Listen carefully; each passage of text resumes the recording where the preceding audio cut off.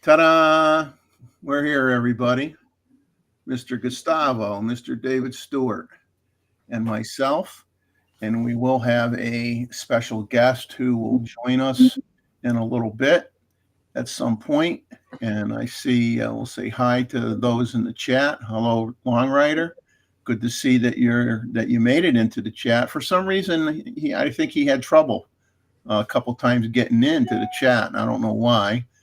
And Roy's in the chat, and Bob from Bob Our Photos. Merry Christmas to all you folks. And we're going to, I don't anticipate maybe as many people as we would normally have, especially since it is the holiday season and we're creeping up on, tomorrow's Christmas Eve. And so I think a lot of people are en route traveling. Supposedly airline traffic it has been pretty good from what I hear.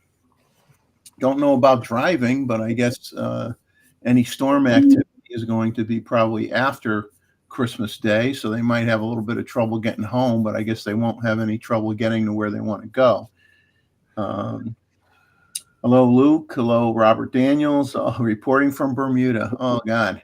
Now, Robert, are you visiting in Bermuda? Do you live there? Are you vacationing there? I mean, I've been there a couple times in my lifetime, and boy, I love the time I spent there. Very, very beautiful place. Bob also here, and of course we have Martin. I don't know whether Martin is in Germany, but yeah, Martin, if he's here, boy, he's I don't know if he's eating breakfast or should be in bed. He says he's dead tired already. So yeah, yeah. Even Bermudas is an additional hour ahead of the East Coast, or I don't know. I'm not sure. I'm very, very bad with time zones. I always have to look it up. Martin, 3 a.m. Born and bred, Robert says. Born and bred in Bermuda. Oh, good for you, man. You're a man, as literally as they say, you're a man on an island, right? 3 a.m. Martin's saying 3 a.m. Oh boy. And Albert's here. And here's our special guest, folks. So we will bring a certain person in here, and you guys can all give them a warm welcome. Ooh. And here we go. Mr. Chuck himself. Good evening, Chuck. How's everybody doing? Hi, Chuck. It's great to see everybody there. Volume a little bit low, Chuck. You can bring the volume up. Oh, okay. I can't tell you what knob to turn, Chuck, because you got too many.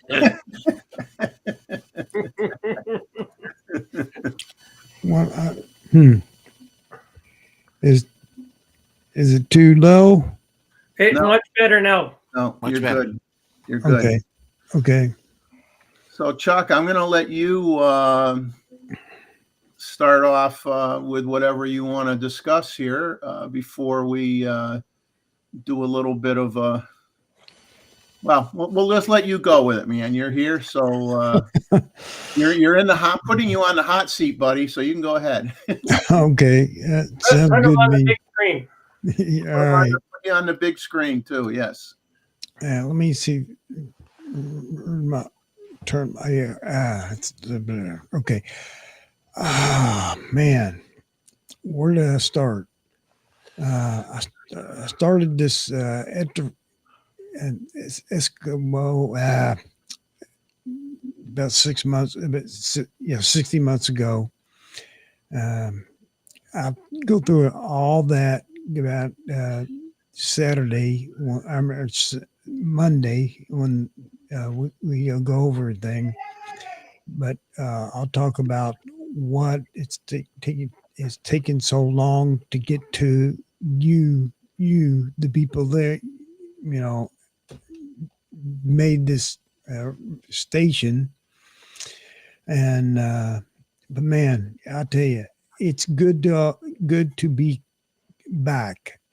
I have to slow down and draw really slow to so that everything goes okay. Man, it feels good to be back in. I don't know. I'm not back in the saddle. But for the next 2 months, I'll be on be on regularly to just say thanks everybody for putting up with me for so long, and hey, Sunday or Monday, during Christmas, get there and talk about everything we got we get received for Christmas. Man, well, hey, Jeff, Yeah. you can brief relief or tell them what you lost the last time I was there, and how I was dragging just beer one a day. Yeah. You're doing fine, my friend. Believe me. I tell you, seeing you sitting in that chair with the AP Studios logo on the air behind you lit up, and your other monitor behind you all lit up with looks like 5,000 folders on there. Let me tell you something, Chuck. We can hear your improvement. We can hear your really improvement. makes us feel good to see all that. Yeah, Chuck, you look like $1 million, man. It's great to see you. Thanks. I sure appreciate that. Yeah. Oh, we got a long way to go.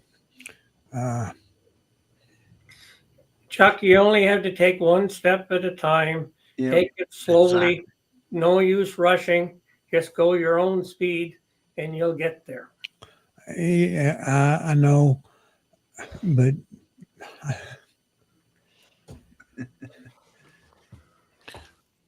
Hey, you mean a lot. You mean everything to the community. I'll tell you that right now. And I'm happy that the community is waiting with open arms for you to be on again. And that's an biggest understatement of the year right there. I'll tell you. You've got thousands of people, I'm sure, that have been thinking about you since things occurred. And this is the time of the year, obviously, to be thankful for a lot of things. And we're thankful that we see you in front of us right now, and that you've progressed so well and you've worked so hard. And I can't say enough of how proud I am of everything that you've done. And it's not like I see you every day. Obviously, I don't live near you. I live in the warm South, and you live in the cold North, and we're backwards from where we both grew up. So it's just kind of funny, but you're special in our hearts, and I can't say enough about what we think of you. well, like I said, I can't say some of these words. A stroke that worked. A stroke happened in 6 months ago, and I would increase. I couldn't say 1 through 10, and when with a good word, I couldn't. There was no talk whatsoever for the first 2 months, and so I have started scratch, and it just reached just in last year ago, I mean next month, 1 month ago, I've been good. We're doing great word. So I'm going to attempt. I'm going to have a good time Sunday night, and you get ready to get ready to carry all the way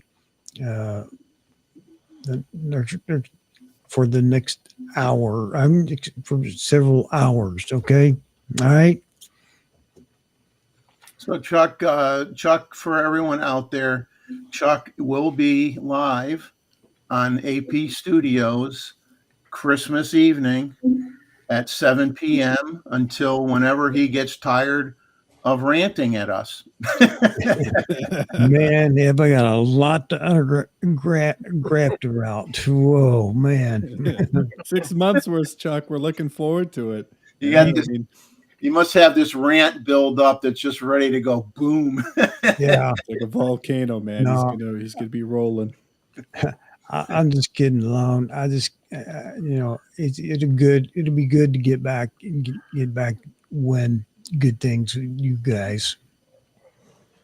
And Chuck, if I could just say, I want to just take a moment to say thanks for bringing me into the community. You know, I remember it was probably about a year ago now when you commented on one of my videos and said, "Hey, do you want to jump in on the live cast with me?" And I just wanted to say thanks for bringing me into this community. It's really been an honor and a privilege to get to know everyone, to get to know you. And, it's definitely something I count on every week. I always look forward to connecting with everyone here and yourself. And, it's just amazing to see how far you've come. And, it's great to see you, man. We love you and we missed you. I'm glad that you're in all the goal. It's all the more person. I mean, and Gravid, Gravid. I can't get it. I have time. David, all you've done, and you made.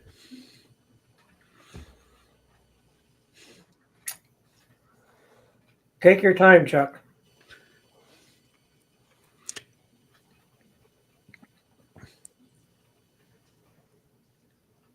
I wanted to get.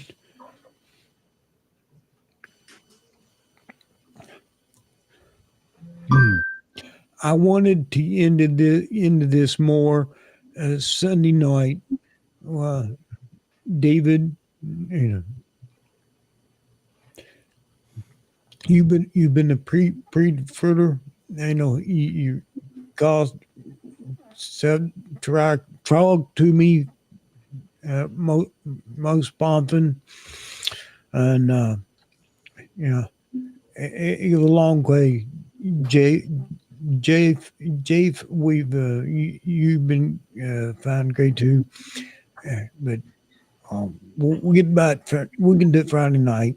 We'll get in here Monday night with Christmas and let her go. All right. Okay. We will see you on Monday.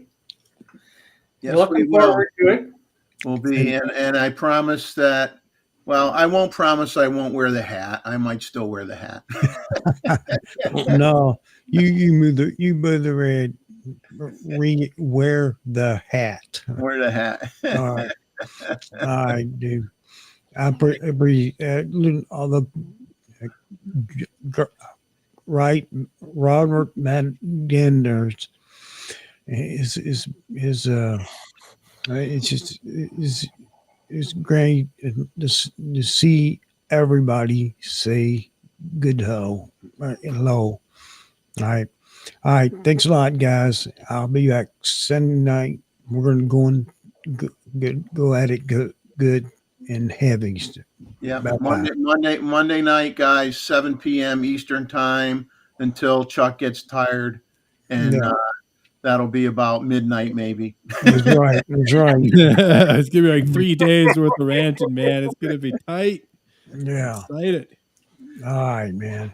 All right, Chuck, you hang in there and you rest up for Monday, because we're gonna be looking forward to a couple good rants from you. So make sure you rest up and stick around and All right. stay on the panel or stay in the chat, whatever you want to do. All right. All right. Good time. I see David. I'll talk to everybody Sunday night. Yeah. On Monday night. Monday night. Monday night. Unless you're going to do both nights. Yeah. Yeah. We'll stick with one Monday. All right. Yeah. Guy, take your shot, everybody. Bye-bye. Okay, Bye-bye. bye. We'll see you, Chuck.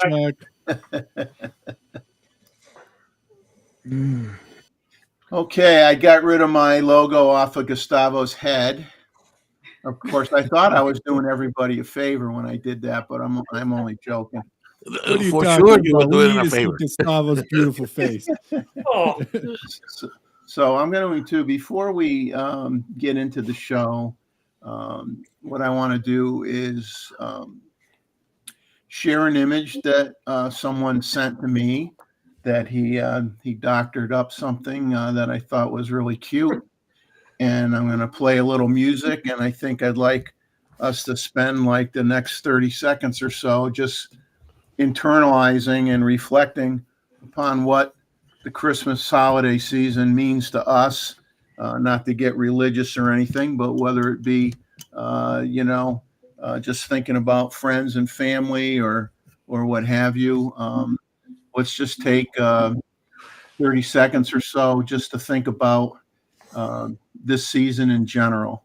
So I'm going to bring up an image, and this is courtesy of my friend Jim, aka Real Nikon Lover, and he was nice enough to send me this mock-up modification of a Christmas ornament that he had. And so let's just take a few seconds to, just think about things.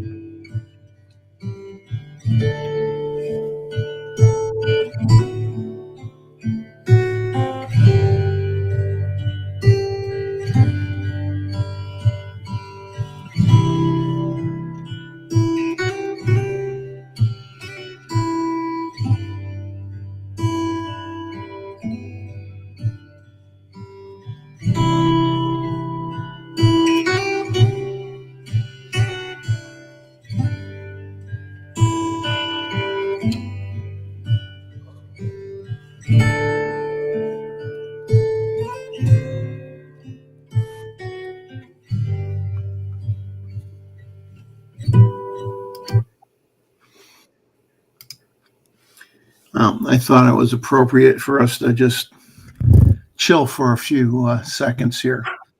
And seeing Chuck come on tonight was kind of a Christmas gift to all of us, wasn't it? I Big think. time. That's good. And, it's easy to always think about how bad things can be at times, but I try to look at the positive and seeing the hard work that Chuck, with the help of his family and friends, how far he's come along from a very serious stroke. Kind of chokes you up. mm-hmm. And wish him and his family it's going to be a very Merry Christmas for them. And Chuck being able to come back in his studio again and get used to all the toys he has in front of him, which I would have no clue what button to push, when, why, or how. I've got the simple setup. So it's going to be fun to see Chuck Monday night orchestrating with all his gear and sharing his message with everybody. And it's important. It's always been important for Chuck around Christmas to be on, because there are people that don't have family around them, that are by themselves, and it's important to Chuck, and it's very honorable of him to want to have a show that people can go to and have something to do on Christmas night, that maybe otherwise they would just be sitting at home not doing anything.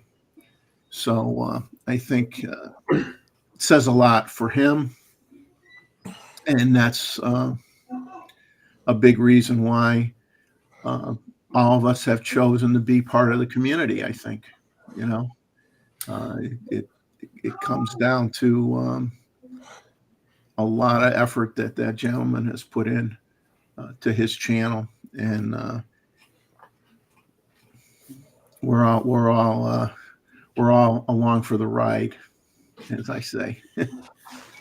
Yeah, it's not that long that Chuck just had it so that you could phone in, because I was one of the original phone in people, and he and we're helped him get that going, because he phoned me back and I wasn't really expecting that. But anyway, that was nice to happen, and now he's continuing this, and the last 2 years he did it for last year.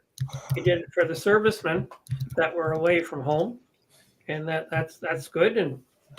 And now he is a little bit of a discussion that there's, but he was telling me there is about 4 million Americans that are in the same boat as him that had a stroke, and he's doing it for them, and so that's good. He's always thinking about others. And Chuck's a great guy, and I'm always thinking about him. Well said. Yeah. But that picture, Jeffrey, the only difference between that picture and my Zulu Foxtrot is the brass is on the other side that you can see on my camera. Yeah, for those of you that don't know, David has decided to take destructive measures to his ZF camera and reveal the brass, the true brass of the knobs on the ZF. So he is going through the process, meticulous process of trying to remove the paint and give it an even more vintage look. And I had, and when he called me up and told me he was doing this, I says, well, Nikon could really make out great by offering it as an option and charging an extra $100 or something to sell it to you with no paint on it. And, otherwise, people would like it and pay for it, and actually Nikon would be making more than $100 because they wouldn't be spending the money to paint the knobs. So I mean, it would be like put a clear coat over the brass and put coloration on, obviously on the stamped nomenclature on the knobs, and clear coat it and be done with it. And I'll tell you, they could be making some extra bucks here. So they gotta consult with David, and maybe they could come up with another option on that camera and make a little extra money. Well, it's Richie. He took sandpaper to his, and Nikon expressed their displeasure. So you don't see pictures of his Zulu Foxtrot anymore. But with mine, I use paint stripper. But you really got to watch it, because underneath the knobs, all of those pieces are plastic. and you do not want to get any paint stripper on the plastic. David, otherwise you have to hearing about this product. use Otherwise, your camera. David will have to order parts. Exactly. The alternative, David, is to use your camera heavily for the next 20 years, and then you get the desired effect. Well, it's what I'm using it right now as a webcam. That was the main reason why I bought it. Yeah, use it as a webcam, but I still run around with it, and it's a fantastic camera. If the thing ever buggers up, I'll get them to fix it, but I'll say don't change the knobs, because that I've got the one that's got the ISOs on it, but on the one on the other side, there is so little room to get in there, to do anything. Is I'm leaving that for a while until I got lots of time and I got nothing to do, because it's really tight, and to get in there, because you can't just give it the paint stripper once. You got to give it about 4 or 5 times. Wow. Yeah, and then I got to get the other side cleaned up first. But anyway, and if you're not careful, the numbers on the top of the knob come off too. So you got a very fine area in there that you can put it on. So you don't want to touch the plastic, and you don't want to touch the numbers. See, all I would do is touch the numbers, and it would not go well, David. Like hearing you talk about this, I mean, it sounds so intricate, and like I'm all thumbs. Like it would go the way my origami swans go, and it would just get shredded. So I applaud you for the patience and the step by step that you've done on that. That's really cool. And You're a just brave man. to clarify with Bob here with his question, I did actually go out and try to find a beard and wireframe glasses, and I could not find any anywhere. So I made the effort, and I remember when my children were young, but they were getting to that age where they were kind of like starting to question whether Santa Claus was real or not. And I wasn't ready for them to not believe. So I was at my in-laws' house. I had rented a full Santa suit. Now the Santa boots weren't regular boots. They were just like a piece of black leather that you put over the top of your shoe, but my feet were bigger than the than the covering. So you could still see my shoes. But anyway, I went home. I said, "Oh, I left something at the house, kids. I got to go home for a minute." I came back in a Santa outfit. I walked through the snow. I walked in the snow on the back deck of my in-laws' house with a bag full of toys, and knocked on the door, and they let me in. And then I did a whole spiel, doing the ho, ho, ho's and the Santa voice as best I could and everything. And my kids were like all amazed and everything. And then I think it was my older one that said, "Gee, Santa, you wear sneakers that look just like my dad's." I had to think very, very quick on my feet to recover from that, but I managed to distract them and keep the thing going. And then I left, and I went out the same door through the snow, got back in the car, went home, took off the costume, put my clothes back on, and went back.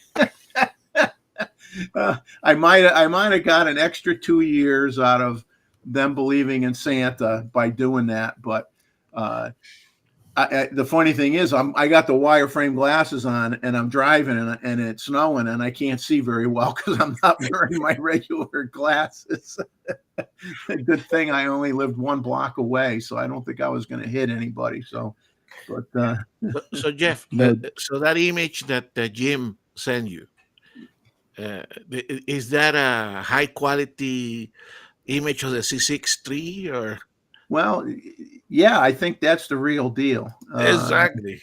What's kind of it's funny? It's a rehoused Pentax with Z6 III internals. Yeah, it's funny that. Well, what's interesting is Nikon Rumors. Obviously, for those of you, I'm sure everybody kind of goes there, not necessarily every day, but every once in a while you poke in and you look at what's being written, and they, of course, have a front image of of the Z6 III on Nikon Rumors, and it's slightly smaller than the Z8, which they previously reported. But I noticed that it no longer has the 10-pin connector on the front. So the Z8 doesn't have the PC connector on it, but it has the 10-pin connector. But now this Z6 III does not even have the 10-pin connector on it. So there's nothing there.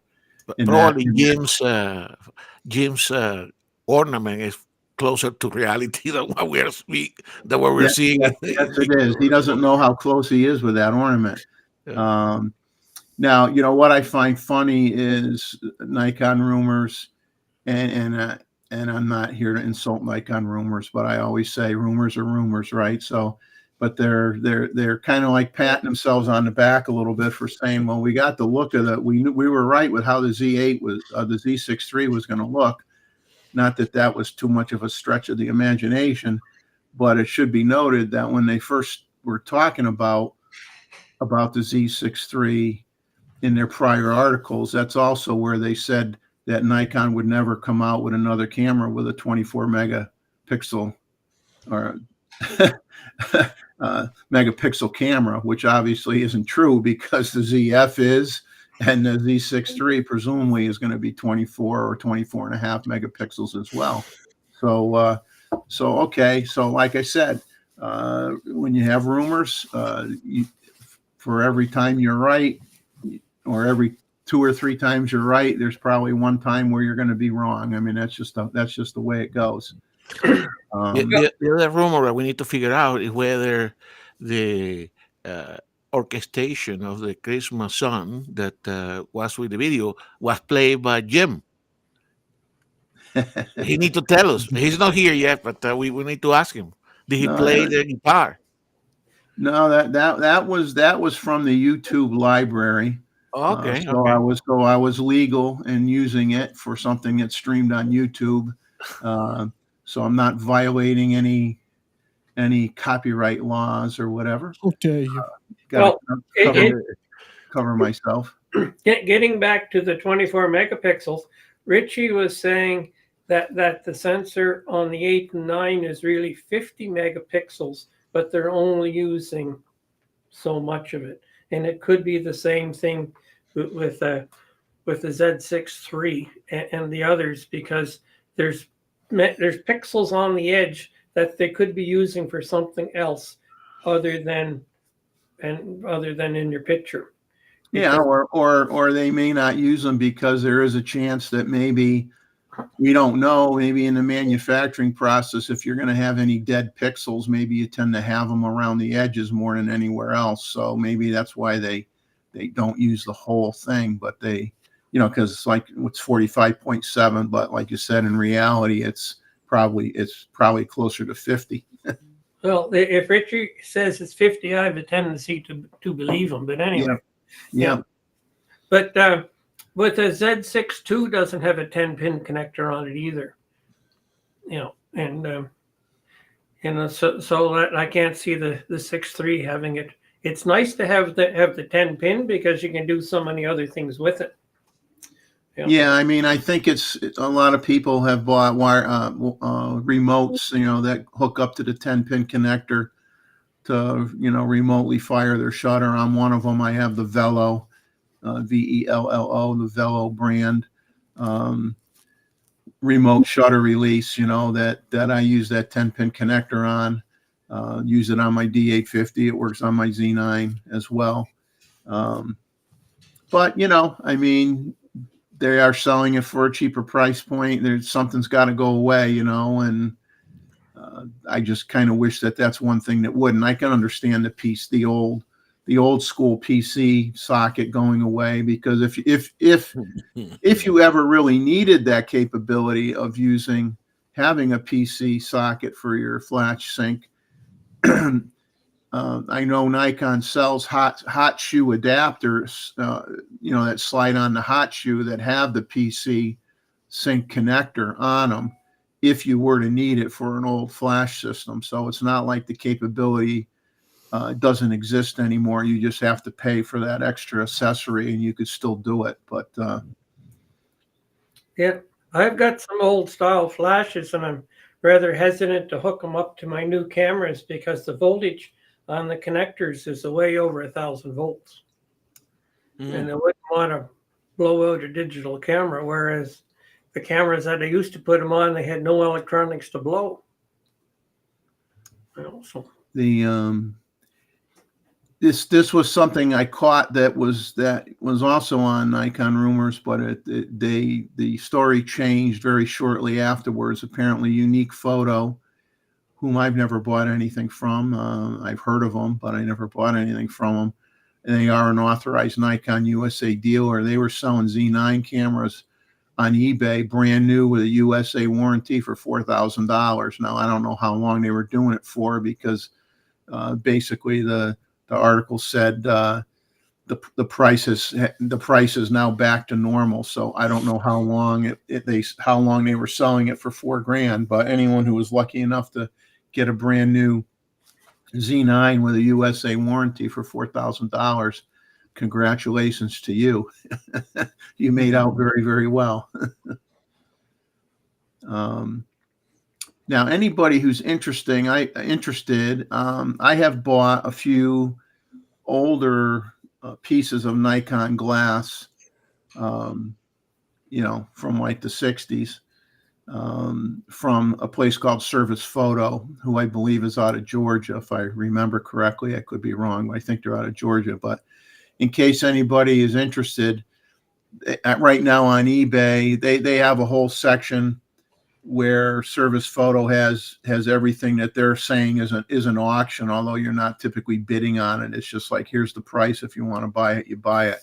But they have a recently refurbished by Nikon with the official paperwork showing that got done, a 600 millimeter f4 GEDVR with the case and the hood for just under $3,400.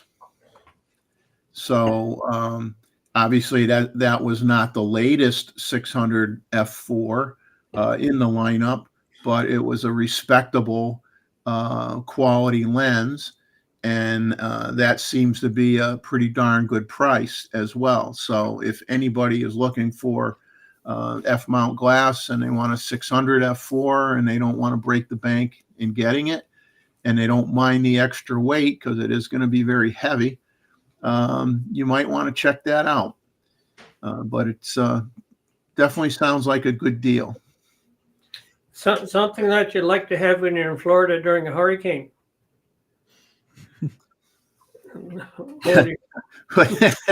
What, so you can stick it in the ground and hope that you can hang on to it and you won't get blown away? Is that what you use it for? I want to just say hi to Rakesh is in here. And who else did I miss? Mr. Ishii sent me some images. So, John, we will show your images in a bit. I probably got about, if you sent in a couple, I probably got 10 images that I can share throughout the show. Anita Stewart sent some in for me to use. Joey sent in some pictures that I could use. I think Roy sent in a couple. I'm going to share a few, and then I got some here that I'm going to put them into my queue here. John Ishii just sent me 4 images from the Plena, using the Plena lens that he wanted to share. So I will dump those on my desktop right now, and let me make sure I see them. I see 3 of them. It's funny when you have so much stuff sprinkled around on your desktop. I got a little message from somebody too. You know how I did my little AI shenanigans a few weeks ago. I did get another phone call. I recorded it, so I'll play this person. It's only, believe me, it's only one. I don't want to torture anybody too much tonight, but we'll share this one. I know you guys think all I do is choke Bart all year long, but at Christmas, I give him a break and treat him pretty good. This year, I ate less donuts so I could buy him a new Scotterboard, Slingshot, and Super Soaker. I wish everyone who watches AP Studios and What's His Name's channel, oh, that guy Selective Imagary, a Merry Christmas and a Happy New Year. No. That was solid. I like that. You just never know who you're going to have on this show. I'll tell you, it's the show's going downhill fast, but hey, you know, just grab a sleigh. If you're going downhill fast, make sure you're on a sleigh or a sled or a saucer or whatever you want to use. Rakesh, Merry Christmas to you as well, and everyone in the chat. I appreciate we got 31 people, and I know everybody's probably, a lot of people have folks over for Christmas Eve, and then they do it again on Christmas Day, or you know, maybe one day they're out with you know, the in-laws' house, and the next day they have people at their house. So the next 2 days definitely are a crazy time for a lot of people. And so I appreciate all you that have joined us tonight, and those that came in early. You know, I'm glad you were here to hear Chuck. Joe, can you hang around for a couple of minutes? I'll share your images quick. Yep. Yeah, I got 20 minutes. Yep. Yeah, 20 minutes. Okay, well, let's bring up your images quick. And give me a second, because I didn't like import them into anything. I'm just kind of like doing it I don't want to say doing it the old-fashioned way, but as far as Restream's concerned, it's not necessarily the most efficient way, but it does work. So we will go in here, and Joe, I'll let you talk about them as I put them up here. Okay. So this is the first image that Joey sent in.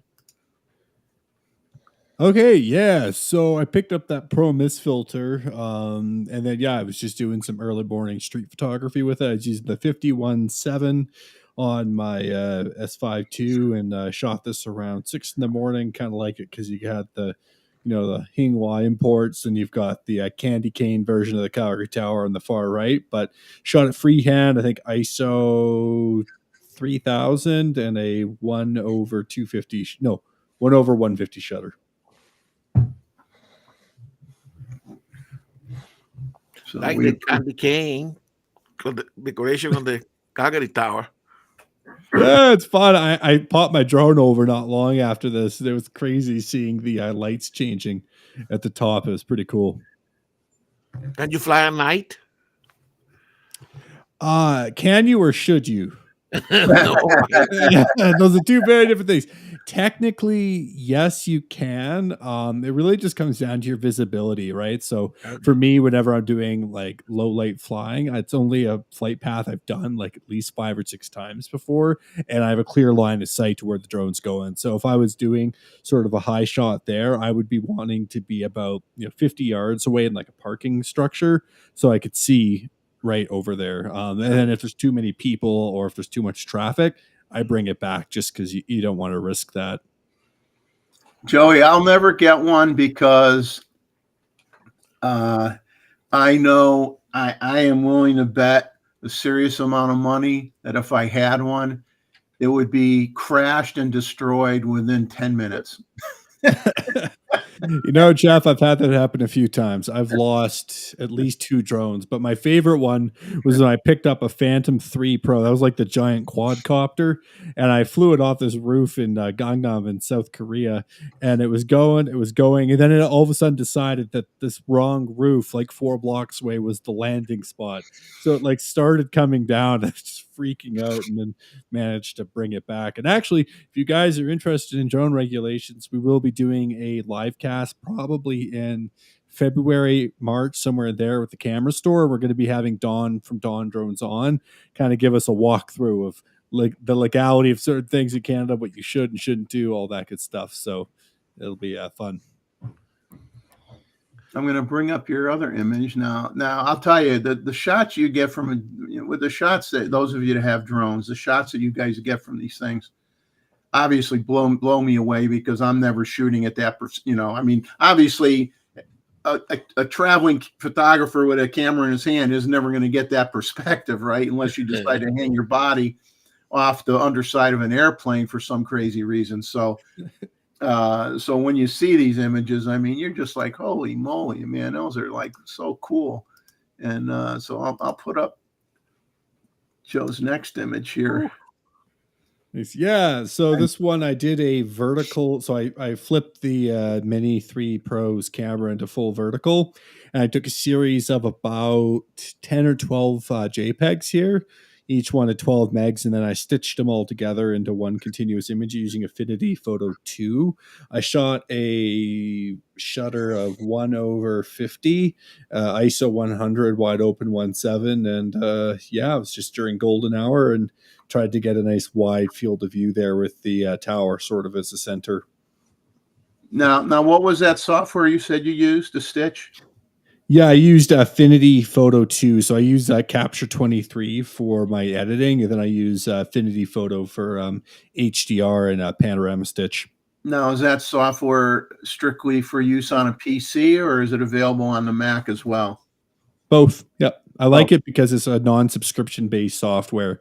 So you buy it once, that's it. It's not like some of the other ones that are great, which I will not name, but you got to pay that monthly fee, which, I like using Photoshop and some of the other ones for my work, but for my personal use, I don't like the subscription model. I like to just pay it once, be done with it, and kind of roll that way. Beautiful. Excellent shot. Excellent shot. Thank you so much for sending a few in. I appreciate it. I mean, we all appreciate it. My pleasure. I did get others from a few other people, and we're not going to do them all in a row. I'm going to kind of use it to fill in some gaps on the show and give us something to enjoy and look at throughout the course of the evening. I asked, people on the panel if they could send some images in, just something to share with everyone in the chat that's kind enough to put up with us for the 3+ hours that we're usually on for. Plus. I didn't want to emphasize the plus part. I mean, my wife long ago has given up with even thinking about staying up until I come downstairs. So she just Jeff and Leslie here will put up their comment. Just finished round 1 of family holiday madness. Yeah. Oh man, especially more so when you're you're young and you have your first kids and whatever, and then so you have your kids and your brother-in-law or your sister-in-law have their kids, and you got a house full of kids running around, and of course they want to open everything as soon as they walk in the door, and all the adults are saying no, we're not opening up anything until after we have dinner and we clean the table. So let me tell you, if you want to get a kid motivated to help you clean a table, you just say you can't open up anything until the table's clean. That after everybody's done eating, you never see so many kids run into the kitchen sink handing you a plate to clean because they want to open those gifts right away. So it's a way to get the labor going. It works. Oh yeah. It's like the only time you're ever going to get them to do it too. To be honest with you. Oh, I gotta find my notes. Well, I think it was the wise words of Bill Burr. He said that there's 2 types of people: those who let things soak and those who do dishes. And then there's a third category. There's kids, and they don't do anything.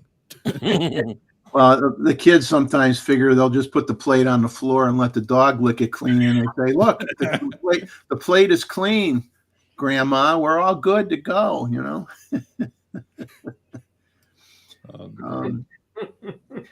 Yeah, Luke says bribery is a good thing, Jeff. Yeah, bribery does work up to a certain point, you know, and then when they get older, the bribery starts costing too much. Then you got to just try to convince them it's just the right thing to do. Bribery gets things done. When I was living in Vietnam, I saw a whole other way of governance and doing things, and I saw bribery at work pretty frequently. My favorite one was I was on a moped scooter taxi coming back from a night out, and some political official had passed away that evening, so there were these riots everywhere, and just thousands of people out, and my scooter taxi got stuck in this line. And the police it was like a police blockade. So they're stopping people. And as we're sitting there, my driver says, "Hey, can you give me $20? And I'm like, "No, I'm not giving you $20. This ride's like $1.50. He's like, "No, just give me $20. You'll thank me in the end." So I give him the $20. And as I'm giving it to him, some guy gets lanced off a scooter with like the longest taser I've ever seen. And then this cop comes down and he takes the $20 and he just sends us on our way. And I was like, this is nuts. Like, I've never seen anything like that before. So bribery can work in certain scenarios. We got Mr. Maddox is in the chat. Hello, Wayne. How are you? We hope things are going well for you. Jeff and Leslie says bribery. It's his son's 29 and it still works. So that, if it still works, man, then you're good. I didn't get 29 years worth of bribery working for my children. I guess it probably still works for me then too, because I'm still 29. So maybe that's how my folks are going to get stuff from me done on Monday. I'm very glad when you come on the show, Joe, because it kind of balances out the age here amongst those of us on the panel. So it adjusts the mean accordingly and makes us feel a little younger. No, I like to come and feel wise, because I don't really feel that wise. I come talk to you guys, and you all are so knowledgeable on these different topics, and it's always a learning curve for me, 100%.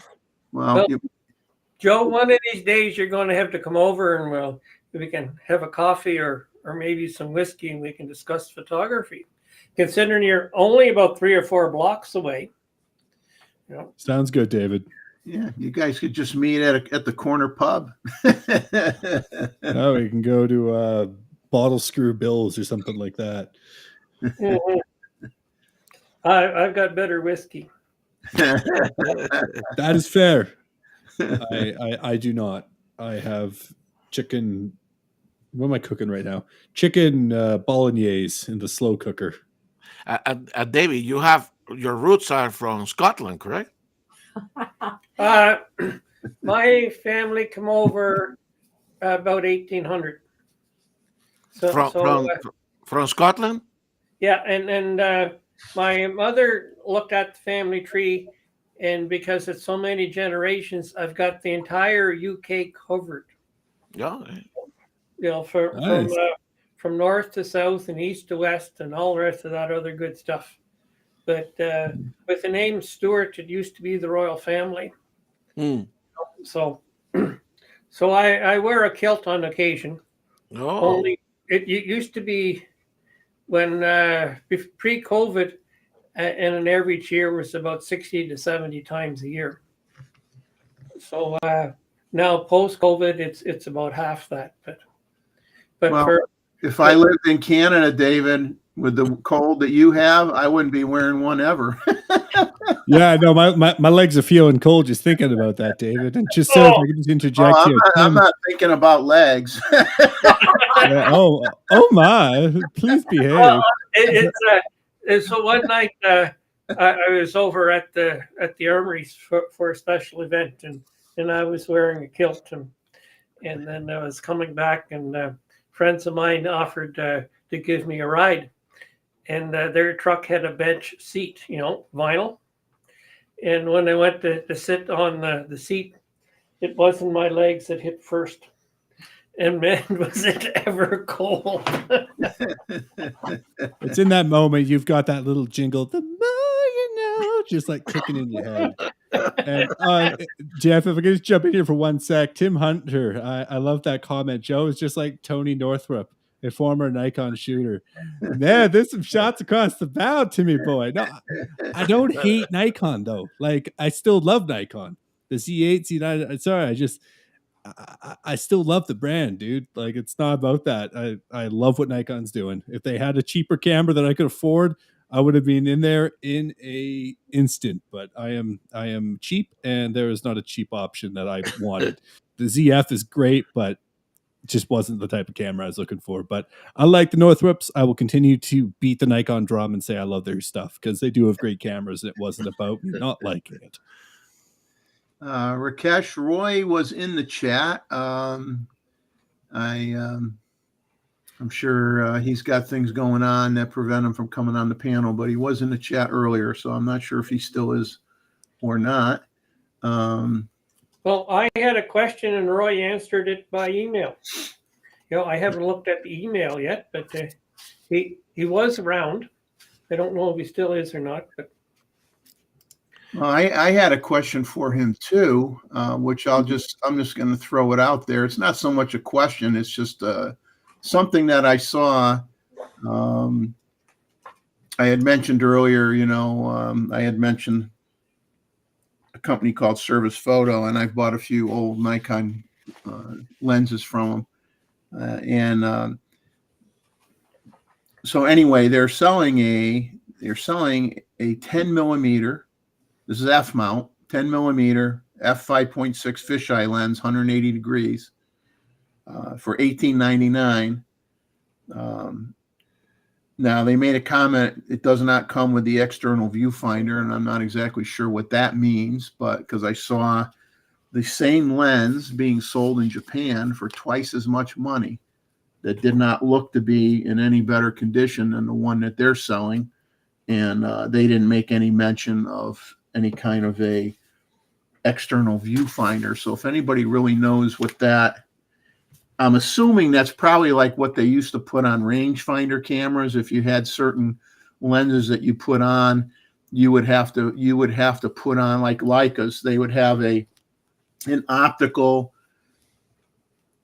viewfinder basically that would represent what you're seeing with that lens on your rangefinder camera, and it would slide in on the hot shoe. So I'm assuming it's that kind of thing, so it can give you an idea, a better idea of what's going to be in your frame. I don't know. I'm a little confused about what that means. So if anybody knows what that means, let me know. But that piqued my interest. Not that I have a spare, almost $2,000 sitting around waiting to fly out of my wallet, but at some point in time in my life, I would like to have a fisheye lens. Although I realize that its practicality and its use cases are very few and far between. But I just think it's kind of like a unique perspective, just like it is, with Joe or those that use.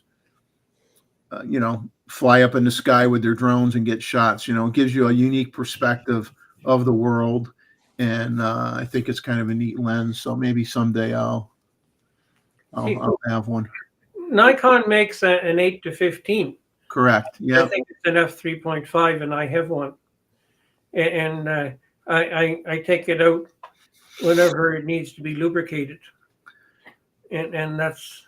But I've been using it to shoot the aurora, and it's kind of nice for that on nights when the aurora is very big, and I'm just tempted to bring it up to Yellowknife when I go the end of next month. Well, I was almost tempted to buy one of those that you just mentioned as a refurb from Nikon, because it was probably around $900, I think, as a refurb, and I was itching my wallet a little bit, but then I kind of held off. And David, since you mentioned Yellowknife, I'll let you let you talk about it a little bit here before we move on. The last Saturday in January, Anita and I are heading up to Yellowknife in the Northwest Territories to shoot the aurora. So if anybody is interested in in meeting us up there. It's we can always give you some pointers on how to shoot the aurora and How to get there. well, to get there, it's a direct flight from Calgary. Calgary is an easy place to get to from anywhere in North America, being that it's the third busiest airport in Canada. And I think the flight leaves at noon from Calgary. It's a direct flight to Yellowknife. Anita says it's 2 hours. And like we'll be there for an entire week. Hopefully of the 7 nights, we get some clear nights. But up there, if it's clear, it's going to be cold. If it's cloudy, it'll be warmer. Warmer is relative. Yeah. So give people an idea of the temperature range. Well, without the wind chill, minus 40 is very common. Colder is common also. Now we're talking about centigrade here, guys. Talking So- about It centigrade. doesn't matter, Gustavo. That's Minus 40 40 though, that's for is sure. minus 40. It is. If it's called for somebody from Calgary, tell you it is. You need to show a map, Jeff, of where Yellowknife is. That's that's up there. Yeah, minus 40 centigrade is actually minus 40 Fahrenheit. So minus 40, like David said, minus 40 is minus 40. Yes. And it's north of 60. And You're basically in the Arctic Circle at that point. and minus 40 to me is 40 degrees colder than I want to experience. Oh, man. On that frosty note, I'm going to jump, guys. Have a good day, Joe. Joe, have a good one. Thanks for Merry stopping Christmas, by. guys. Merry Christmas to you too. Have a great time. Thanks, y'all. Cheers. Take care. And when we're up there, we're going to have a vehicle to wander around in, and I'm used to driving in the snow and the ice and all the rest of the other good stuff. Wow. And it's what we will do is the Saturday that we arrive, if the weather is good, no, I won't be on Jeff's show. We'll be out shooting. And if the weather is bad, well, we'll see what happens. I don't know how well cell phones are going to work up there. They should work in the municipality and a little bit outside. There is a place to the east, about a half an hour, that's run by the natives. They have 21 teepees that are all lit up at night, and they have fires in them, and so that's it's $110 US a head. No, Canadian. So it's less if you're American. Wow. And so you can go there and they'll look after you. They'll rent your warm clothes if you need warm clothes. They'll entertain you, give you hot chocolate, hot coffee, and whatever. And they even say that the washrooms are heated. Now, that is very important when it's minus 40 and you got to go sit. Because if the seats aren't warm, it is terrible. And I got a friend of mine, he used to be in one of the residential schools, and he was saying what the priests used to do if they had to go to the can, they would send out so many kids to go warm up the seat first. David, you're not going a good idea selling people wanting to go meet you here on this trip. Oh, I'm not worried about it. That's just some of the things that you got to know. But anyway, it's whether or not you can even get there or find accommodations, because we were lucky. We found out we got a nice cheap rate on the flight, and we found accommodations for a week. But it's a good place to go. You got a better chance of seeing the aurora in northern Canada than you do in Iceland, because of it's northwest of Churchill, and Churchill used to have a space station just for sending rockets up to check on the aurora. That's what I heard to ask you. You have been in Churchill, Manitoba. Yeah, I've been there. Okay, so you must have great polar bear photos. That was pre-digital when I was there. Oh, Oh, Yeah, and I didn't have any long glass at the time. That- Yeah. that is in my bucket list, David. What you want to do is go up there by train. Oh, Okay, and either if you got lots of time, get on the train in Winnipeg. If you got less time, get on the train in Thompson, Manitoba. mm. Or and but it's an overnight trip from Thompson, and it's not that far because the train goes so slow.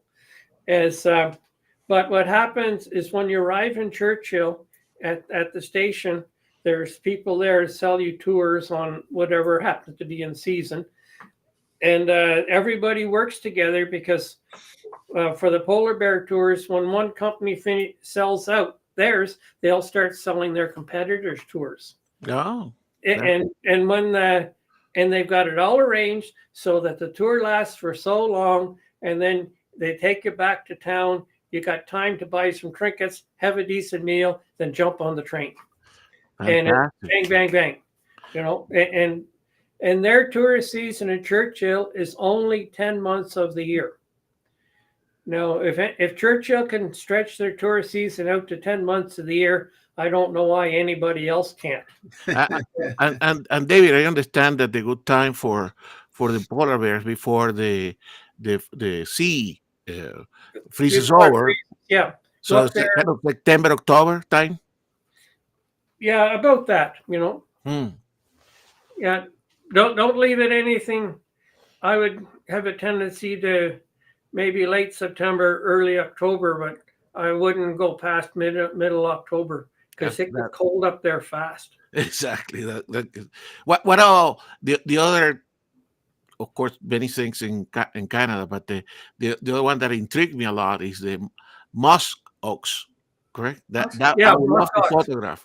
Yeah, we're too far south for them. Where I'm going.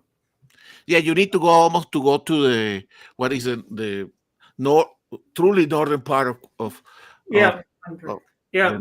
You got to go way up past the tree line. Exactly. But Churchill is past the tree line. But it has to do with the way the tree line it comes down. It's as you go east, the tree line moves further south. But there are lots of trees where I'm going in Yellowknife. So you need foreground.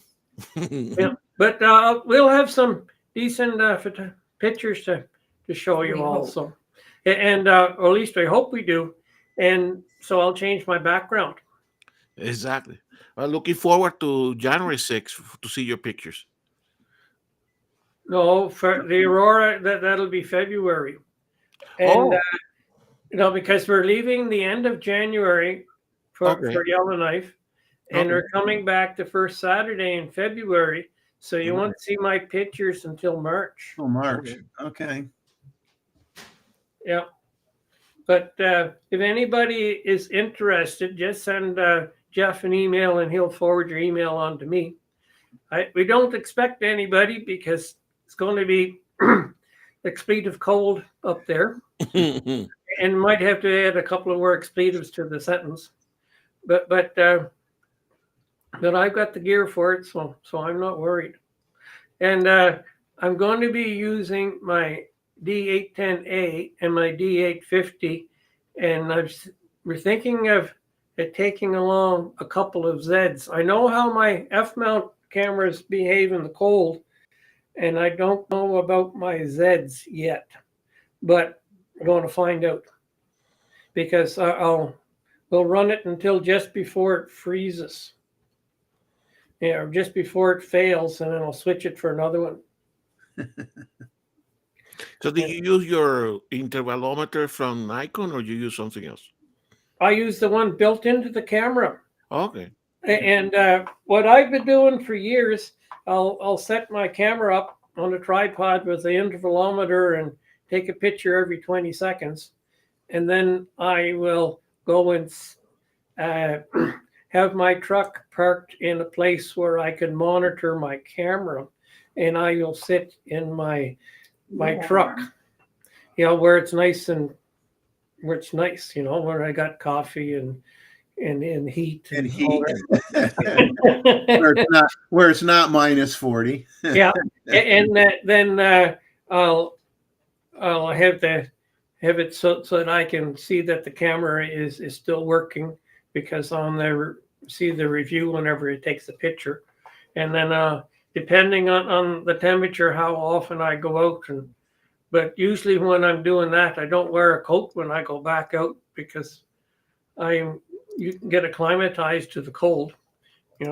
Good for long enough to go out and check the camera, and you got to listen to how the camera sounds. So, You can tell them, and it starts to whine. But thing is, with I'm thinking about taking my Z8 also. Everything will be manual, so there'll be nothing moving. So, but it still makes a noise. We got a Merry Christmas message from Peter Gregg. So we'll say hello to Peter. hi, Peter. And hope everything is well with you. I'm sure you're keeping very busy. David is going to be busy until February, because he will then freeze to death, and they will find him 100 years from now in the ice, trying to figure out where he came from.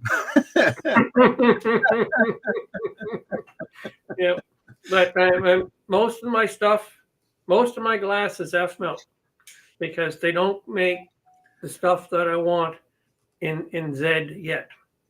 So David, are you taking your 800 or not for any wildlife or not? No, I'm not taking. The longest piece of glass I'm taking is my 24 to 120. I'm. It's, if you see any wildlife close to town like that, that'd be long enough, Okay. and because it'll be tame, and I really don't want to be that close, because I found out one thing about wolves is you never see them all. They'll send out the young guy that's dispensed. The sacrificial wolf will come out first. Yeah, and the older ones will stay behind, and not until they deem it safe will you see them, and you very rarely see them all. Even when they're going across the lake, they're all spread out. And if you ever watch McHale's Navy, when they're running through the bush, they never go like that.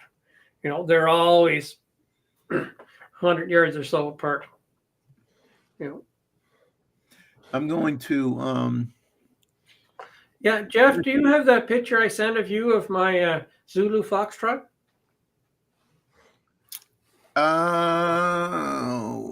Did you send that to me in a text? I think I did.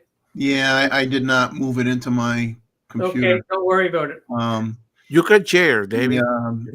No, I sent it as a text from my phone. I'd have to email it. I'm going to throw up a few images here from Mr. Bixby. All right. Who sent some in? So let's.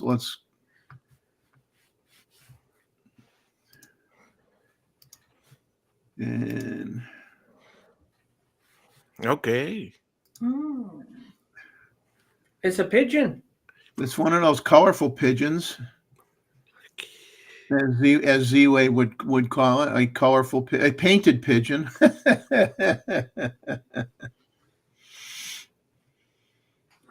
So he sent in this image. So I'm going to assume Roy is trying to trick us and make us think that this is far away from the house, but it's probably right off of his porch. When you see, Jeff, we're progressing. It's getting better. Yes. We're eventually going to wear everybody down. Exactly. Everybody's going to be shooting wildlife within the next year. Beautiful, Roy. Good job, Roy. Yeah. And then he did send in another one, so I will find that one here. And Rainbow loaded. This is the next shot is a kookaburra. burra that he likes to talk about once in a while. And Oh, I think this is a real real neat image. I like this a lot. Look at the love. Okay, we're gonna do a lens thing. Look at the lovely bokeh balls. Look at the lovely bokeh balls, everybody. Isn't that fantastic? and Jeff, your favorite, the rim light. The ring light, yeah, rim light, yeah. Yeah. I like this shot a lot. It's really nice. I do too. Roy, There's a little sparkle in the eye as well. You do have a little catch light in the eye as well. so So then we he need to ask whether he used feeling flash. He either did or you know what? Sometimes you get lucky and the sun hits the eye just right too, and you get it too. Okay. Reflection off the lens. Yeah, I do get sometimes. I do get catch light in the eyes of the birds, even though I'm not using a flash. And I just like, oh wow, that was good. I didn't plan on that, but I'll take it. But his light is from behind. That's what Lit I up asked. from behind, yeah. So, but Very good, Roy. Very good, Roy. I'm impressed. That's a cute bird. That really is. But you see, Roy tricked us today because he sent the images and he's not here on the panel or in the conversation, so we cannot ask questions. Yeah, we'll have to Complain. Well, yes, we'll have to complain to management. Is management around here?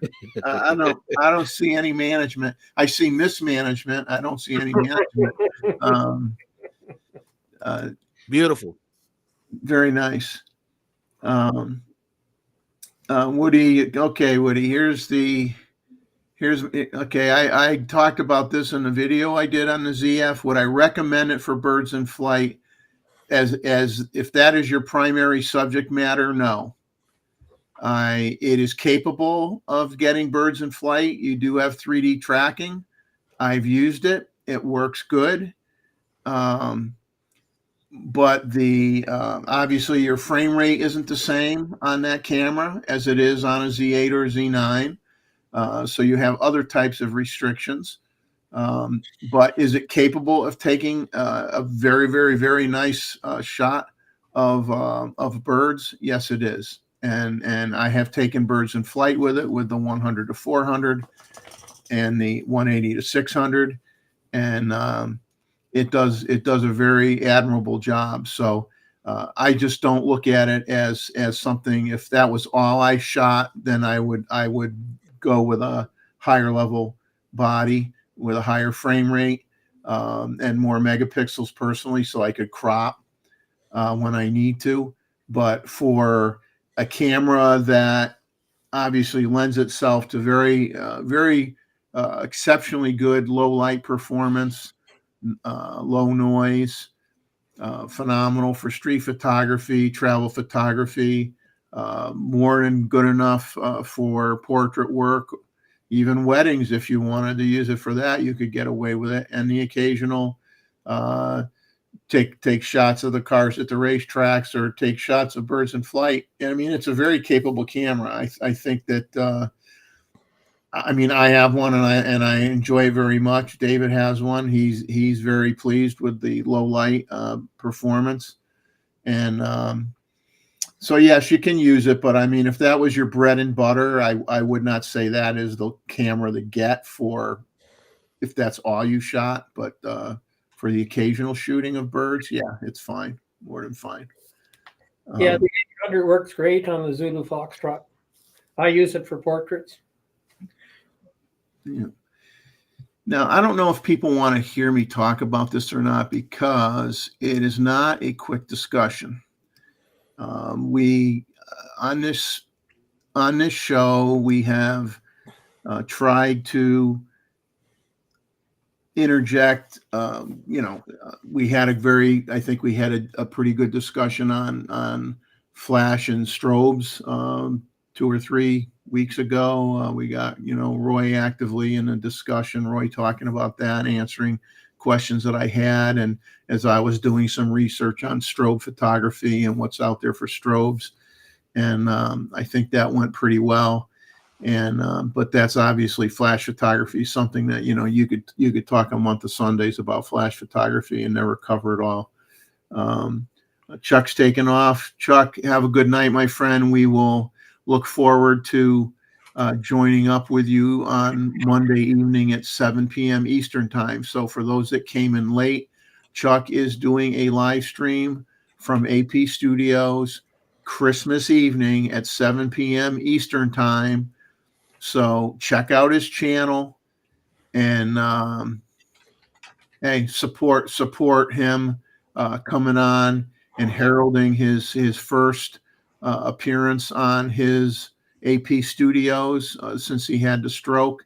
I think it would be fantastic if a ton of people would be there to welcome him back on his channel because hey, that's what we've been wanting to see for a while, and here it is about to happen a couple days from now. So show your love to the guy and show up and participate in the chat at a minimum. I think that would be a very good experience for all of us.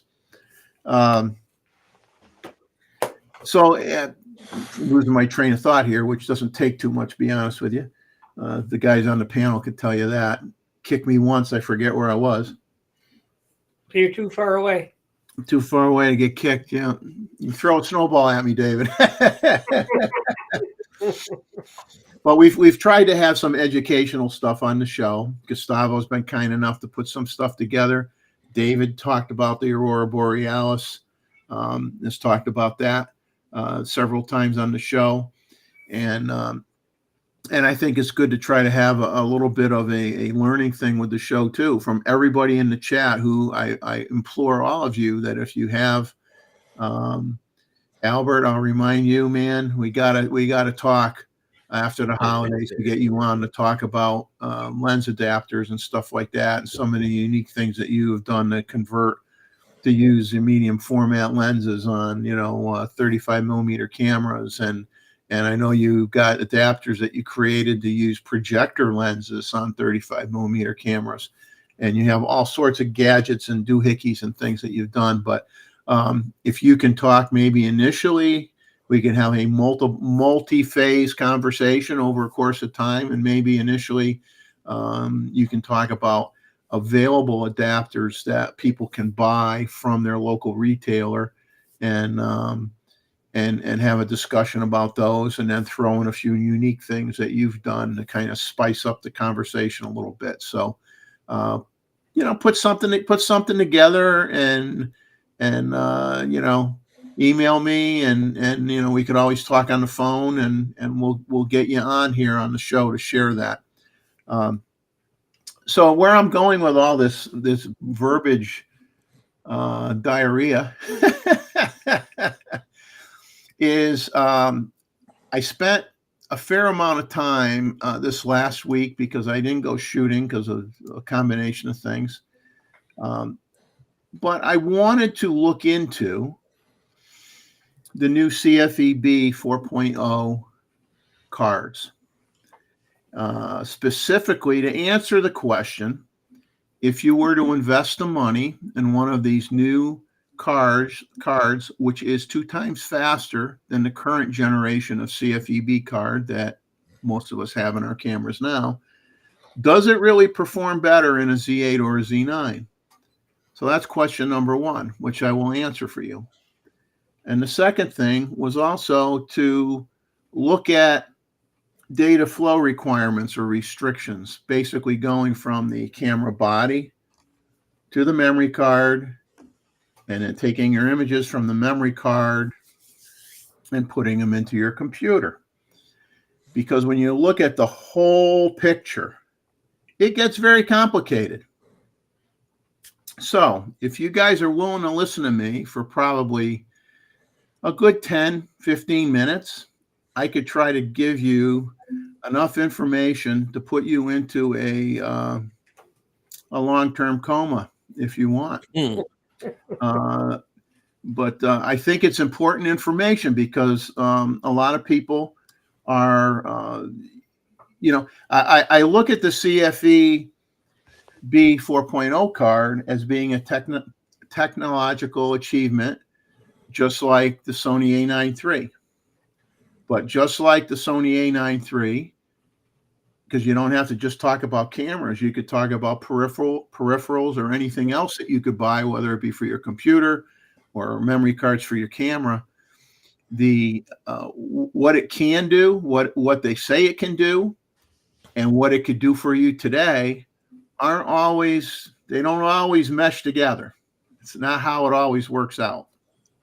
And that's kind of like the case with this card. So I'm gonna try to go through this, hopefully in a slow but steady and understandable discussion, because it is very complicated. So first, what I want to say is for those that are new to buying a Z8, I know some people just bought Z8s recently. For a Z8 or a Z9, you have just memory cards in general. You got to decide whether, are you going to be ever shooting at 20 frames per second RAW? Okay.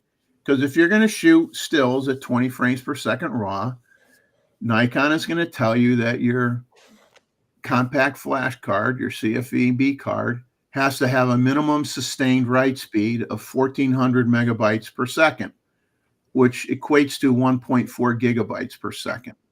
Okay.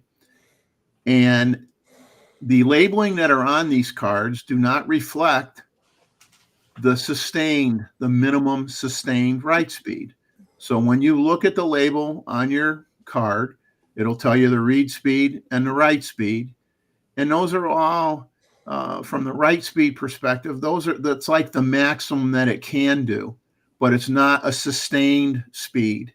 It's like in short bursts, you might get you might be able to hit that rate that they have published on the label, but it is not a sustained speed. So if you want to shoot 20 frames per second RAW, you need to look at the data sheet or the spec sheet for any memory card that you're thinking of buying to make sure that it has that 1400 megabytes per second sustained write speed. Plain and simple, period. Now, when you look at video, it's a whole different ballgame for video. Video, believe it or not, doesn't need much of a sustained write speed at all. A 4K 120 video, you only need a sustained write speed of 235 megabytes a second. If you're shooting 8K 30 RAW, you only need 325 megabytes per second. So that's why initially when there were some offerings of some memory cards that at the time no one really knew anything about, that were coming out with 1 terabyte sizes or higher, that were priced very, very reasonably. And everybody started buying them up because they were so cheap. And those cards were more than adequate for 8K video. Not a problem. But they weren't fast enough to do 20 frames per second RAW. So you have to be very careful. And now some of those same manufacturers, I'm not going to call them out by name. There's no need to do that. Some of those manufacturers now have 2 tiers. They have different tiers. So they have one series of compact flash cards that'll handle the 20 frames per second RAW, and then they'll have another lower tier of card with a higher memory capacity that'll do video without any problem. So it's just important that you do your homework before you just rush out and buy a card. So now let's talk about these new CFEB 4.0 cards. But first, we're going to talk about the hardware bus in the Z9 and many of the computers, which uses PCIe, which stands for Peripheral Component Interconnect Express. It's a standard interface for motherboard components, including graphics cards, memory, storage, among your internal devices within a computer. And the PCIe bus interface is also used inside your camera body. Okay, it is on, if you want to call it, whether it be a flex tape or a hard circuit board, somewhere inside your camera body, there is a PCIe interface that exports the data from your camera and sends it to your memory card. Okay. Now there are different generations of PCIe, and this is critical. The Z8 and the Z9 use what's called PCIe Generation 3, sometimes known as PCIe 3.0, means the same thing. And what that generation does is it has what they call 2 lanes of data. When you're talking PCIe in a computer, you have cards that you actually plug in the motherboard, and you'll have a PCIe times 1, times 4, times 8, or times 16. All those numbers represent how many lanes of data you can send out. So obviously, the more lanes that you have, the more data throughput you have, and the more expensive it costs. Well, in a camera, you have on the Z8 and Z9 PCIe Gen 3, which uses 2 lanes of data, and each lane can carry theoretically 1 gigabytes per second of data. So you have a total of 2 gigabytes per second of data transfer speed bidirectionally, going either way, okay, between your camera hardware and your memory card. So these memory cards, these new memory cards, CFEB 4.0, their specifications, if I look at a pro grade 1.3 terabyte card, their specifications are, and I'm going to convert the I'm going to convert their values to gigabytes per second. So we're talking gigabytes per second here. Those cards will do a read speed of 3 to 4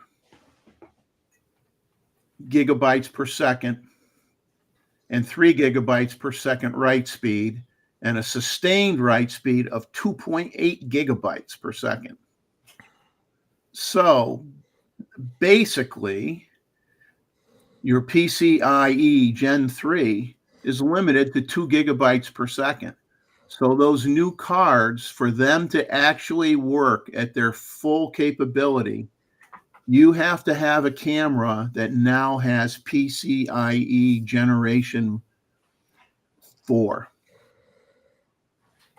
Because that generation still uses 2 lanes, but instead of only supporting 2 gigabytes per second back and forth, it supports 4 gigabytes per second back and forth.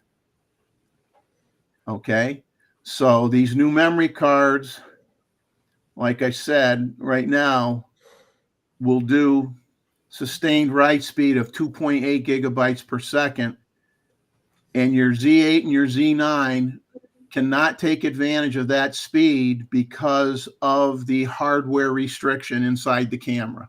So if you're thinking, let's buy a new card, I'll throw it in, I'll be able to move my data quicker from the camera to the card, ain't going to happen. And it's not going to be a firmware update by Nikon that's going to fix it, because it's strictly hardware based. So you have to wait until Nikon comes out with a Z8 II or Z9 II or a Z1 or whatever, and they change their bus interface to the latest and greatest version. So what about the computer? Because you can still have that's where we're going to go next. That's where we're going to go next. But there's one other thing, Jeff. With the faster cards, you can clear your buffer faster in your camera, so that you could shoot in longer bursts. There will be an advantage to the faster cards, but it's the bus in your camera that is the slow thing. Not if what Jeff is saying. Right. No, you won't have that advantage, because it's going to be restricted by your hardware. Yeah, but I know but you'll be able to clear it faster because you're writing to a faster card. Yeah. Well, you can only write as fast as what the interface can do, and the interface can only do. But right now, it's the card. It is the slow thing. But eventually, it's going to be the interface that's the slow part. Well, not necessarily. Well, no, it's the opposite way. Right now, with the new cards, the new cards are faster than the interface in the camera. That's Yeah. right. But currently, the interface is faster than the cards. For the cards we use now. Yeah. Right, because the cards we use now are typically 1.7 gigabyte read speed, 1.5 gigabyte write speed, and you can do 2 gigabytes. So you're not hitting that ceiling. Yeah.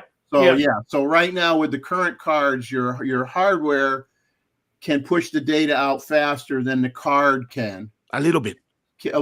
By a little bit. But if you go and get the new card, then the problem flips around the other way.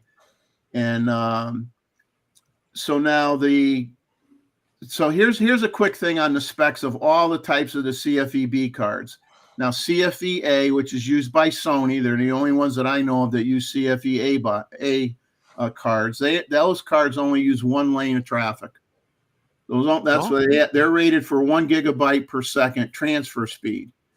So if you get, and that's my argument when I criticize Sony for sticking with that card, is because they're putting in all this video capability and all this stuff and high frames per second rate and everything, but you're choking yourself with your card that you have in the camera. It's not good enough. Sorry, it's not. Not if you're pushing it. If you're not pushing it, you're fine. If you're pushing it, you're not so fine. If you go CFEB with what's out there now for the majority of us, you got 2 lanes of data, you got 2 gigabytes per second. If you buy the new card, you got 2 lanes of data, but they do 4 gigabytes total per second. But right now, your hardware in your camera does not support that capability. So if you buy it, in terms of talking about going from the camera to the card, you can't take advantage of it yet until they update the bus interface in the camera bodies. Okay. But now we're going to go the other way. Now we're going to talk about, okay, for many that are going to say, okay, I get it. Can I get a benefit from taking the data off the card and putting it in my computer? Exactly. So the answer to that is a big fat maybe. And here's the kicker. And you think I already confused you with the camera part of it. No, it's worse going from the card to the because you're either using a card reader, right, that you're plugging into your camera, or plugging into your computer, or you may have a built-in card reader. A lot of computers have built-in SD card readers. I am not aware of a computer that has a built-in CFEB card reader. They do sell ports. They do sell they do sell things that you can buy that have everything on it: USB 3, HDMI connections, CFEB, XQD. They may have all sorts of different hookups, but then they're going to have a cable coming out of it going into your computer. Yeah. So you have, so there's restrictions because of that. But Jeff, that ProGrade, correct? Which you use a card, but the ProGrade, when they release the new 4.0 cards, they also release a new card reader, correct? Yeah, we'll get into that. All right. Okay, so right now here's your specs, and we're going to talk about the connector that is on your computer. Okay, because I won't talk about these card readers, because basically if I talk about the connector that's on your computer, you're going to buy a card reader that plugs into one of those connectors on your computer. So I don't need to spend a lot of time talking about the external readers. But here's the thing. If you buy a Mac computer, Thunderbolt 3 connector or 4, they can do 5 gigabytes per second. So they would be able to transfer the data even faster than what that new card could theoretically do. So that's for Thunderbolt 3 or 4. Now, let's talk about the conditions. Okay, there's conditions. There's always conditions. The difference right now between a Thunderbolt 3 and a Thunderbolt 4 is the Thunderbolt 3 supports one 4K monitor. The Thunderbolt 4 supports two 4K monitors or one 8K monitor. And the Thunderbolt 4, what they call the bandwidth, is 40 gigabits per second, which equals 5 gigabits per second. So let's stick with gigabytes, okay? Mm-hmm. So you can do 5 gigabytes per second with the Thunderbolt 4, and the Thunderbolt 3 can either be 2.5 gigabytes per second or 5 gigabytes per second. So I know what you're saying is, why can it do 2.5, which isn't going to be enough, right, for the new cards, or 5, which is more than enough for the new cards? Well, there's two kinds of Thunderbolt 3 cables that you can buy, called passive and active. The passive costs less, and it can do that 5 gigabytes per second if the length of the cable is 0.5 meters or shorter. If it's longer than 0.5 meters, then it will only do the 2.5 gigabytes per second. So there's or you buy what they call the active cable, which costs more money.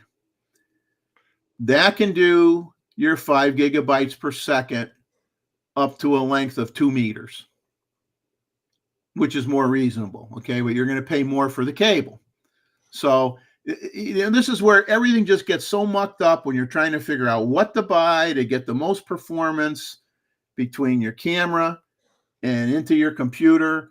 And you're dealing with all these different standards. You're dealing with different sets of cables you could buy. And if you don't buy the right cable, then it slows it down. If you buy the more expensive cable, it speeds it up, drives you absolutely nuts. Now, Thunderbolt 3 and 4 are compatible with the new USB 4.0 specification.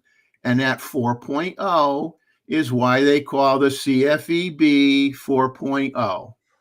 Because there's a new USB 4.0 standard, which is in some PCs.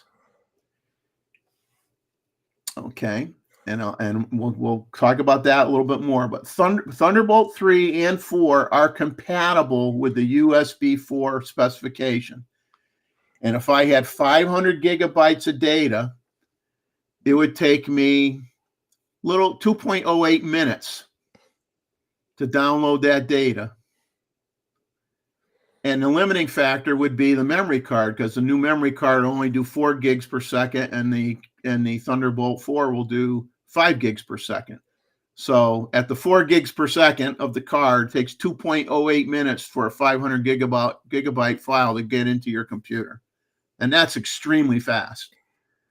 Now, this new USB 4.0, it's basically the same as Thunderbolt 3. It can operate at 2.5 gigabytes per second or 40 gigabytes per second based on the cable that you buy.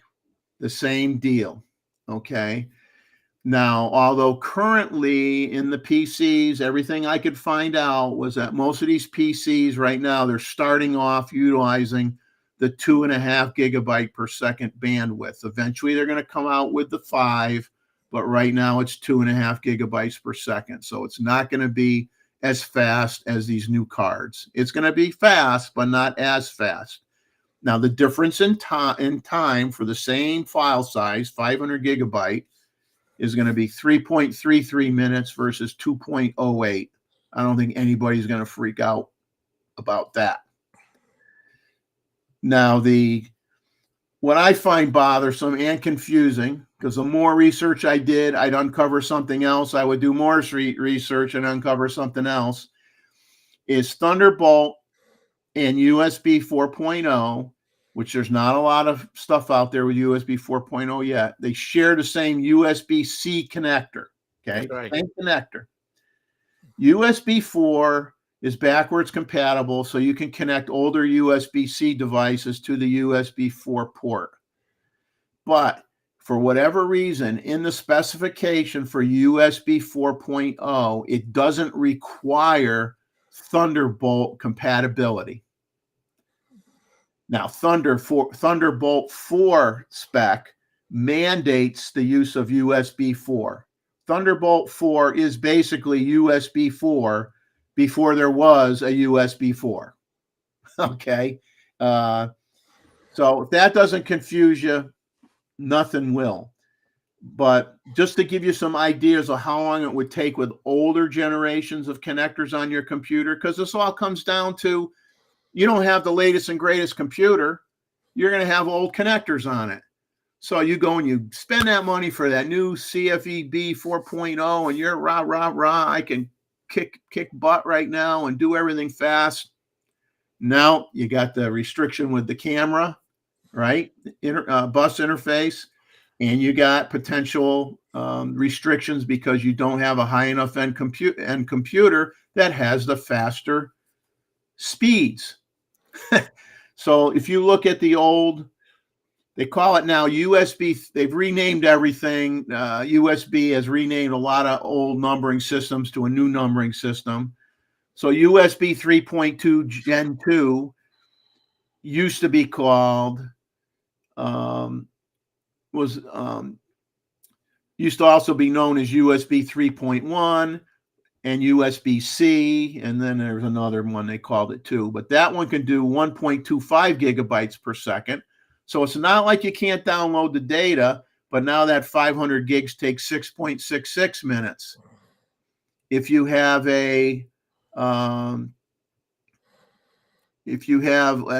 USB 3.0, you're talking 13 minutes. Now, if you're talking USB 2.0, and a lot of people still have USB 2.0, you're talking 17 minutes. So depending on, so the bottom line is, to summarize this long-winded discussion, the only interface that can handle the theoretical 4 gigabyte per second transfer speed of the new cards, when you're talking card to computer, is either Thunderbolt 3 with the right cable, Thunderbolt 4, or a PC computer using USB 4.0 once they come out with the new cable that does the 5 gigabytes per second. Because right now you're going to get 2.5 gigabytes per second. It will not match up. It'll still work, but it'll take a little bit longer. And that's what it comes down to. So as Gustavo said, ProGrade came out with a CFEB type they call it a USB 4.0 single slot reader. They say it can transfer data up to 5 gigabytes per second, but theoretically that's not true yet, because if they don't have the PCs using that 40 gigabyte bandwidth yet, 5 gigabyte bandwidth yet, it's going to be 2.5 gigabytes per second. That's where your new card reader is going to have higher potential than your computer. Okay, so you got to look at all these little elements through the whole train to figure out, to figure things out, and it's really, really confusing. And it's just like, with software that you say, oh, I'm going to become a video guy. I want to do 4K 120. I want to do 8K 30. What software do I need? And then you find out that software is so in computer intensive that you better have a Mac Studio or the highest end Intel PC computer. Otherwise that software won't even work on your computer. So all I'm saying is a cautionary warning: do your homework before you put down the cash. So Jeff, okay. So first, thank you. This is good, correct? Actually, you need to put this in a paper and or a presentation, send it around. It's good great information. Correct. Now, my argument here among friends is that if you are in the market to buy a car, correct, you future-proof yourself if you buy a car with a high standard, correct. So Yeah. so that's an argument for buying one. And the other thing, I think even Wayne mentioned here, correct. That's why I mean I had the Pro Grade, not the new one, the old Pro Grade, correct. But that's why you keep your reader with your cable, correct. I mean, because if you think this is a mess, the cable is part of the mess, correct. Correct. Absolutely. So I think it's a good thing if you are in the market, buy something that will work you well in the future. But indeed, you have to check the specs of your equipment to see whether you take full benefit at this moment of the equipment that you buy. Correct? Yeah, and the thing is, like you said, if you buy it, you're future proofing yourself. But the thing is, you can't take advantage of it right now, and we don't know when the camera bodies are going to be upgraded. Are we talking a year from now? Are we talking the next generation? Are we talking 2 years from now, 3 years from now? And my argument would be, in the meantime, they're still charging more money for these new cards. Oh, sure. So if you wait a little bit, you wait till the price drops, because you can't take advantage of it yet anyway. Exactly. So you might want to just I'm going to wait a little bit. I'll wait for the price to get a little closer to what I can buy a card for now, before I spend the money. But that's a personal preference. That's a personal thing. Yes. Personal decision. But I think all this stuff that when manufacturers talk about all this new stuff coming out, it's never discussed in the context of what you need to be able to take advantage of that technology. And for some people, okay, if you got even a 5-year-old computer, is I mean, I got computers in the house that are 10 years old. Okay, I don't, but the bottom line is I had an iMac. Okay, was my previous computer. I had an iMac. I said, well, I want to do video. I wasn't going to do it on that. It wasn't going to be able to do it. So I had to make the conscious decision. Do I want to lay out a serious amount of money for a Mac Studio? And I did, but not everybody can do that. Not everybody wants to do that. And I just think, really, you got to, and literally I spent 12 hours working on this, at least 12 hours looking at this and verifying what I just said to you through numerous sources to make sure that I was not giving you bad information. Okay. So I spent 12, at least 12 hours on it, if not more. My wife says, what are you doing up there? I go, you don't want to know. You don't want to know. You don't want to know.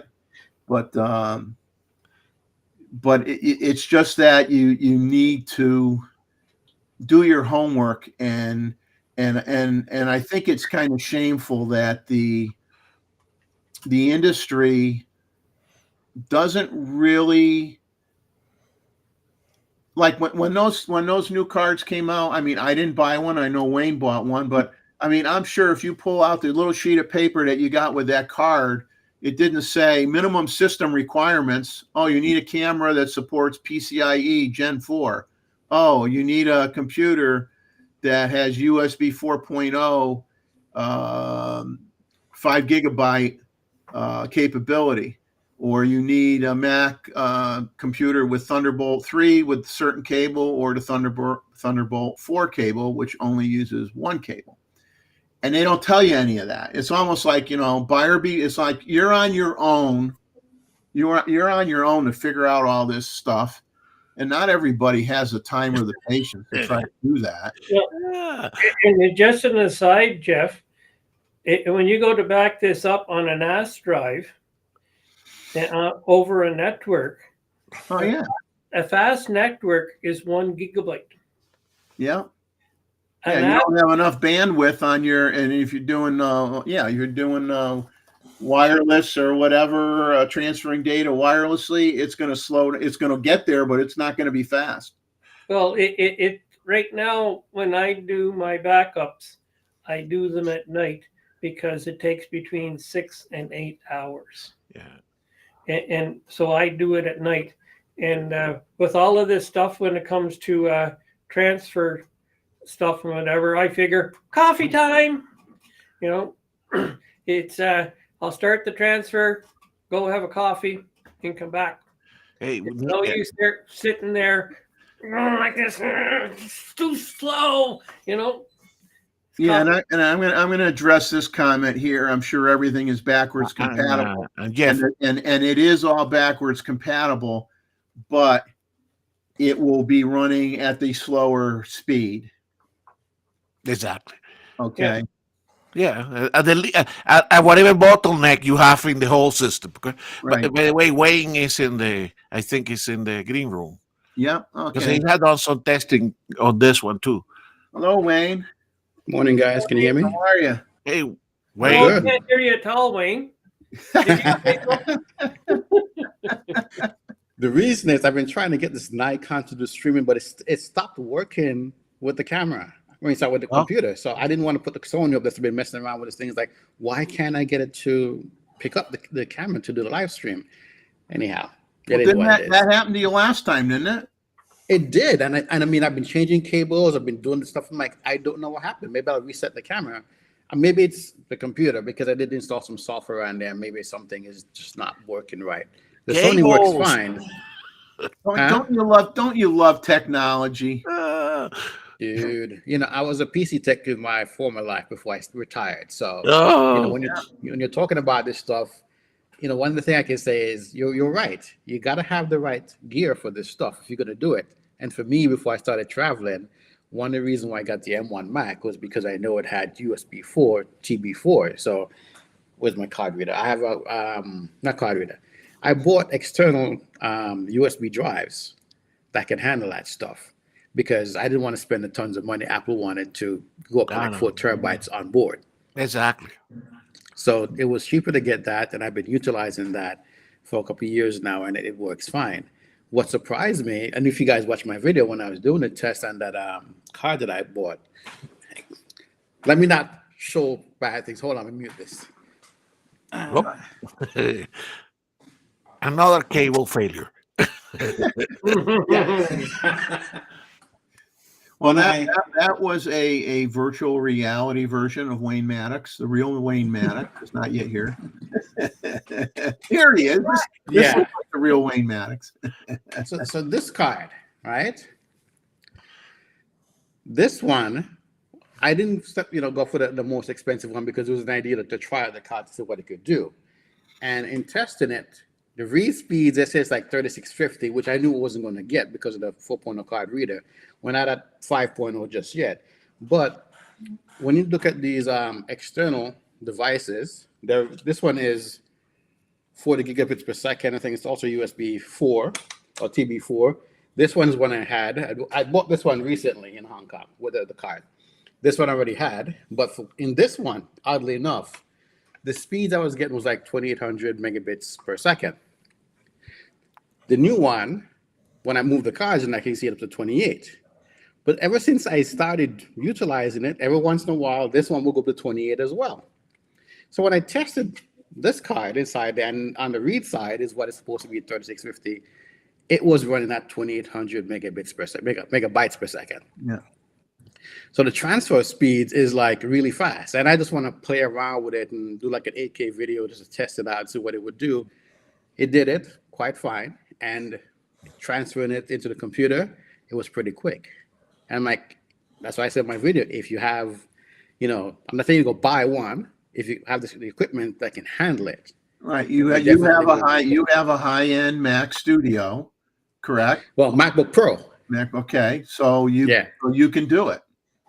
But a lot of people are still using computers that are, several years old. Oh, sure. Anything that's 3 years old or something isn't going to have that stuff. So it's like that's what people have to realize is to gain the benefit from a lot of this new technology. It forces you to buy more new technology. Well, it depends on, you know, because I was building PCs and my AMD machine, while it wasn't Thunderbolt, I think it came with like one Thunderbolt 4 port on it, 3. I think it was 3 at the time. You weren't getting many boards with PCIe 4 that had multiple Thunderbolt on it because everybody still wanted the old ones. And I was like, I'm done with that. Now that I see the speeds, my board got to have at least 2 of those ports on there that can handle their speeds. And when I got the Mac, and it has 3 of it, and of course I had the studio at one point for like a week or so. I tested it. It's like, yeah, those speeds are what you need. So if you're building a PC or you're buying a PC and you want the fastest speed, you got to get the fastest input output, the USB-C 4, so that can handle that kind of stuff. And I'm not rushing anybody, but you know, they're talking about USB 5 in the future. SD Express is coming, and you know, now the CF50 Type B is here with 4.0. Why are the other manufacturers putting out cards? That's one thing I thought about. Like, are they going to kick us with, drop CFE 5.0 specification cards? They may come out with those CFE-BC cards that have 4 lanes of data that are much bigger cards, but then you need a bigger camera. Exactly. Yeah. But I said this. Everything has a cause and effect. Yes. And I'm not one that is going to say what is right for anybody. It's just that what I was trying to do with this is just to explain that there are ramifications for there's so many choices, and it's a ripple effect. You know, if you buy the one piece that's Fast and the Furious, okay. But then everything else is based on an older technology, then it doesn't do you any good. So you got to decide, okay, am I going to buy this? Am I going to buy that? Am I going to update my computer? Can I afford to do all that? If not, then don't waste your time or your money. Yeah. You got to have the backbone, so to speak, in order to be able to transfer this stuff. And Jeff, believe me, I'm going also with you.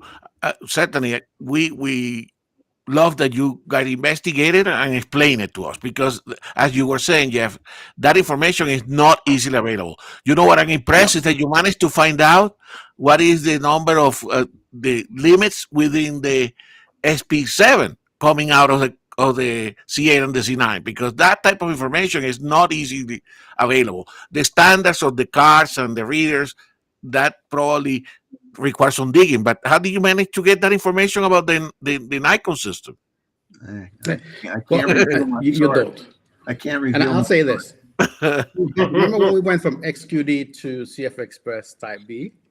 We didn't know that the camera had it built in. Maybe these guys had it, because a couple of years back, one of the manufacturers, I think it was Lexar, that put out a card that can operate the SD Express and also the 4.0 specification, but nobody was utilizing that yet. So here we are many years later, and now we're seeing a card that you can buy and a card reader that you can buy.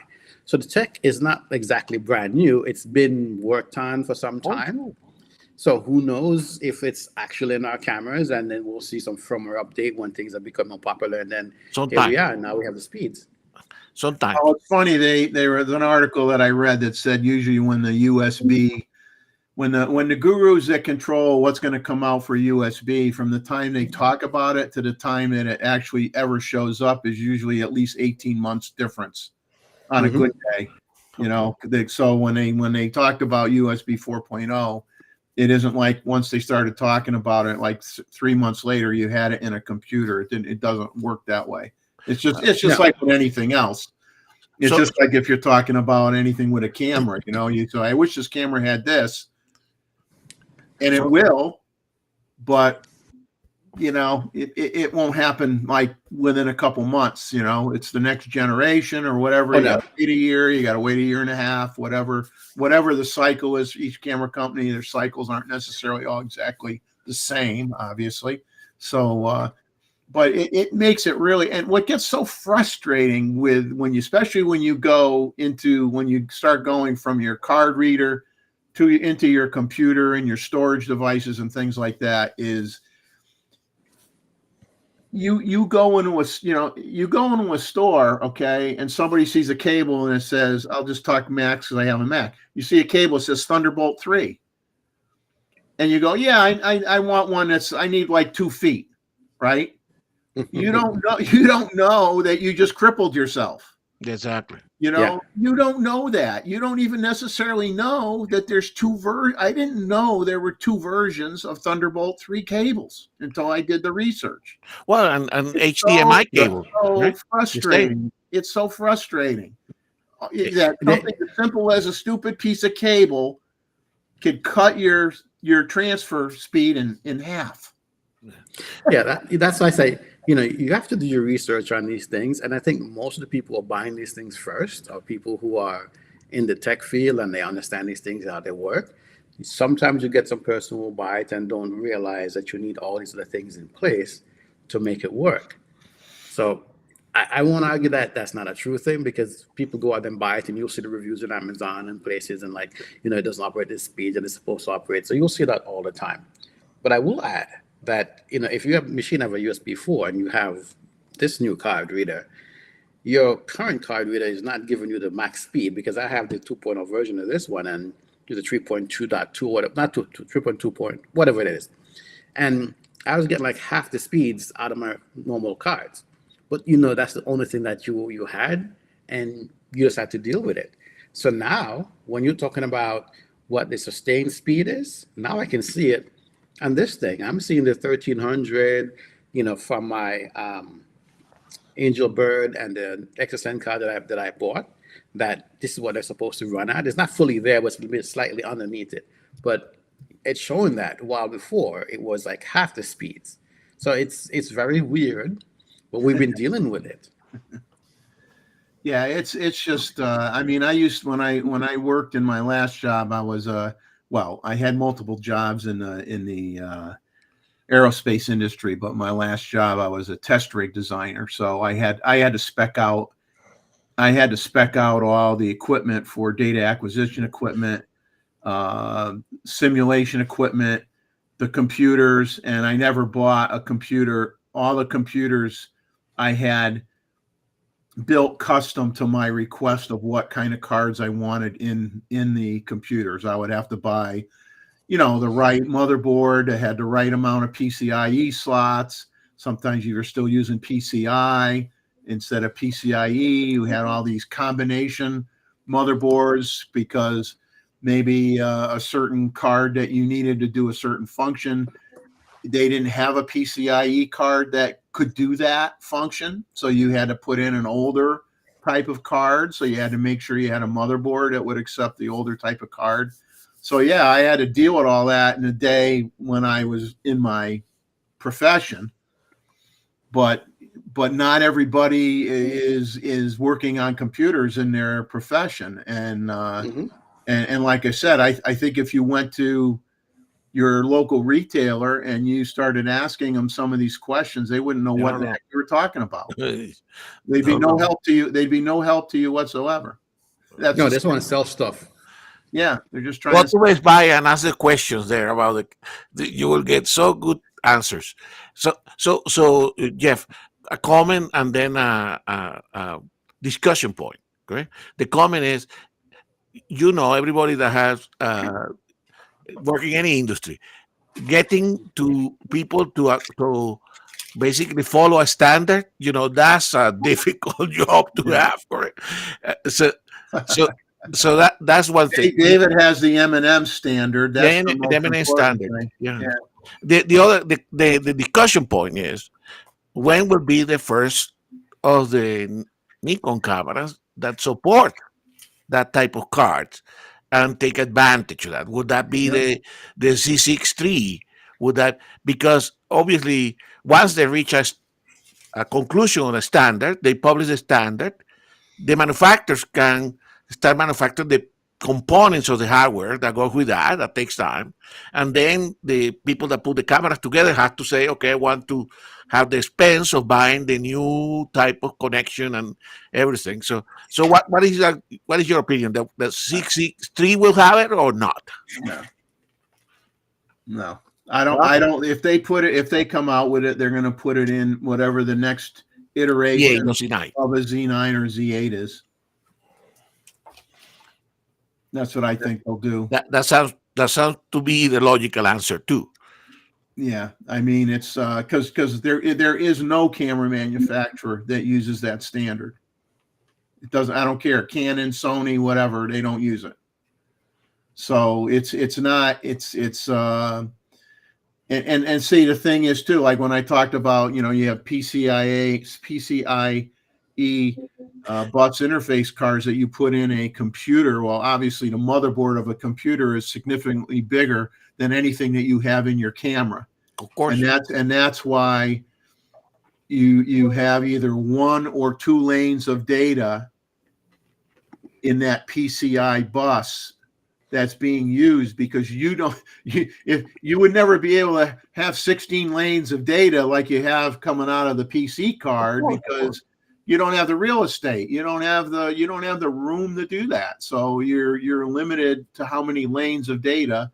And in this case, they still only had 2 lanes of data, but they managed to make changes so that you could carry twice as much data on each lane with this new, Gen 4 PCIe Gen 4. So you didn't change the number of lanes. You just changed the amount of data that can be transferred along each lane, which is pretty impressive. But basically every generational change on the PCIe end has always been double of what the one previous version could do. Exactly. Because actually when the let's see, go back in time, probably a long time ago, PCIe started out the generation 1 was when that first generation 1 of the PCIe was only 250 megabytes per second. And we loved it. Yeah, so Gen 1 was 250, Gen 2 was 500, Gen 3, which is in the Z8, Z9, is 1 gig per lane, and now this Gen 4 is 2 gigs per lane. So every generation doubles the speed of the previous generation. Yeah. And that is the advantage that the Mac have, correct? Because they basically have a closed architecture, correct? That they don't have parts that are interchangeable, so they can come and say, okay, you take it as it is now, and then 5 years from now you change your computer, correct? Well, yeah, and what's bothersome is that what's bothersome, and I used to own tons of PCs in my day, laptops, desktops, so on and so forth. IBM, as they used to say, IBM clones, right? Whatever. That's what we used to call them, IBM clones. And I had all those cameras for decades. I had those cameras. But what gets me mad with the whole USB thing, B4.0 thing, is that it just strikes me funny that that Apple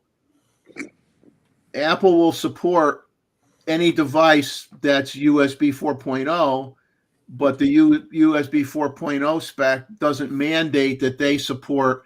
In other words, if I had a card reader right now, which this one is not, if I had a card reader that had a Thunderbolt 4 cable on the end of it, okay, and I put it in it, and I could put it in a USB 4 slot, they don't have to support that, but the Macs are supporting it the other way, but the PCs are not forced to support a Thunderbolt 4 device on a PC.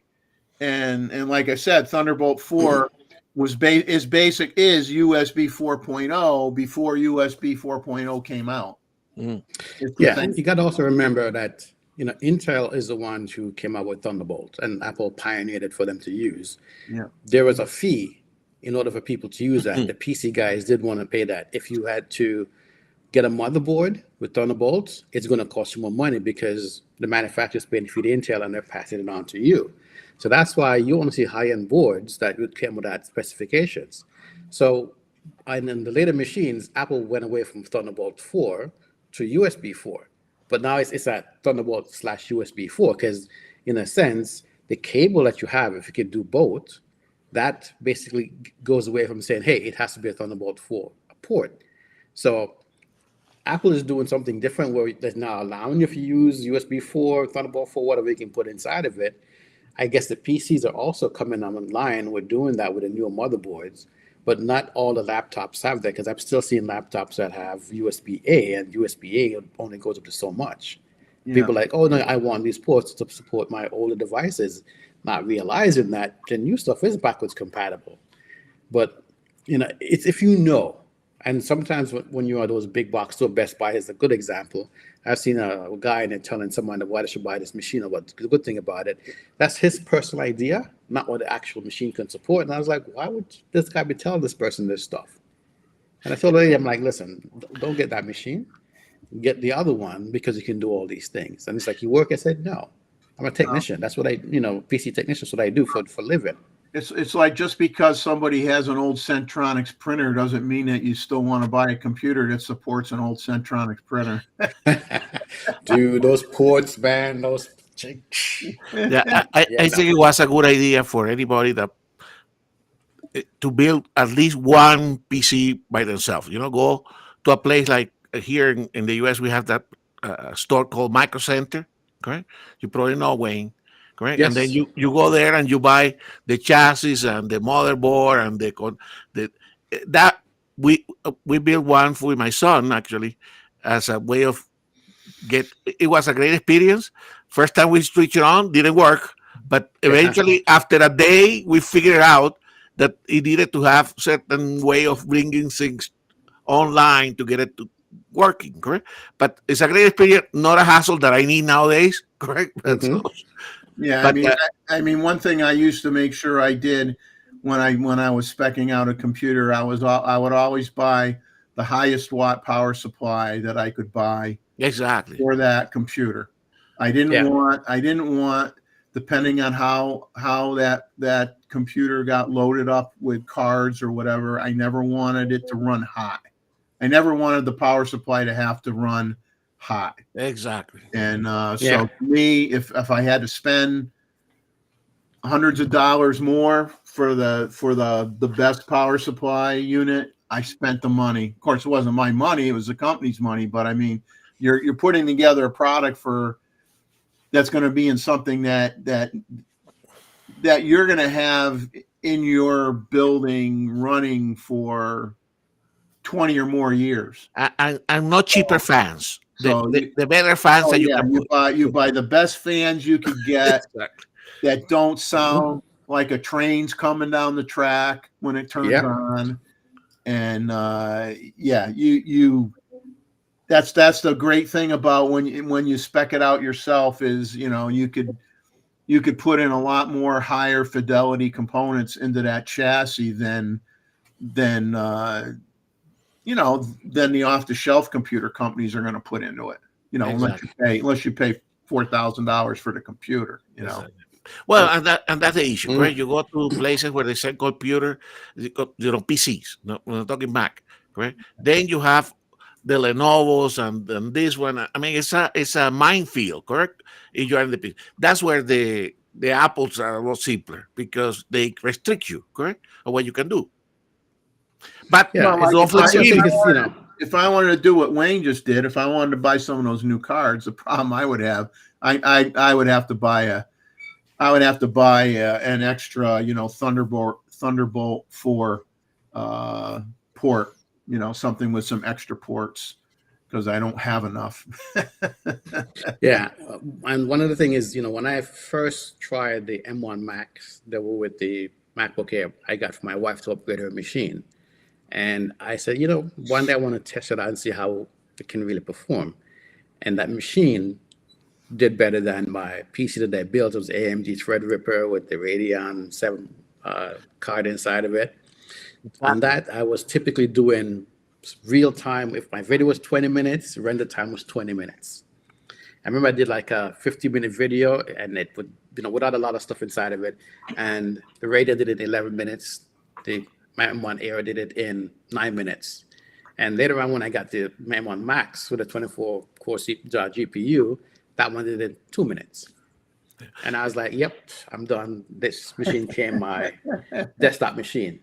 Yeah. And I've been kind of around with me. And, it, like you say, it's future proofing, knowing what the new thing is going to come down the line, knowing that I want to go into video and maybe play around with 8K.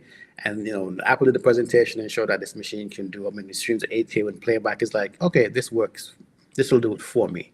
So this new M3 that's out there, I'm like, I don't really need to upgrade. I'd want the more memory now, because as I dive in more into 8K and mess around with that stuff, the thing I'm realizing is if you're working on that stuff and you want to do the full 8K, you need more memory for this stuff. And when I'm doing like rendering for clips that have noise reduction added, the fan will kick on. And I'm hearing the fan more often. I'm like, you know what? Let me need to just go back to 4K because I won't kill the computer as much. I'm tempted to get it, but I'm like, nope, it still use the same media encode engine. If they come out with something that's double the speed of what they have and they can decrease the render time even more, then I'll go for it. Yeah. Just a trip and a tribulation. This is a tip and this is a tribulation here, Jeff, as I was mentioning to you. On this last trip that I did to California, correct? I have an M1 Mac, to do kind of check what you're taking and also downloading one of these cards, correct? What the photos. So mine is also M1. So far, no need to upgrade just for downloading, correct? For me, Wayne. But the problem was suddenly I couldn't do it. I use photo mechanics, right? To do the transfer of the photo and to do some inspection. Now, what happened to me, and this is good here, is I was shooting a lot, right? So I will fill up almost the car before at night, downloading, right? So my current workflow when I use photo mechanic is that I look at the camera, I look at the photos that are still in the car, correct? In photo mechanics, and I say, okay, green, and then do the transfer only of the green category, correct? So what happened is, I will do that, and suddenly the photo mechanic will say, we cannot do this anymore. Right? What I figured out was that it was not a problem with the computer, with M1, but actually the car. I was running out of space in the car to create some sort of JPEG format that photo mechanics use, which is called .xmp. XMPs, yeah. Exactly. Along with it, which you have no storage for it. Exactly. So I don't have place to store it. So I actually, and of course, that was happening. One night I cleaned the car, and then another night it happened. It drove me crazy because also instead of taking two of these, I took only one. Correct. And so I ended having to transfer all the photos, including the ones that I didn't want, and then doing the cleaning in the ones that were in this higher capacity 2 terabyte, solid state. But you see, when you are in the field, like you were saying, Jeff, correct? It's only when you are in the field that you expect that you find the bottlenecks, correct? That's a bottleneck that I created myself by not leaving some space on the car, correct? So you cannot work out of this one directly if you don't with the photo mechanics, if there is no space here to create those .xmp files. So anyway, some tip for you guys in the future. Yeah, the thing is, unless you're, I guess I'm still somewhat of a tech nerd, but I don't do it for a living anymore, so I don't keep up with it like I used to. But I used to have to know every little thing that came out because that was my job. But when it's not your job anymore, you're like, okay, I don't want to continue to live like I'm still at work. But for so many people, it's just like all this computer stuff, and it could drive you to it will drive you to drink. It will definitely drive you to drink. I'm going to share a couple more photos here because we just to kind of give everybody they've been listening. A break from Tech Talk. A break from Tech Talk here. Yeah. I'm going to throw up a few pictures. This is almost enough to make me want to go back and shoot film. I mean, yeah. Well, you know what? You know what? I could have a 2-hour discussion on what's cheaper, shooting film or working on digital files. It would be quite an interesting conversation. I If you really- figured it out. There's not much difference. Yeah, if you did the math, what you spend for computers, peripherals, storage, everything else, and versus paying a lot of money to do film, someday I'll have to do that analysis when I absolutely have nothing to do for about a month. If you got your own darkroom, so you can process your film and do your own printing, there's not an awful lot of difference. The big difference is I'm looking for a picture now. Where did it go? Exactly. It's your storage. Yeah. I'm going to throw up some images now. I don't have the narrative here. I got to find the narrative from Anita's shots that she sent me. Let me try to find her email. Well, she's not far away, so I can talk to her. And all right, if you want to grab her, I'm going to show the images that she sent, and she could talk about them. I'm right here. Okay, so I'm going to show 2 of the images here that you sent in. I think you sent me more than 2. I know you sent me more than 2, so I'm going to start with 2, and then I'll find the other ones. the other 4 for the first of the month. That's right. So you sent me 2 for tonight, right? Yes. Okay, so we're gonna bring them both up, and I will let you. And they're wonderful shots, by the way. Yeah, sit here. I don't want it there. Absolutely wonderful shots. Let me get rid of the message here on the bottom of the screen. Anita, David is trying to trick you. Yes, of course he is. But this was taken in Yoho National Park, which is in British Columbia, and it's a place called Emerald Lake. There have been similar photographs to this one that have won numerous awards. Not mine, because I've never entered in any contests, but this is a location that's really famous for photography. And this is pretty well the shot that they all take, or one very similar to it. Well, I saw this shot and I said, boy, my wife would love to own that log cabin. Well, that log cabin is actually a restaurant. Really? Yeah. And all the cabins where you stay are up back in the trees. Is that like the blue color in between the trees? Yes, but there are so many you can't even shake a stick. We ended up staying there, and we had it felt like at least a 10-minute walk from the main lodge to the cabin that we were in, and it was all uphill. Ooh. So Anita, is that walkway that it shows there? That the restaurant and cabins are in like a little island, or? No, it's crossing a creek. Yeah. Oh, okay. Yeah, there's It's beautiful. There's a lake on the other side. Yeah. So the left, what's on the left is the highway. Pardon me? No. Yeah, that's just it's a 1-lane bridge with a walkway beside it. Oh, okay. No, So no highway. No car traffic? No. No. It's just for it's lodge traffic only. You can't even park over there. Your parking place is a half mile away. Yeah, that's a wonderful picture. Very nice. Yeah, that was taken in the morning. That was taken this year. Can't remember the month now. It was fallish, wasn't it? Yeah. But, yeah, it is just a gorgeous place to visit. And one that anytime I'm in that area, I'm going to make sure I go in and catch some other shots there with the sun in a different place. But it was really foggy that morning, but most of the fog had lifted by the time I took that photo. And your cell phones do not work here. Mm. Well, I like the clouds, that are low, just above the mountaintops and stuff. I mean, that adds a lot to the image too. Well, you can't see the tops of the mountains.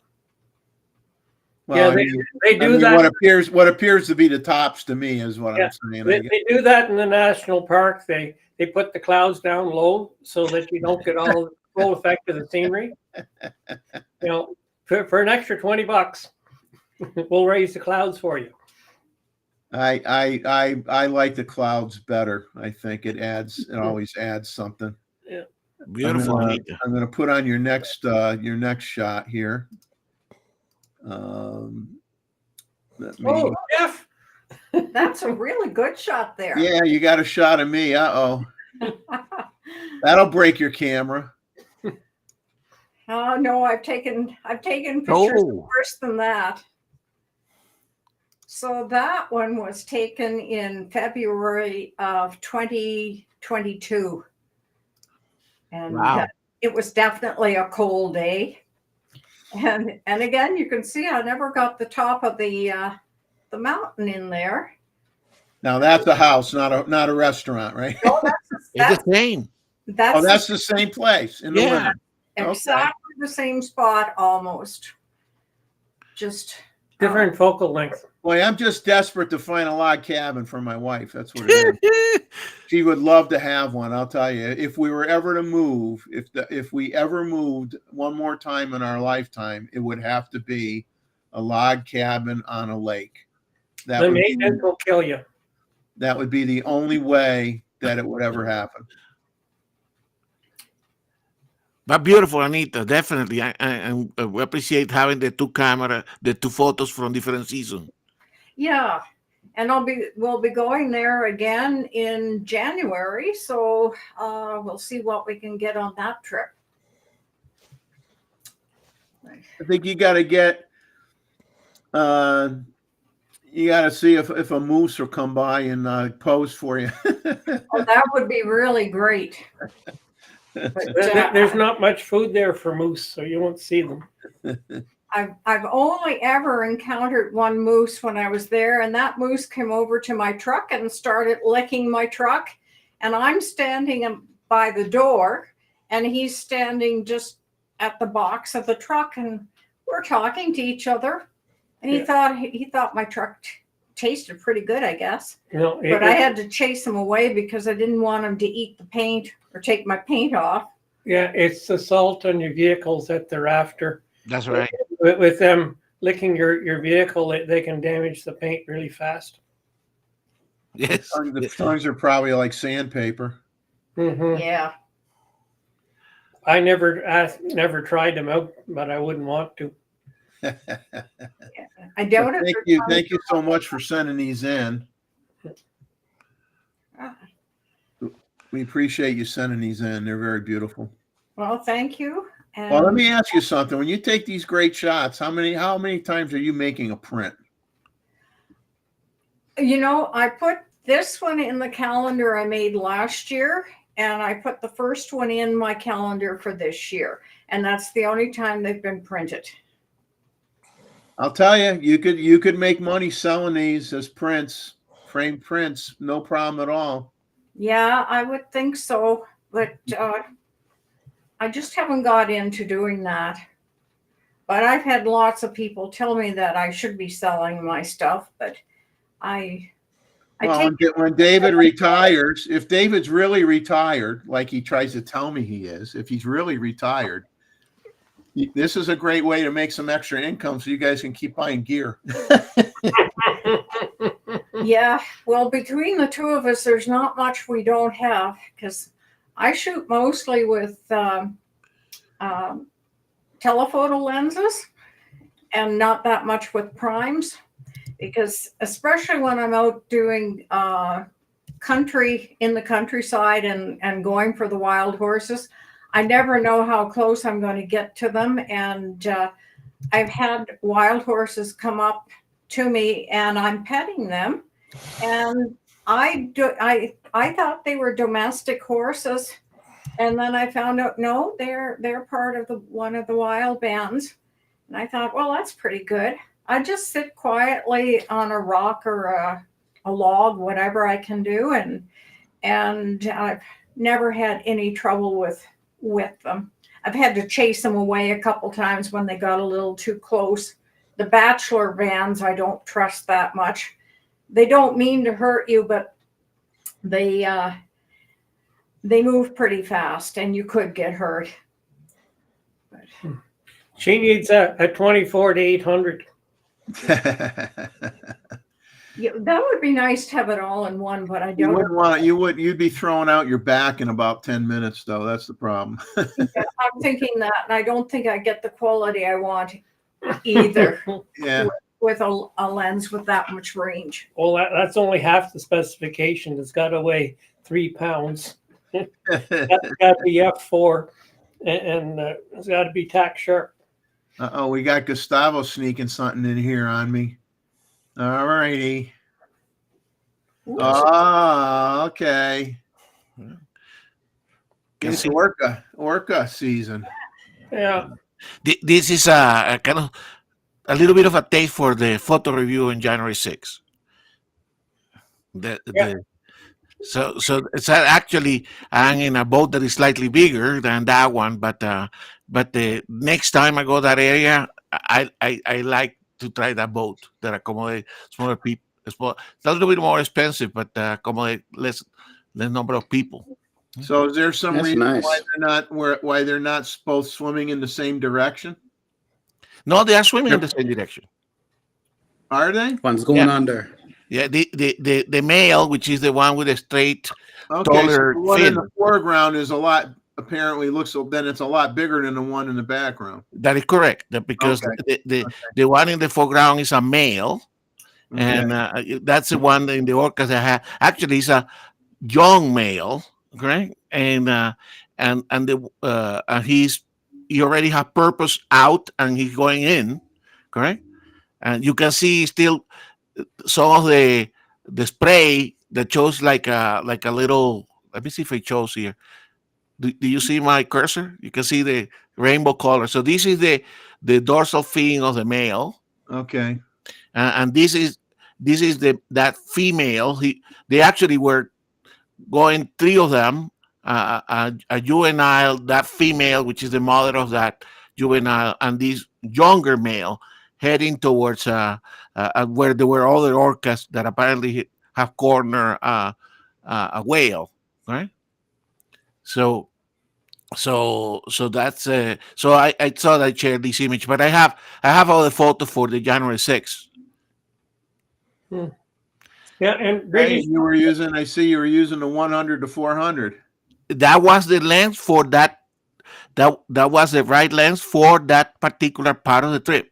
Yeah. And you can see here, I'm only at a 100, correct? So if I would have taken, again, like Anita was saying, correct? When you need flexibility, you go for the zoom, right? Yeah. If you had your old 500 or even your new 600, Yeah. it'd be way too much. Oh, I'm sure. Way too much. Yeah. Yeah, So, you can be shooting portraits. but you can see, and of course, as I told you, with all this mess that I have with the cards and the fact that I couldn't high grade them, I still every day spending 2 or 3 hours trying to see which are the photos that I want to keep. Now, funny enough, this boat here, right? For this company, which charges a little bit more than the boat that I am for the day trip, correct? And I only accommodate 6 persons. And do a longer trip. Everybody, I check. Everybody on this boat has a cell phone, and not a good except the captain that is taking a photo here. Oh my goodness! When are people going to learn? Exactly. So I guarantee you, those photos. The good thing is this captain and that he knows how to position the boat to give you the best light as well. Correct. So I will have, I of course I have plenty of those, but I thought that this was a good one because it shows also, the coast at the back here, the some of the boats that you can get there, and then obviously here the 2 orcas. As I told you, that I have been going to that area multiple times. This is the first time we got the orca really close. Okay, I mean, I was at 100 millimeter, and this is Jeff. This is not crop. Okay? Yeah, that's I had to straight the horizon, so there is a little bit of crop. Yeah. Well, you know what? I find myself having to do that more often than I want to admit on the show. But of course, I just admitted it because you're focusing on the animal, and if you're shooting, you're focusing on the animal. You're not looking at the background that's 100 yards away. And everything is moving here, correct? The boat. Everything's and you're moving and jostling around, and Yeah. You see, when they come out first, Jeff, like this one here, the female just come out. The first thing they do is blow the air they have carried in the lungs, correct? So you can have that spray that we typically saw in the and then of course they purpose a couple of times and they go under. But it was a great experience. So I have that one. Let me see if I can find the other one that I want to share and I here. But let me stop sharing for a second. You keep talking there because this one is for. The other one will be for our friend Luis here, because I have these at hand because I have been working them today. Okay, because this is okay. I mean, put it on. I'm organizing my desktop while you're looking. All right, perfect. Because I got to. Like I said, I got some images to show that Mr. Ishii sent of the Plena lens too that we have to look at. We should do that in a sec. So this is again when I was working the orcas, okay? An albatross shows up. Okay? so I'm albatrosses don't are mostly from the southern hemisphere. Okay, so there's a couple of ones that.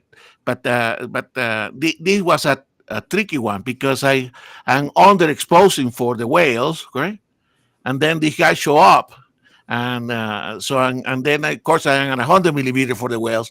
I had to zoom back to 400. This is crop, correct? It's severely crop in order to get some details of the albatross. But I was happy at least. This is the first time I have a decent photo of these guys. Now, do you know I mean, I don't want to put you on the spot, but do you know roughly what their wingspan is? This is close to 2 meters or something like that. I mean, these are huge wings. Okay. Yeah. Now they basically they're living out in the ocean, right? Oh yeah.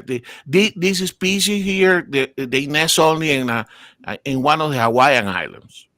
And that's only when they're having their young, right? Exactly. They only go there. Otherwise, they're always in the ocean. Exactly. So yes, it's a Blackfoot albatross. Yeah. Yeah. You can see I don't know if we chose in the details here. It shows under my name. It says here what it is. So indeed, I was happy because I didn't have a photo of this, and I was photographing whales, and suddenly this shows up, and then I was able to make at least one capture. Yeah. It would have been better with the 600, but I tell you, this 100 to 400 was the length for that outing. Yeah. All right. Beautiful shots. I like looking at orcas. I mean, unfortunately, see, I love sharks. I'm a big shark guy, so I feel bad that the orcas are always now all of a sudden killing great white sharks like crazy for eating their livers. Yeah. So I'm not as happy with orcas as I used to be because now they're killing. Now they've decided they have a taste for sharks, but that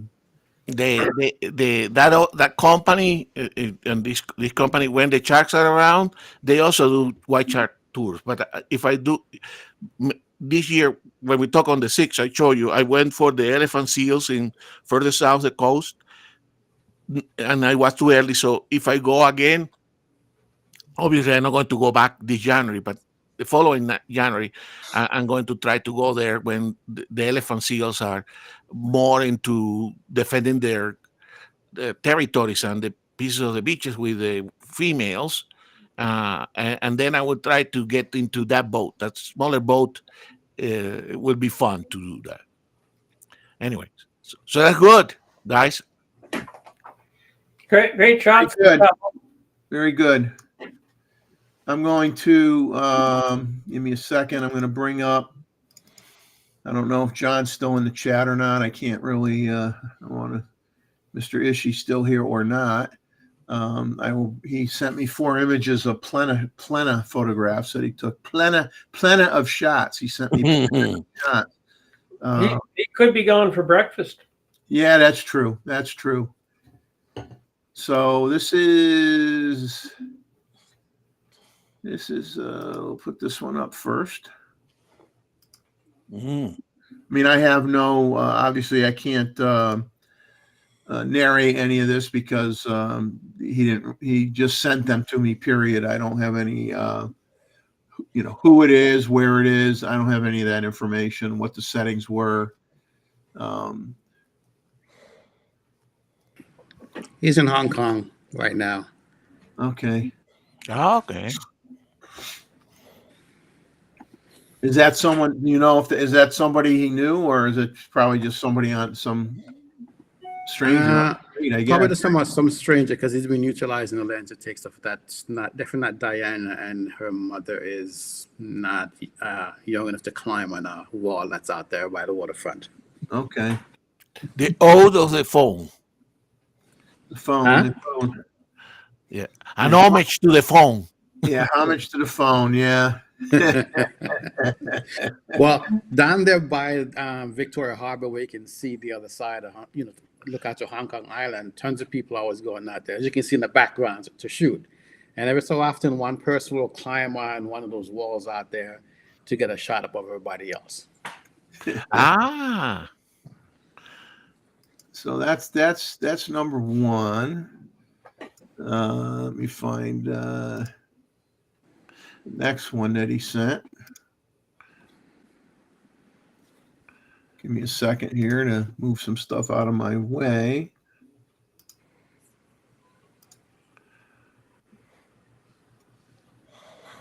He must be shooting this lens wide open. He probably is, because he's all about the bokeh stuff, and that's in the subway station, East Dim Shawshay station. Tons of people go through the subway system there. In absence of John, Wayne do the explanation. The narration. Yeah, because I'm going to I don't know how many times I've been to Hong Kong this year already. I was just a couple weeks again picking up all that USB 4 stuff. Is it cheaper there? Yes. And because of how some of these places are, if you go to these computer or camera places, there's like one building, multiple levels of these things inside there. And because it's kind of like in a touristy area, you can negotiate prices on these things. I screwed up on the 4 gig terabyte card that I bought, because at one point, I saw it on Amazon for almost $400. I'm like 300 or something. I'm good. Get back to the hotel, find out now it's selling for $299. I'm like, what the heck? The memory card and the reader was cheaper than on the US side, because once I got in there and I started looking at the different stores, and you realize that, oh my Lord, these guys have different prices. So even though whatever price they have, you say, hey, what's your lowest price? And if you don't like it, you can walk away. And sometimes like, okay, I'll give it to you for this much. Rakesh, I'm in Chiang Mai right now. This is my winter spot. You've been seeing a lot of the videos I've been shooting in this background, because I've been coming back to the same place for since last year. I came June, November, December, January, February, April, May. And that's Thailand, correct, Wayne? Where I'm at, yes, it's Thailand. Thailand, yes. No? Yeah. I don't think so. Now, with this picture, I can see in the background, this is also in the subway. They'll have these little paths in between where you can go from one line to the next line. The train is back there, unlike in the US, there is no access to the tracks. There's like all these glass doors that are there. They open up for for you to enter, like in some of the airports when you want to take the train from one terminal to the other. Okay. But yeah, it was definitely in the subway. And the challenge for the photo here: find out how many people are looking at their phones. Yeah. That Let's see. I'll say 1, this. 2, 3. I see at least The 4. first place I remember seeing a cell phone with an antenna was in Shanghai. People were on the train with battery packs connected to their cell phone, watching. I'm not called a telenovela, but what we call in the U.S. those afternoon dramas, what housewives usually watch. Soap operas. Soap operas, yes. Soap operas. So it was so funny how many of these, phone cameras that had TV built into them. People had antennas that could pull up and use these stuff, and most people, they were just sitting there staring at these screens.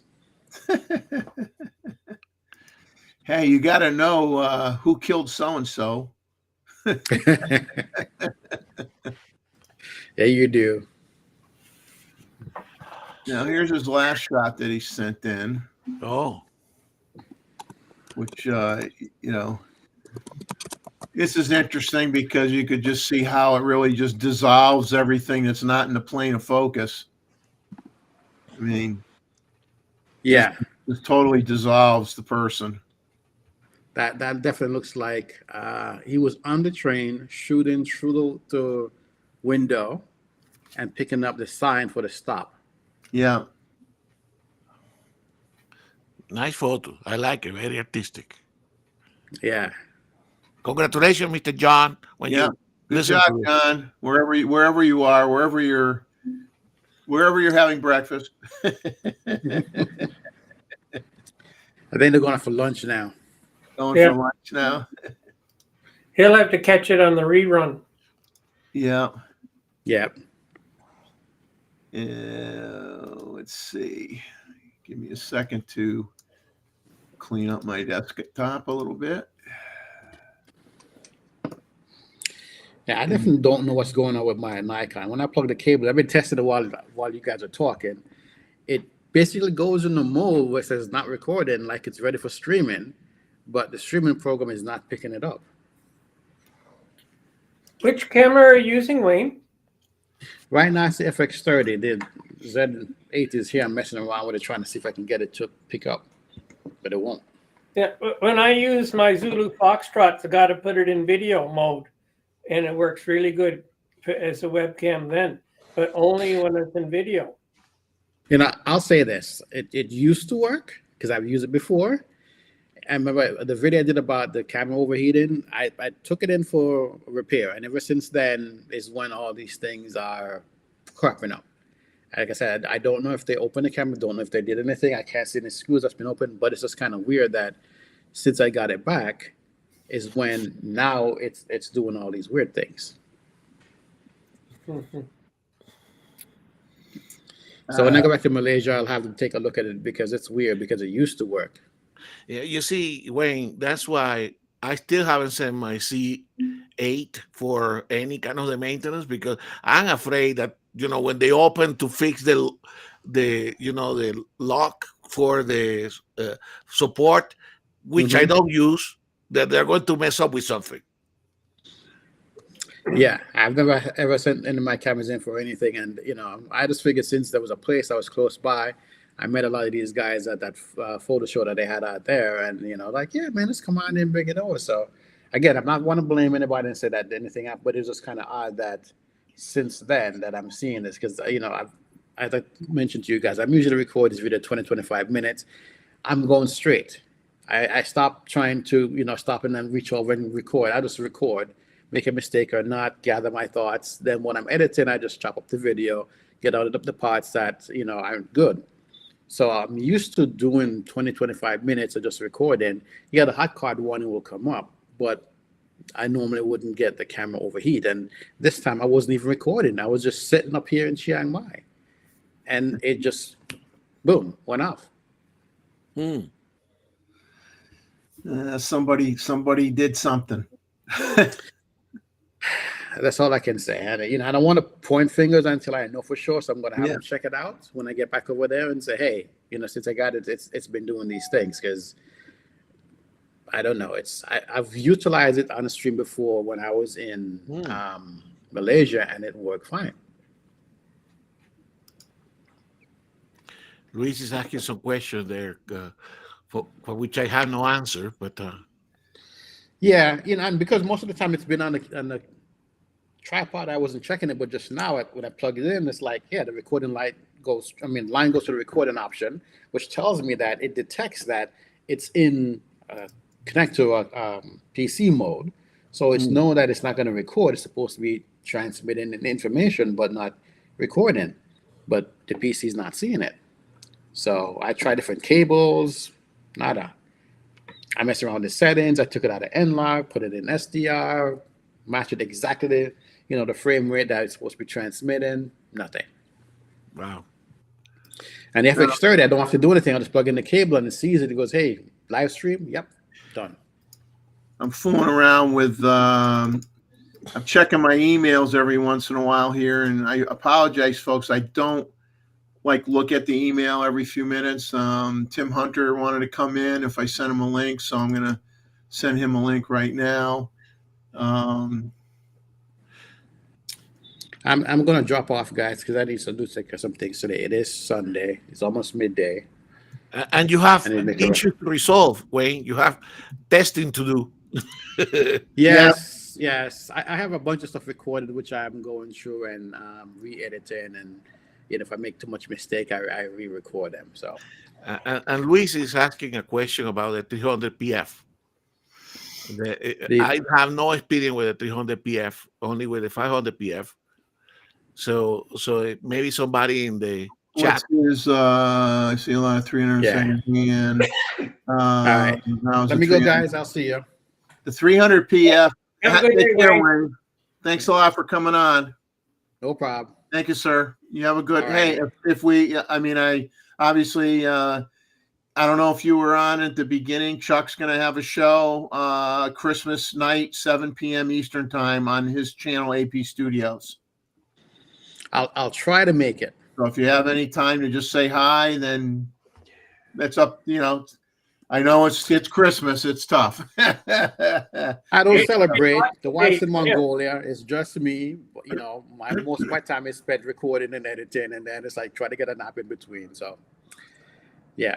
All right. I want to do it. This morning I was up at like 4 o'clock in the morning, and then I said I'm gonna take a nap like at 6. And next thing I know, it's like 9:45 when I woke up, and I'm like, oh crap, I'm missing the show.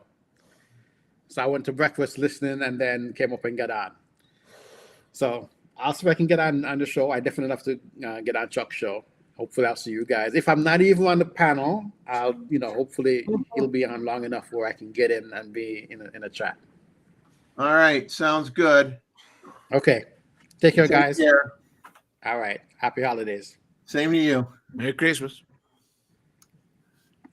Flintlock, I got your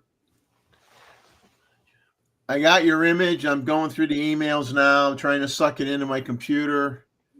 I just sucked in a few of my own that I was going to share, so I'm pulling yours over now. So give me a second, and I will put your image up.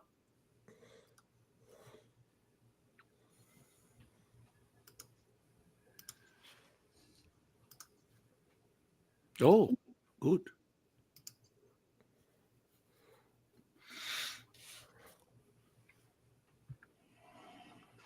Here we go. Beautiful. Got some nice scruffy bushes or plant life in the background that definitely isn't as close to that as one thinks it is, I'm sure. Sometimes you look at a picture and you think, oh, it's only 10 feet away. It could be 50 feet away. Gray background there. Yep. Very good. Very good. Sharp-Chink's hawk.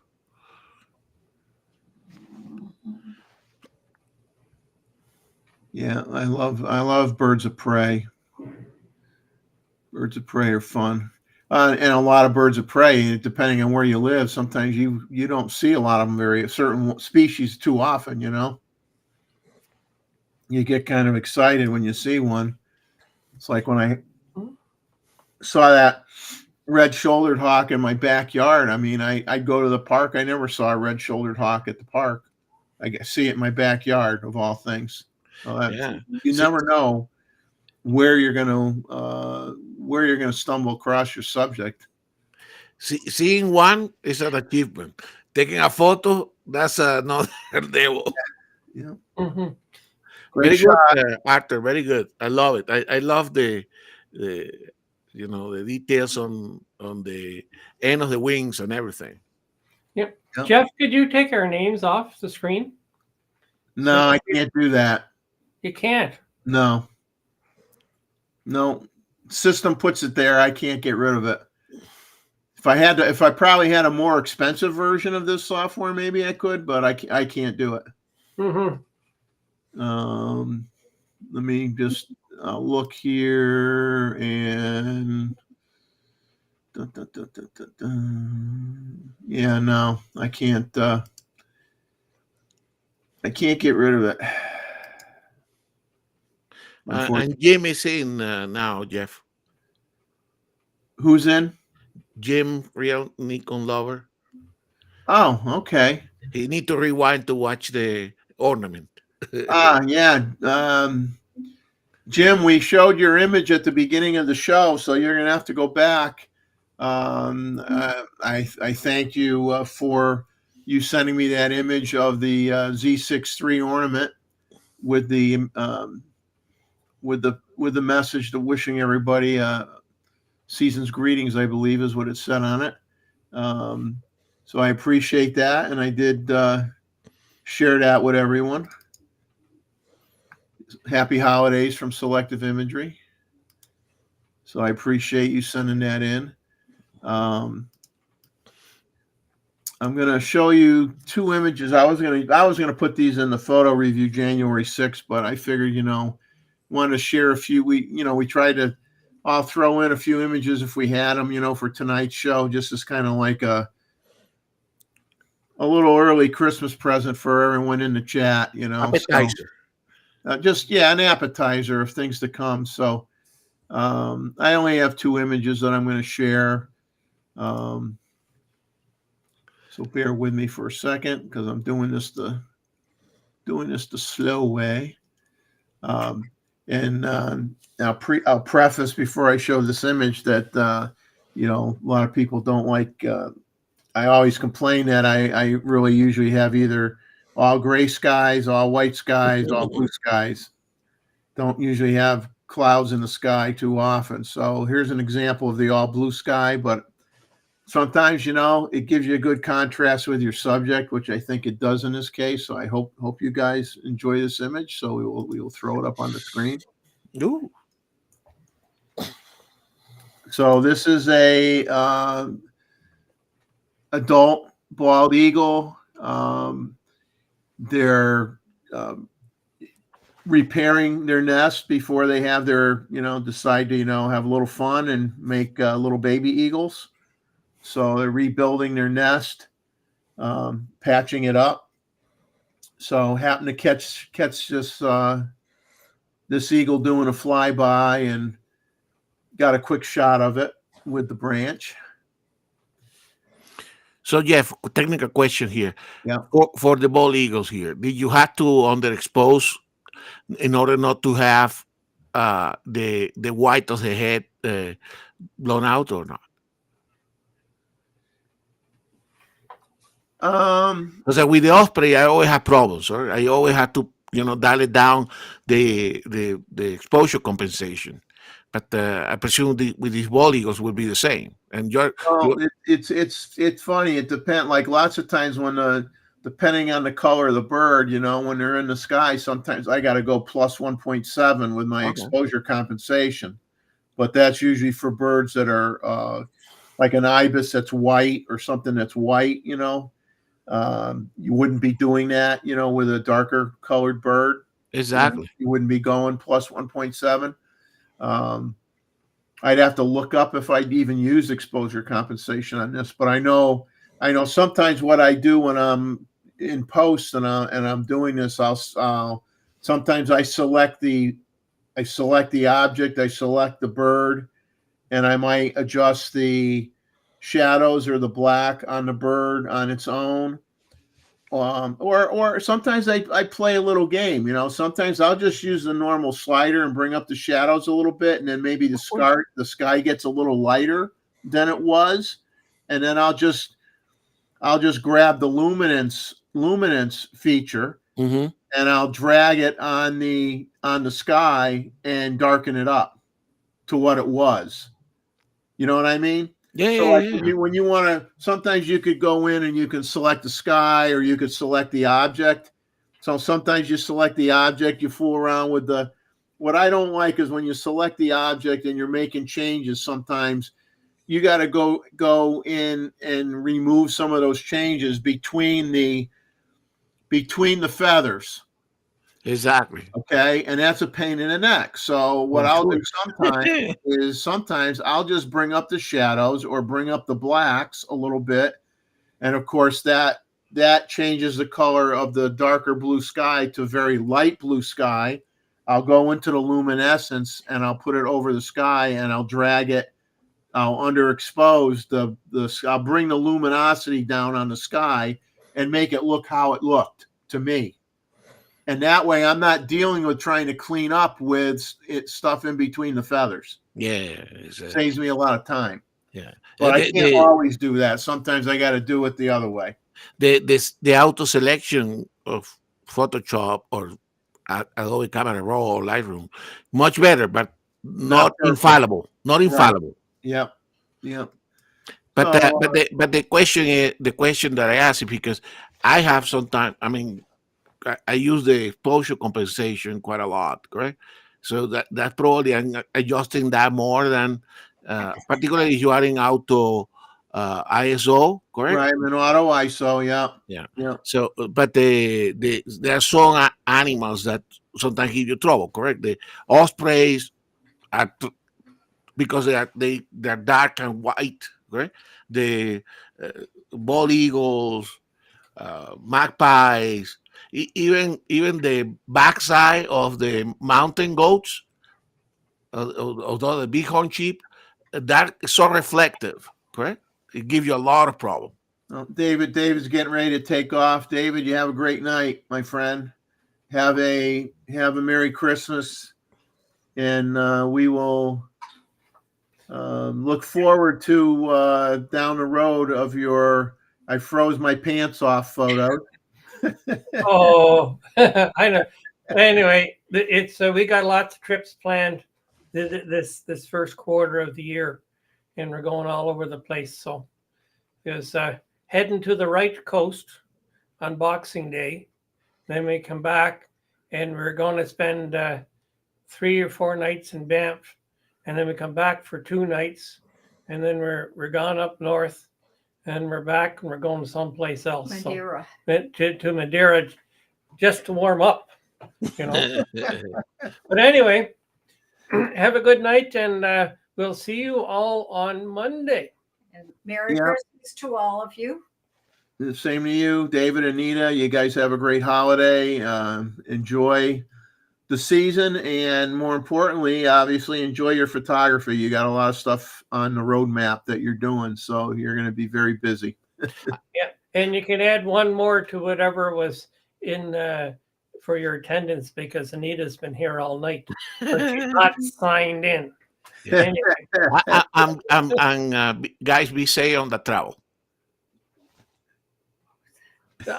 Say that again, Gustavo, please. Be safe on that travel. Oh, we'll be safe. It's I've been there and done that most of these places, and when I'm in the bush, I know what to look out for, and whatever the mountains, I'm not too sure. But anyway, we'll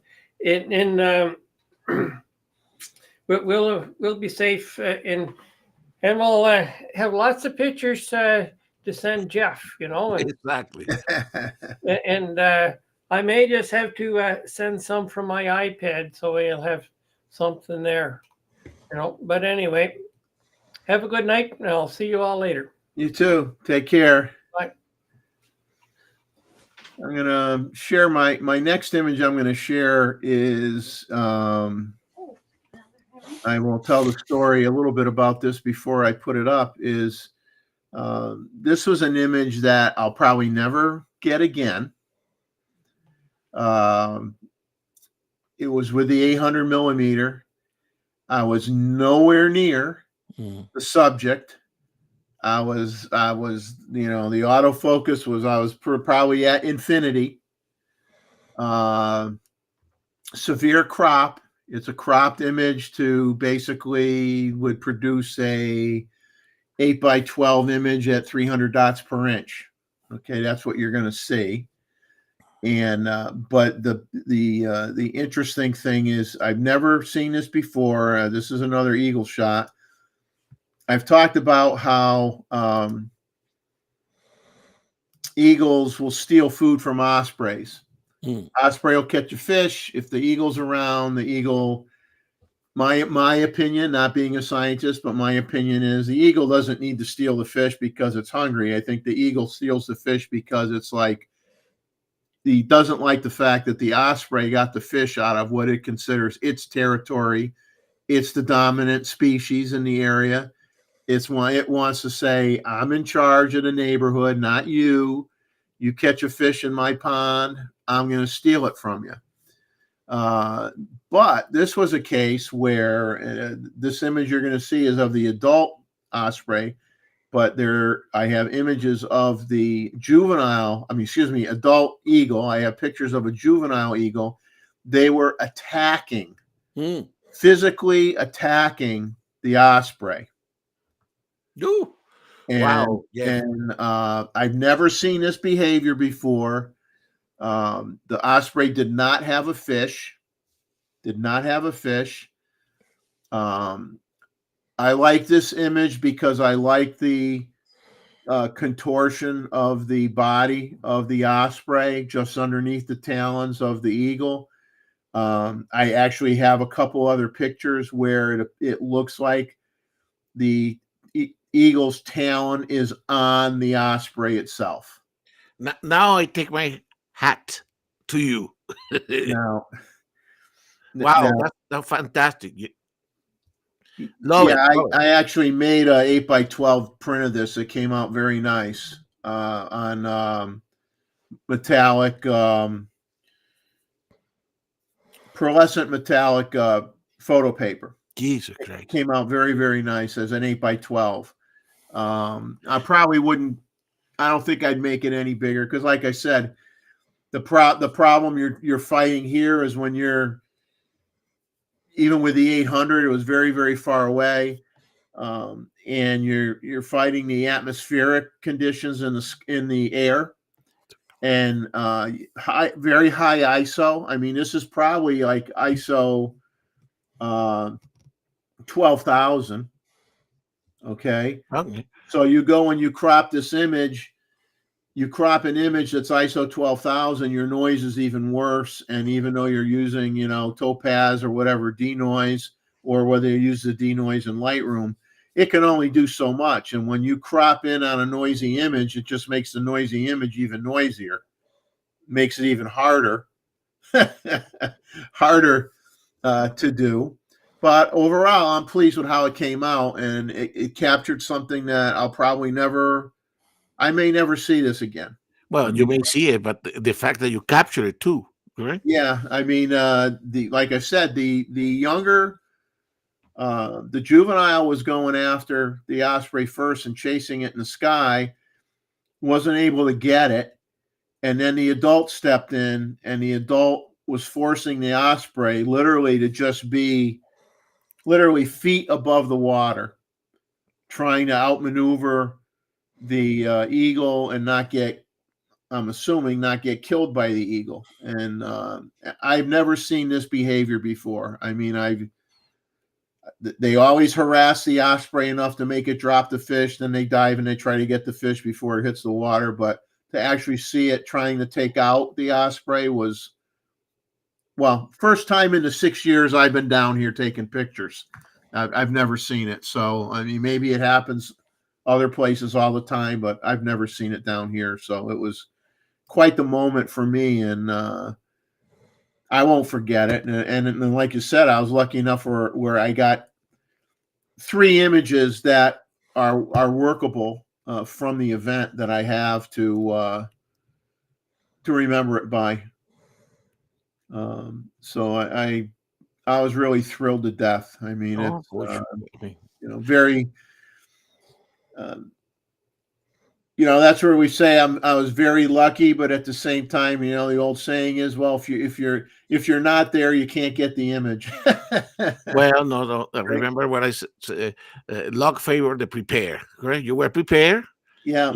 And no, that's fantastic, Jeff. And I don't the way you cropped them. Okay, it's good. I like it better that way, where they are leading into the frame rather than center completely. Yeah. So and the fact that you also got this against a nice background, that's a tremendous bonus. So yes, these are the images that you take 1 or 2 or 3 in a year. Correct? Oh yeah, and I mean, obviously, you get it, you're happy you got it, but then you start complaining about it, and you say, oh, if I wasn't at the opposite end of the pond, and I wasn't like so far away, because man, I would have loved to have been closer and had this same shot and been able to make a 20 by 30 out of this image, but I can't do that. I wish I could. I mean, I would, if I thought I'd get good enough quality, I would make a 20 by 30 of this and hang it up on my wall. But I tried doing the, in Lightroom, where you can go in and you can, it's kind of like gigapixel. You can make the resolution, you can upscale the resolution. I did that, but then when I cropped in and looked at it at 100%, I didn't like how it looked. So I said, well, I'm going to just stick with the 8x12, and the print came out nice. But I do wish I could make that thing as big as my house. But remember, Jeff, this type of shot, correct? And this is what we always have to emphasize, correct? You're reacting. You're not conscious. You're basically reacting to the situation because you practice, correct?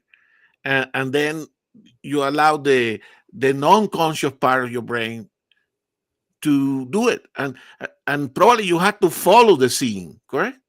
And what I did was I was shooting at still subjects on the other end of the pond. Exactly. Okay, then my eye caught this, and I was at a very slow shutter speed. Of course. Now, I did not have the time. But I had to react so fast. I didn't have the time to even look into my camera to see what my shutter speed was at. I mean, I knew I was probably shooting at, prior to this subject, I was probably shooting at 1/250th of a second or 1/500th of a second. Now, I programmed my buttons on my Z9. I reversed the front dial and the back dial, so so when I had to do the shutter speed, I knew I had to go faster, but I didn't have time to see what it was. I just took my finger and rotated the dial as fast as I could a couple times and took the shot, hoping that I was going to be have the shutter speed fast enough where I'd get a decent image, and I got lucky. But I mean, I didn't even have time to look at what my shutter speed was. I had no time to react. It was like, pick up the camera, spin the dial, in the direction to bump up the shutter speed, and try to get the shot and hope it comes out. And it worked out. Definitely worked out. But you never know how it's going to go. I don't have to tell you that. It's the difference between the getting a shot and not getting a shot literally can be 1 or 2 seconds.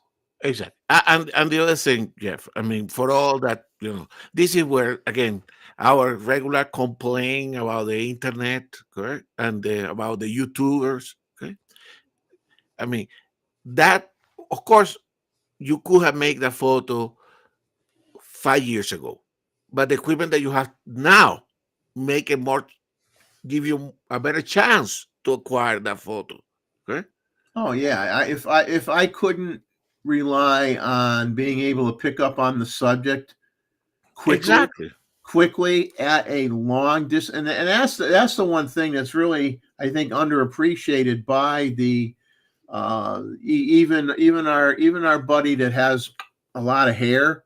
Had to admit on his show, the few times I've watched it, that this was before the Z8 came out, that the Z9 would lock on a target quicker than the other brands from a farther distance. The Z9 can lock on your target from a farther distance away than a lot of the other brands, and this is proof of it right now. Case in point, right there. Exactly. I was like so far away, ridiculously far away, getting that shot. Yeah, that's. But it's oh my God, and seeing it in person, even if the shots came out like garbage, this camera caught it Exactly. and I was just like blown away. I was so blown away. Well, I think I think most of the people that are here, that we are all, many of us are wildlife photographers, correct? So it kind of had priority. Did I see it? That's number one, correct? Camera comes second. Yeah.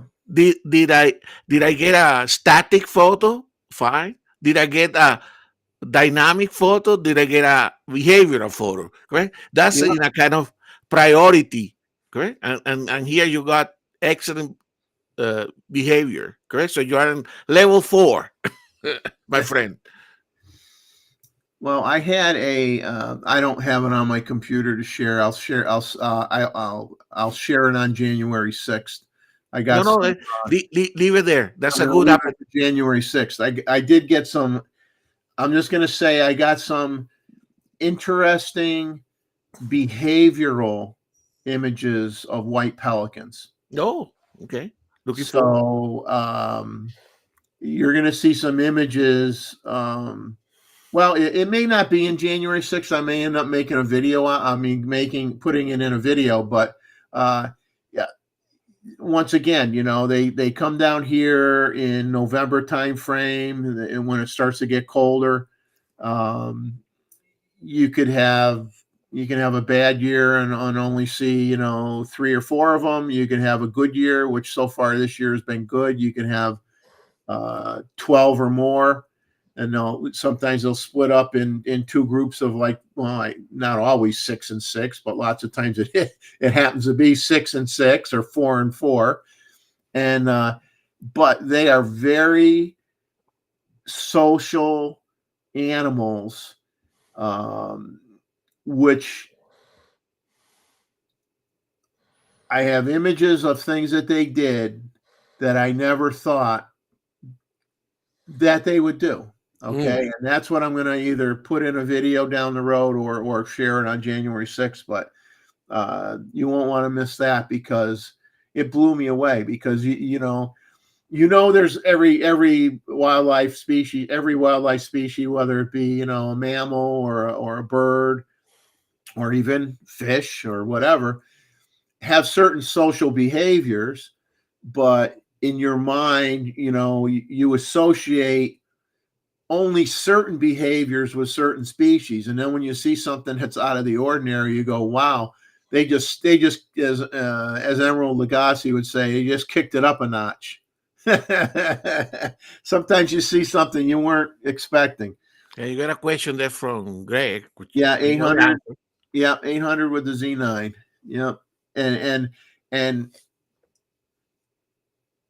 I know that the general consensus is, and I don't necessarily disagree, that the 600 millimeter has always been considered the best overall wildlife lens. But for me in the area that I shoot in, either I need the 100 to 400 or the 180 to 600 on my camera because they're getting too close to me, or I need the 800. that seems to be the way it's been working, and lots of times the pelicans, certain winter birds like we have the blue-winged teals. The blue-winged teals, and there are green-winged teals, although the only time I can tell what they are is if they go in flight and fly by me, and then I could see the color on the wing. You know, when they're floating on the water, you can't see it typically. Yeah. Very hard to see it when they're just floating in the water, but when they're in flight, you could usually see the color. But anyway, the blue-winged teals, they're not getting close at all. No. At all. They are way the heck out there. Once again, that's an 800 millimeter shot with a 30% crop at minimum to get a respectable size of the subject in the, on your image, for your image. Now, the 800 is a fantastic lens. I mean, I love that lens. I love it. And it takes converters, as we discussed before. It is a wonderful lens. And in combination with the C9 or the C8, wow, there's nothing that we cannot take, right? But no, fantastic, Jeff. Congratulations again, and see on behalf of everybody that is watching this, and we're looking forward to see the other images. Yeah, I mean, it was fun, and and if those were the only shots that you got for the whole day, that's fine. That makes your day. It's just like when the pros would go out and shoot in the film days. So if I got one good shot on my 36 exposure roll, I did good. One or two shots, I did good, and that's really what they would say. I mean, that would be in all the magazines you'd read, all the interviews you read. If I got one or two good shots out of a roll of film, I'm happy. And you see, one or two unique things like that, or shots that you got with the orcas. You don't forget those. You don't forget the experience, and that, and as good as your mind is today, 20 years from now, our minds might not be so good. You have that image now that you could always look at and remind you, and that's what's great about photography. Is I told my wife, who has no interest in photography at all, I said, everybody at some point in time takes an image, whether it be a person, a place, a thing, an event, that will emotionally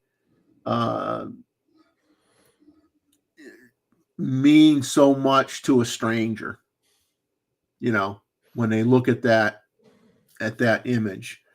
And that's the power of photography. No, sure. That says it all in one step, and it could be a unique expression on your grandchild's face, maybe opening up their Christmas present, exactly, and getting something that they've been wanting for a long time, didn't think Santa was going to give it to them, and then you capture that exact second of that look on the child's face, and then you don't ever forget that, or and it could be just that perfect lighting on that landscape, or that perfect action photo with you get the bison goring the stupid tourist that thinks that I could do a selfie from 10 feet away and this thing is not going to poke me in the behind, you know? I mean, but I mean, there's No. I know what you mean. By the way, we have Randall join us and Cooley also join us. Oh, here. Randall popped in. Yeah. Oh, Randall. I didn't see Merry him Christmas yet. to you guys. Yes, Cooley. How you doing? Randall, good to see you. Happy holidays to you too. I hope you had a good time at your brother's place. He was partying 2 days before Christmas. We're gonna tell on Randall. Yeah, no, I agree with you, Jeff. I think us as a photographers, correct, when you get an image that you particularly like, you remember, correct? I mean, I think I told the story. One day I will show the photo. I took a mountain lion in Yellowstone, correct? I think this was 2005 with a D100, correct? Every time I go there, I look at the same spot, correct? I go with the car, I stop. Here where I saw that mountain lion. We were there with my son and wife, correct, for watching that mountain lion for about 8 hours. Right? It's a one in a lifetime opportunity. But so indeed, and so you made when you go to familiar places like you get a good photo, you actually build a landscape of photo. I took this one here, that one there, this happened here. Actually, that's actually what brings you expertise, correct? Talking about being a guide, correct? It's you know where, because the animals are predictable to a degree of what's going on. He's been around. Hey, where? Hey, all of a sudden I look thin. I like this mode. And Randall, I can't tell that you ate too much because you're in a nice skinny frame too. So we all look thinner. But yeah, I mean that to me is the power of photography, and we all hope to, like you said, even like you said, over the course of a year, the shot that blows you away, you may only have 4 or 5 that you got a bunch that you like, but you're going to have a couple that just like, you're like, I don't even know how I got that shot. Exactly. I don't know how I got so lucky being there at that particular moment in time. That's what makes it great. But what I find infuriating, I think, with non-photographers, or let's say, I will pick on them, people that just take pictures with their phones. You show them like one of your favorite photos or whatever, and you say where you shot it, and there's so many people that just think that you get that shot every time you go out. They don't realize that, like that image that I showed you tonight, over a 6-year period of time, going to the same place, 3 times or more a week, almost every week of the year, except for the winter. I might not go quite as often because of the weather. One time, there was one opportunity. Exactly. And then, when people are trying to, let's say, monetize, sell their own images or whatever, and then people just think that, I've seen that shot by 100 different people or whatever. It's like, well, like it's an everyday shot, and it's not. And that's what I think frustrates a photographer is how long it took you to get it. How much effort you put in to get it. And the only ones that seem to appreciate it are other photographers. well, and that's one of the things that frustrate a lot of people. I think there are some people that have discussed that, correct? Particularly people that shoot this type of action, type of photography, wildlife, and that kind of thing, because you're not in control. That's an interesting angle there, Randall. Yeah, I like that angle. That's cool. Too. But the sad thing is I see myself in 2 places. I don't like that. Exactly. And Gustavo sees himself in 2 places. So what I was saying, the discussion point that we're having here is with the proliferation of actually YouTube and what you can find in Instagram, correct? Obviously, people put forward their best photos, correct? It's like you, Jeff. You put that one, let's say here on Instagram, and then people that are just coming into this hobby get frustrated and say, "Why can I not take that photo of the eagle attacking the osprey?" Well, because it takes many outings, many years, and then you get a chance. You better be prepared for that chance. Okay, so the people that stick with the hobby, because people get frustrated, correct? You say, "Wow, I'm never going to get to that level." I think everybody has the capacity to get to that level. You have to have the tenacity and dedication and the basically being obsessive to get to that, so that you put yourself in a chance to get the photo. I mean, if somebody, and I'm not saying this because I shoot it, because I never, until I moved down here, I didn't shoot wildlife at all. Okay. And I've said that before. Okay. Before I moved down here, I did seascapes, I did landscapes, I did old barns, I did dilapidated buildings, I did, that kind of stuff. Old cars. I did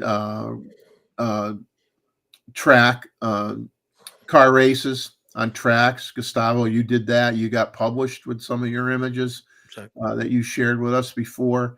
And I did macro as well. So I always did a lot of different things. And now it's 80%. I'm going to say 80% wildlife, and the rest is, macro or street photography or whatever. But the thing is, every genre is difficult. Like you look at wedding photography and you say, okay, well, what's difficult about wedding photography? Well, obviously, you cannot afford to miss the shot. You have certain shots that you have to get. They have to come out good. You don't get a second chance. You know darn well that you better have a backup you better be backing up your files to another card, because if you ever had a card failure, you could be no longer a photographer after that if you don't have a package to present to who hired you at the end of the event. But you're dealing with intangibles. You're dealing with, all the people that are there at the wedding that think that them getting a picture of the bride and groom is as important as the photographer getting the picture of the bride and groom. And you're dealing with sometimes difficult lighting situations and time constraints. And it's a pressure. That job is a lot of pressure in a short period of time to perform. Okay, so that is like the like I said, every genre has its own thing. Absolutely. Now you get into nature and wildlife pictures, or birds in flight, or birding, or whatever. You have a whole bunch of totally uncontrollable circumstances. You don't know what you're going to see. You don't know when you're going to see it. The light can change in the blink of an eye. The weather can change in the blink of an eye. You are fighting everything, and you have to be able to adapt quickly. Exactly. Sometimes you have a bad day, and you have to try to say, where can I take some images that are going to be where I can take an image where I'm not showing that crummy sky. Oh, okay. Type of thing, right? So you try to focus on changing your technique for that day to get a acceptable photograph. So I think, from a difficulty standpoint, wildlife and bird photography is one of the hardest genres there is. If you're doing car races, once you get good at panning, you could pick a spot on the track. You could say, well, all the accidents occur in this S turn, And people like shots of cars hitting each other or bumping into each other. You know, you go and you go to that race enough times, or you go to that track enough times, you know exactly where you're going to go to get the best angles and get the best shots. And once you know that, your subject's going to show up. It's not like the subject's not going to be there. Okay, you have the advantage of you're in a car race. You're going to have your choice of X number of cars that are going to go through that S turn. You're going to have hundreds and hundreds and hundreds of opportunities to get an interesting shot in that location. So it can be difficult, but it's not as difficult. You know what I'm saying? And people that do portraits in the studio, the beauty of that is, I mean, it's the same thing. Your subject's there. You're not dealing with the weather, and you have full control of the lighting. You can make the person look however you want them to look based on your lighting equipment. And still, they have to have special skill, correct? Because they have to know how to pose the person. Right. You got to have the rapport with the model. Right. So it's not to minimize that. Actually, the opposite. Right. Right.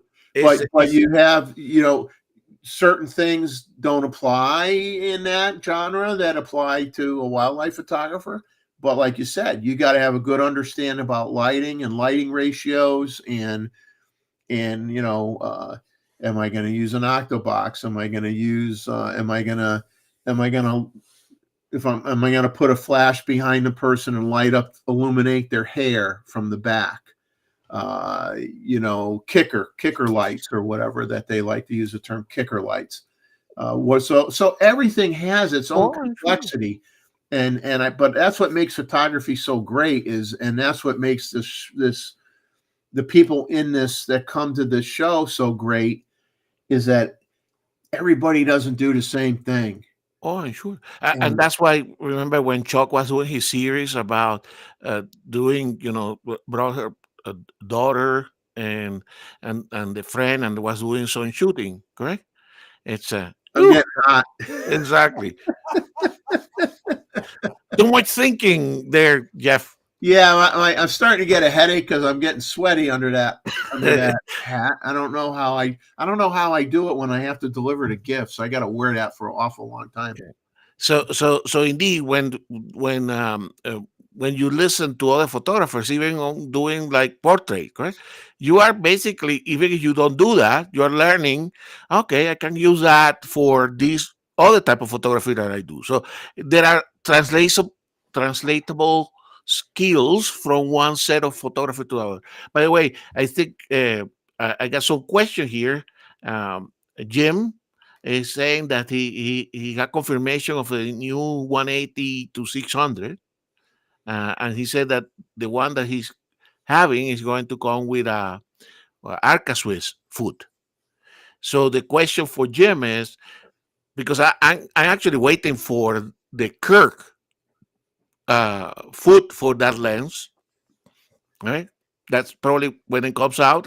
I will try to get one, but I want from Jim to tell us what brand he got for the foot, because it had to be a replacement foot, right? Yeah. Or only he machined something on himself. He called Albert up. Exactly. Well, Albert could probably modify the foot for you somehow.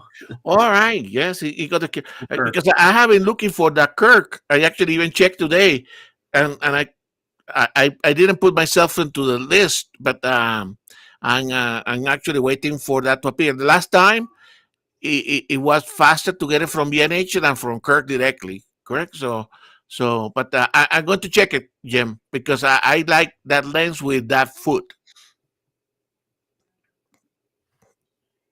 I was trying out the 100 to 400, and I love. Now, I don't have a tripod yet, but it works on mine. And I was trying out with the Z50. So it started raining. I was ready to do the teleconverter, the 1.4 and the 2, just to try out the images. But I was trying to track, and I need to find out, because I was trying to track an airplane. They have a lot of pilots that are learning to fly for the Air Force out here, and I have to open up my other eye to keep track, and then hopefully I can get the picture. So finally, I gave up at the 400 millimeters, and I just went back to 100 millimeters, and then I could get the whole plane. But I try to anticipate, and it's very difficult. I don't know how you guys can do it. I know you need a tripod, but when it's overhead and you have to hold it, I don't know how you can do it. I'll tell you, when I first had the and Gustavo probably he's much more seasoned with this stuff than I am. But when I got the 800, I'll be honest with you, I'm like, am I ever going to be able to get that bird in my viewfinder? Because my angle of view is so much smaller than, I was using the 500 PF. Well, there's a huge difference between the angle of view, believe it or not, of the 500 PF versus the 800. And so you have to change your approach. So for me, I can't say how lucky. I mean, to get the shot I showed tonight was just like the odds of me getting that shot were probably 1,000,000 to 1. Because what I try to do with the 800 is I try to, as early as I can, get on the target and follow it until it's in the frame, as large as I want it to be in the frame, or doing something interesting while I have it in the frame, and I get the shot. The hardest part with the long glass is if all of a sudden you just see something with the corner of your eye, to be able to take that lens and swing it around and get it on that target in a split second with that narrow angle of view, you only get there when you've used that lens a lot. All the time. All the time. Practice. All the time. So Randall, the technique, correct? For handheld and for tripod is different, correct? So and you can practice, correct? That's actually the reason why we shoot birds in our yard, is because we practice, correct? So when you go to the location and they say one of those parks, right? Then you are ready, so you can practice. But for what focal length you were using? 400? Yeah. Exactly. So this is what you have to handheld. Let me tell you a little bit handheld. Okay. For the camera, handheld, you have to use the same technique that you use when you're looking through binoculars. Okay. So with the binoculars, you're looking at, let's say, I'm looking at you. I'm not going to put the camera and then look at you. You keep looking at yourself and then you put the camera in front. Okay. Handheld, that's the best, correct? Right. Yeah. Don't move. It's the same the binocular, correct? Binoculars, you watch it through binoculars, you have the eye on somebody, and then you bring the binoculars to you. The camera is the same. You don't say pick up the lens and look through it and then try to find your subject. Well, you lock on with your eyeballs first. You lock on and you keep looking at the subject the whole time, and then you bring the camera up to your eye. Exactly. You will have that object in your frame. Exactly, because your eyes already have the already framed what you're looking. So you are basically bringing the camera until the camera matches the angle of your eyes. Okay. Right? Well, I tried that, and I had both eyes open. And the thing is, where is that guy? No. Well, I personally, I rarely do. I sometimes do the 2-eye open thing, but usually I'm just using. I'm obviously using 2-eye when I'm looking at the subject, but when I bring the camera up to my eye, I'm not keeping the other eye open. I'm looking through the one eye, through the viewfinder. Try that one with a static subject, correct? You get a static subject, you look in it, bring the camera, look at it, bring the camera, look at it. You do that multiple times, and eventually you can even do it with flying birds, correct? Yeah. That's for handheld. For the tripod, the technique is different, because for the tripod, you really have to get behind the tripod. So that technique doesn't work. correct? So the tripod actually, you and many of us do that on the long telephotos, correct? You have to use it like as it's like using a rifle, correct? So typically, you are basically looking at the subject. You first get your bearing, and then you go up or down in the same direction, okay, until you find it in the viewfinder. Okay, so the technique for long telephotos on tripod is very different than handheld. Okay, and that's why in the old cameras, okay, the long telephotos, when you have the hook that has a little knob, you actually align the knob when you put your hook with the shoe for the flash. So actually, you are using that like a sight until you get, so that you can get your azimuth or your direction, and then you go up and down. Now, once you have located the subject, is the subject is moving, correct? You actually have to navigate in a way through the branches. You have to know, this moving, this guy moved to the branch to the right. So you follow like the landscape, correct? You follow the landscape by saying he moved to the right through this branch, I'm going in the same direction, correct? So there's some technique, but the only way for this is to practice. Correct? Mm-hmm. This is just to practice. So first, handheld, just take a subject. It doesn't have to be a bird. It could be and then you put it in front of you. Put it in front of you. A part of the fence in your backyard. Exactly. Or a branch on a tree in the backyard, or anything. You pick anything and just get used to, like, lock on with your eyes, bring the camera up. Lock on with your eyes, bring the camera up.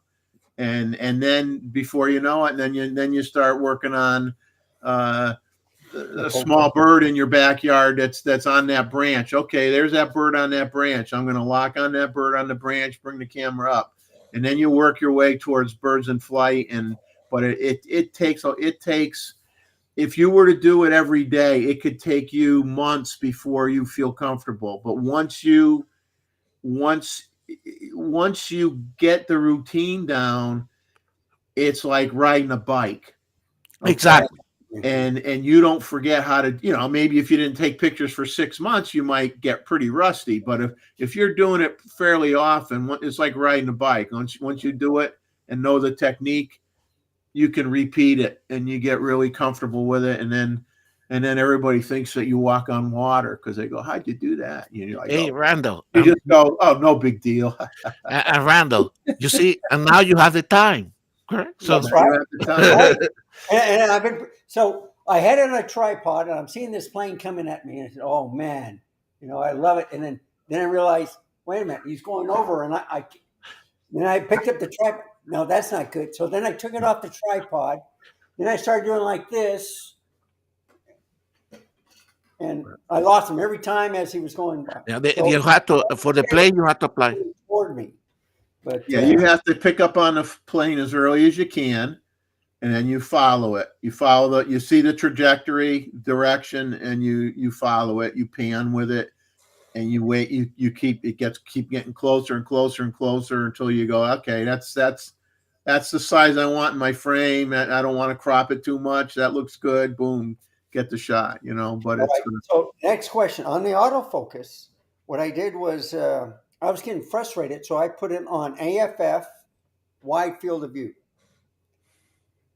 Any suggestions? I tried the point. I tried a couple. I just couldn't get it. So I just said, I'll just put the wide view, because I was having a hard time holding the thing and then moving at the same time.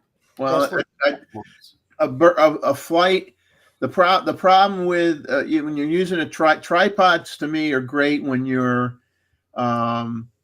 you got a bird in a nest.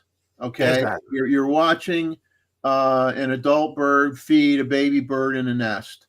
You want that you want to use as low an ISO as you can, as low a shutter speed as you can get away with. You want that you want very little noise in that image. You want it to be perfect. And if you hand hold it, you're going to have to use a faster shutter speed. You want to be able to knock it down. You put it on the tripod. You can you could shoot it at a very low shutter speed and have better image quality because you have it fast enough so that if there's a little movement, you know, you don't have blurry birds because they're moving a little bit. But I'm just saying you can fine tune your image because the subject's in a small area and you're picking it up as it's flying into the nest, flying out of the nest, and what's going on inside the nest when the adult leaves. And that's great for a tripod. But when you're in a more less controlled environment where you're trying to find your subjects, the subjects are always moving around, flying from one side of a pond to another side of the pond or whatever. You got to get comfortable with hand holding and working on those techniques, because you can't adjust even with a gimbal. If and it depends on what you have on your tripod. If you have a gimbal head, yeah, you can easily be tilting it up and down and swinging it left or right, but it still isn't going to move as good as you holding it in your hand. So some people say that you have to keep your elbows in while you're panning so you can, keep the camera stable. So I've been practicing on that, but I was just wondering if you had any. Yeah, you gave some great tips. It's Well, just, I know about birds where you try to put your elbows into your body, but if you're panning, it depends if you're shooting video or stills, because that matters too. Okay, if you're doing video, you got to twist from the waist, right, because you want it to be smooth. Okay, you're not moving your feet only. You're not moving your feet. You're keeping your feet planted, and you're twisting your body. And obviously, you only have a certain amount of rotation that you're going to be able to do, but it keeps it smoother for video.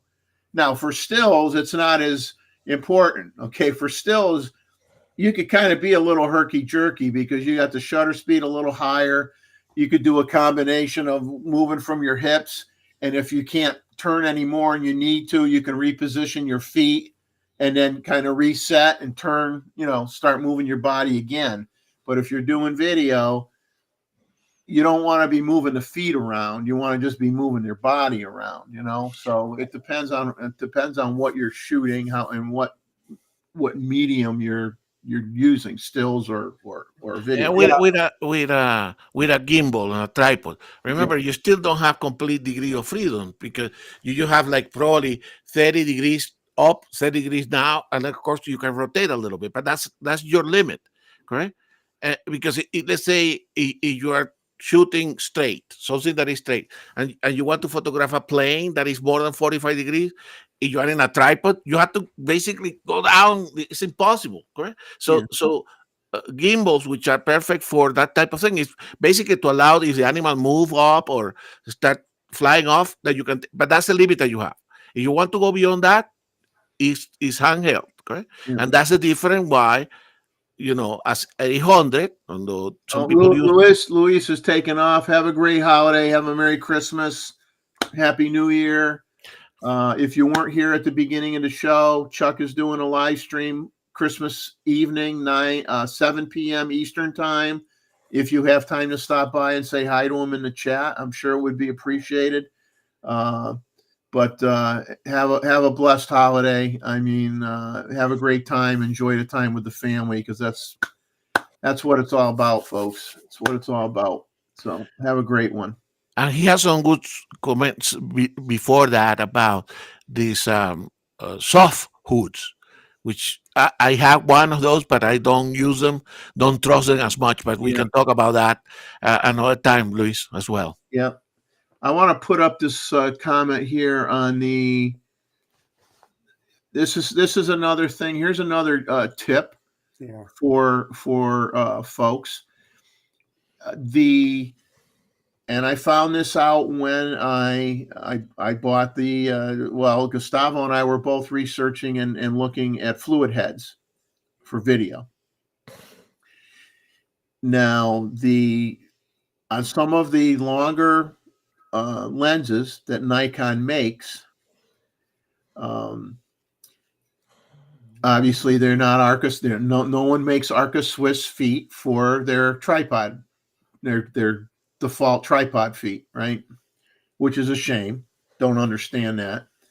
So you have two choices. You buy a Kirk or equivalent foot that's Arca Swiss compatible, and sometimes you can replace just the foot. Sometimes you got to do the foot and the collar. It depends, right? Now, or you buy a plate, Arca Swiss plate that you attach to the bottom of your camera foot. And what I found was this is relative to using a gimbal. If you get your plate so it's exactly the same length as the foot, you're probably going to get yourself in trouble using a gimbal, because you need to add like an inch on each side, 2 inches longer at least than your actual foot, because you need to be able to balance out your lens on the gimbal. And the foot size for your lens is not long enough to allow you to balance that lens and your camera body. So what I end up doing is I do buy, I think for my, if I'm thinking right, I think for my 70 to 200, I bought a Kirk foot. For a lot of my other lenses, I bought plates, and they're longer than the foot, so they work perfect on the gimbal. And I just bought new plates for the 800 and the 180 to 600 because I'm switching my how I connect to my camera.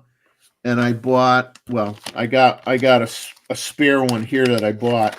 I got it wrapped for Christmas, so I can't show it. Self-present. I'm switching to what they call QD. The QD. Yeah. Because I bought the plate for the QD because these are made for rifles. These are made for the military. These things, because when you use the carbinger now, that's on some of the camera brands with the clip, it's a pain to then disconnect that and slide your foot on a tripod head quickly. So I bought some plates with the QD hole in it, and you just have a push button. You can see the button. Yeah. You have a push button. You got ball bearings around the periphery. Okay. You have ball bearings. You just push in that button, you stick it in the hole on your tripod foot, and now you're taking all the weight off the camera. So you're not, using, let's say, a camera strap going onto your camera, and you got the 800 millimeter lens hanging on it, and you're putting stress on the mounting, where the lens mounts to the camera. You want to take that stress away. So you want to either clip or do something where you're hooked up to the foot, so that the foot is taking all the weight, not the camera body. And this way, if I want to go and now take that lens and get it on a tripod head really, really quick, I just got to push one button. Disconnect.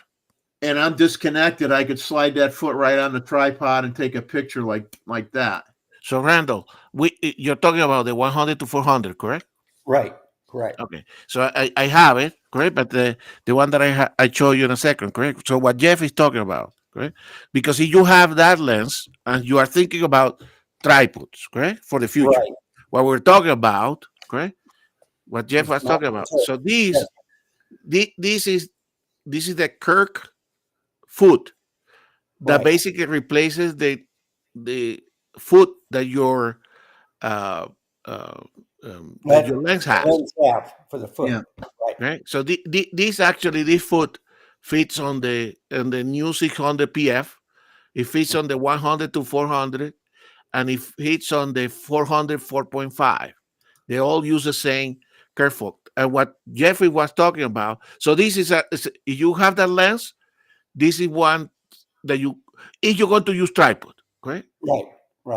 All right. Now, so this is a good addition to your 100 to 400 if you're going to use, because as Jeff was saying, it's an arca Swiss, correct? You can see Right. here the groove. But what he's talking about, that connection fits this here. Okay. Okay. Now, I I know that what Jeff is saying correct, and but you can also have a screw connection here, correct? You can also have another I've seen connection. this Screw. tripod Actually, screw. one thing that I would like to have, Jeff, so you know, is actually have it two in my. I'm not use that much of a what it calls sling or something like that, but to have a double so you can mount it in two different places, one with a screw and one with that system that Jeff shows. But that thing that Jeff showed fits into this, correct? So it can only be pushed out. Now, I tell you one thing, this foot, correct, needs to, it basically attaches, correct? But if Roy will be here, he will tell you, you always have to be conscious of checking that it's also well secured with the screw, because that's the way Roy actually dropped his C9, because these things, if it's not completely screw tight, then you can get out of that foot just by this small lever here. Right? Oh wow! So Yeah. you need to be careful, and that's also applied to the Nikon foot, because it's attached the same way, correct? But I always obsess checking that this is well tied up, correct? I take the camera, correct? I mean, here you have the same foot on the 600, correct? EF, right? Oh, and so the first thing I do, tie this firm, correct? Right. Because obviously this lens is, of course, very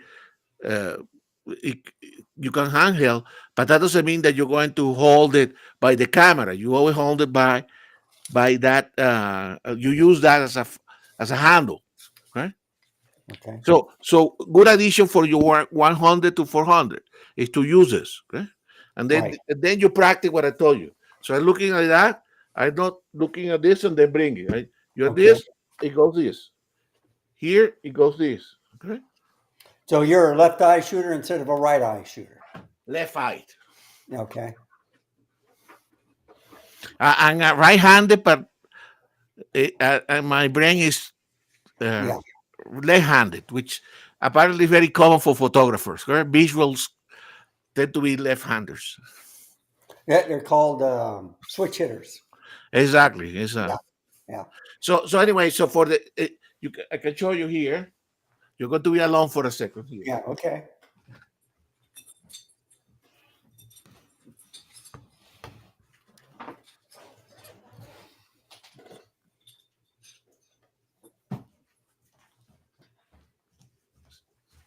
See, this is the 100 to 400.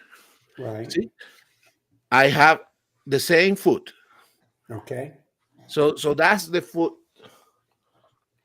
for that replaces the Nikon one, correct? Right. But so you only need that if you're going to use tripod. Well, I have a what is it? A Roby, but it's not the one. I'm looking for a better tripod to use that.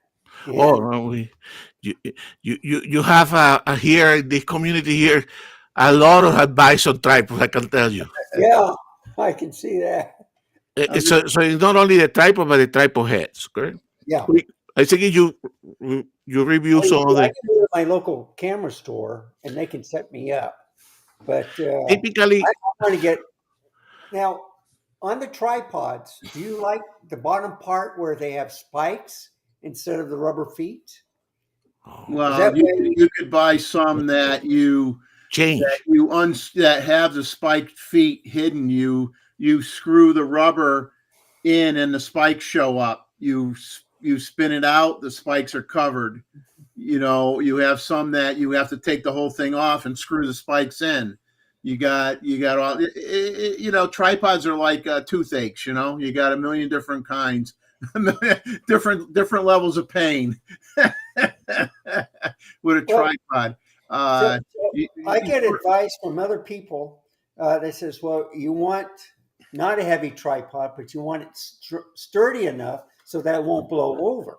So they were talking about getting the spikes, one that have on the tripod. What helps you, the spikes are for uneven ground, on sand, on a beach, or something like that. But for keeping it from blowing down, usually the tripods have a hook underneath them. You can hang a camera bag from it. You could buy a bag that you put rocks in it or whatever to add weight to it to help stabilize it. That's really how you stabilize it more than the spikes are not going to keep it from blowing over. Randall, we Jeff and I did in one of these shows, I don't know how many, probably I don't know what episode, but we discussed a lot about tripod, how to attach the head to the tripod. I made a full presentation on one of these shows.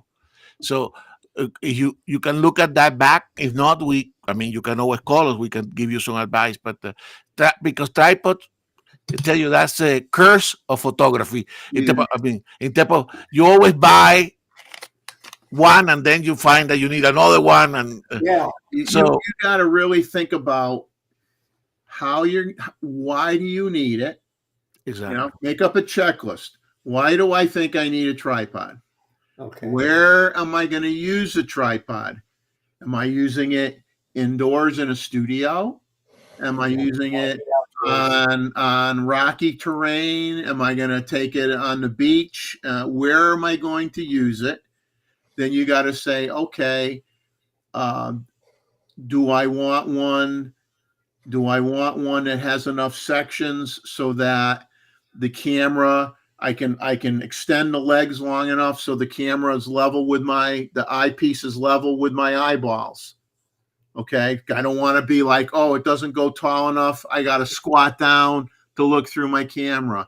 You don't want that. You want to make sure for your height that it at least goes up so your eyes looking through the viewfinder at a minimum. Okay. And then you got to talk about price. And you want to travel. And you could spend, I'm not even talking about the tripod head, just the tripod. Like you really got to think long and hard about how often am I going to use it? Is this an occasional use thing? Is this going to be, I'm using it 40% of the time I'm taking pictures? Because you could buy a tripod for $90 with a head on it.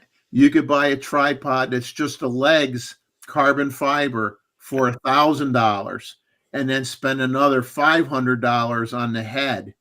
And you don't want to spend that kind of money if you're hardly ever going to use it. So you got to find a balance between cost and your use case. And maybe you end up with a tripod that comes with a decent head on it, and you're spending $300 to $500. Okay. But it all depends on your use case, how often you're going to use it.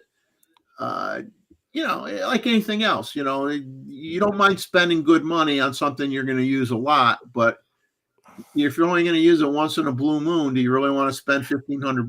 But I tell you one thing, we all here spend good money on bad tripods. And then we ended with a relatively more expensive. So I think real Nikon lover Jim is saying carbon fiber. The good thing is carbon fiber was prohibitively expensive a few years back. Now it's relatively inexpensive. So, but just the misconceptions, Randall. You asked about spike, correct? And some of my tripods have that you can exchange and put the spike. And I've shoot wildlife and just shoot wildlife. How many times do I put the spikes in a year? Okay, I shoot every weekend, and nowadays I retired, shoot every day. How many times I put the spike on my tripod? Maybe once or twice in a year. Oh wow! So don't concern yourself the rubber foot for the most tripods for outdoors, it's perfectly fine. More than adequate.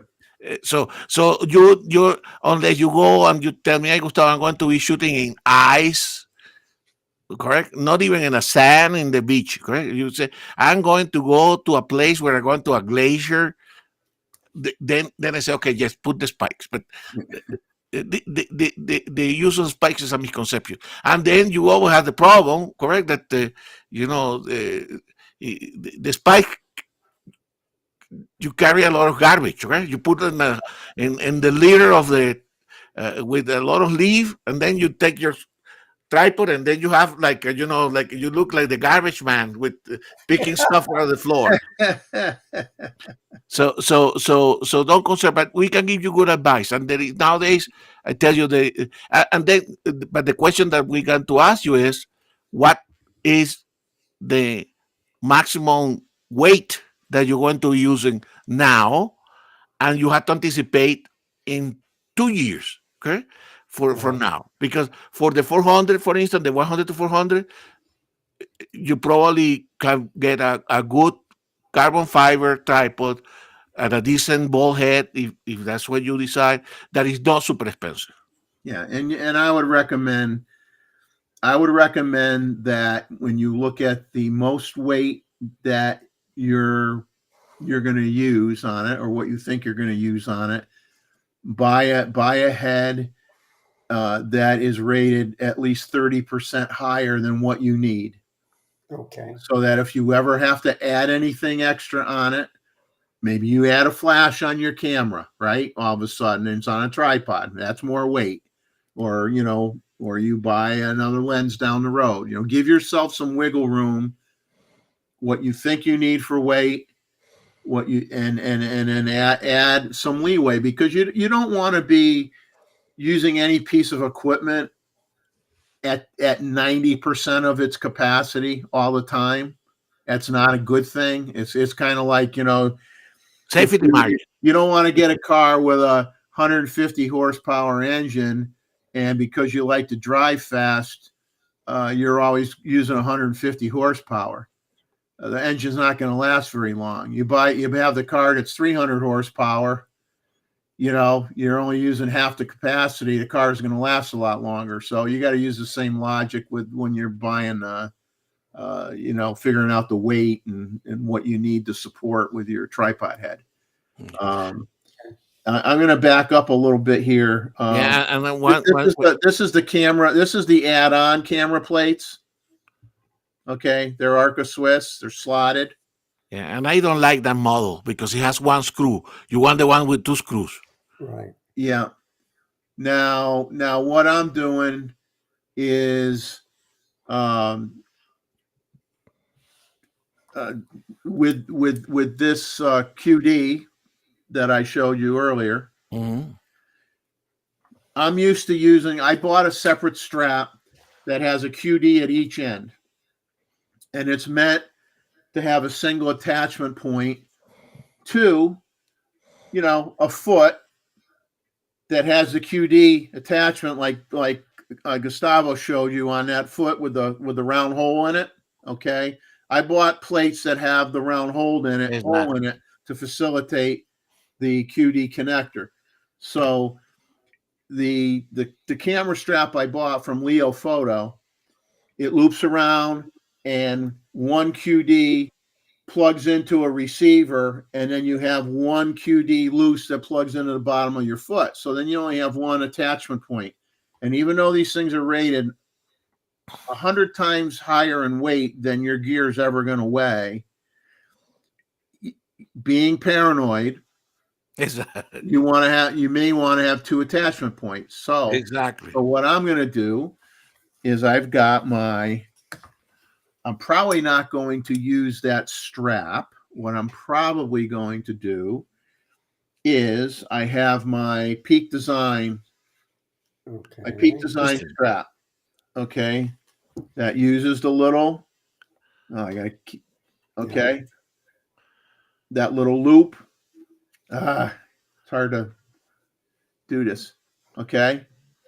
That slides into the strap. So what I'm going to do is I'm going to use my Peak Design strap because it's very comfortable.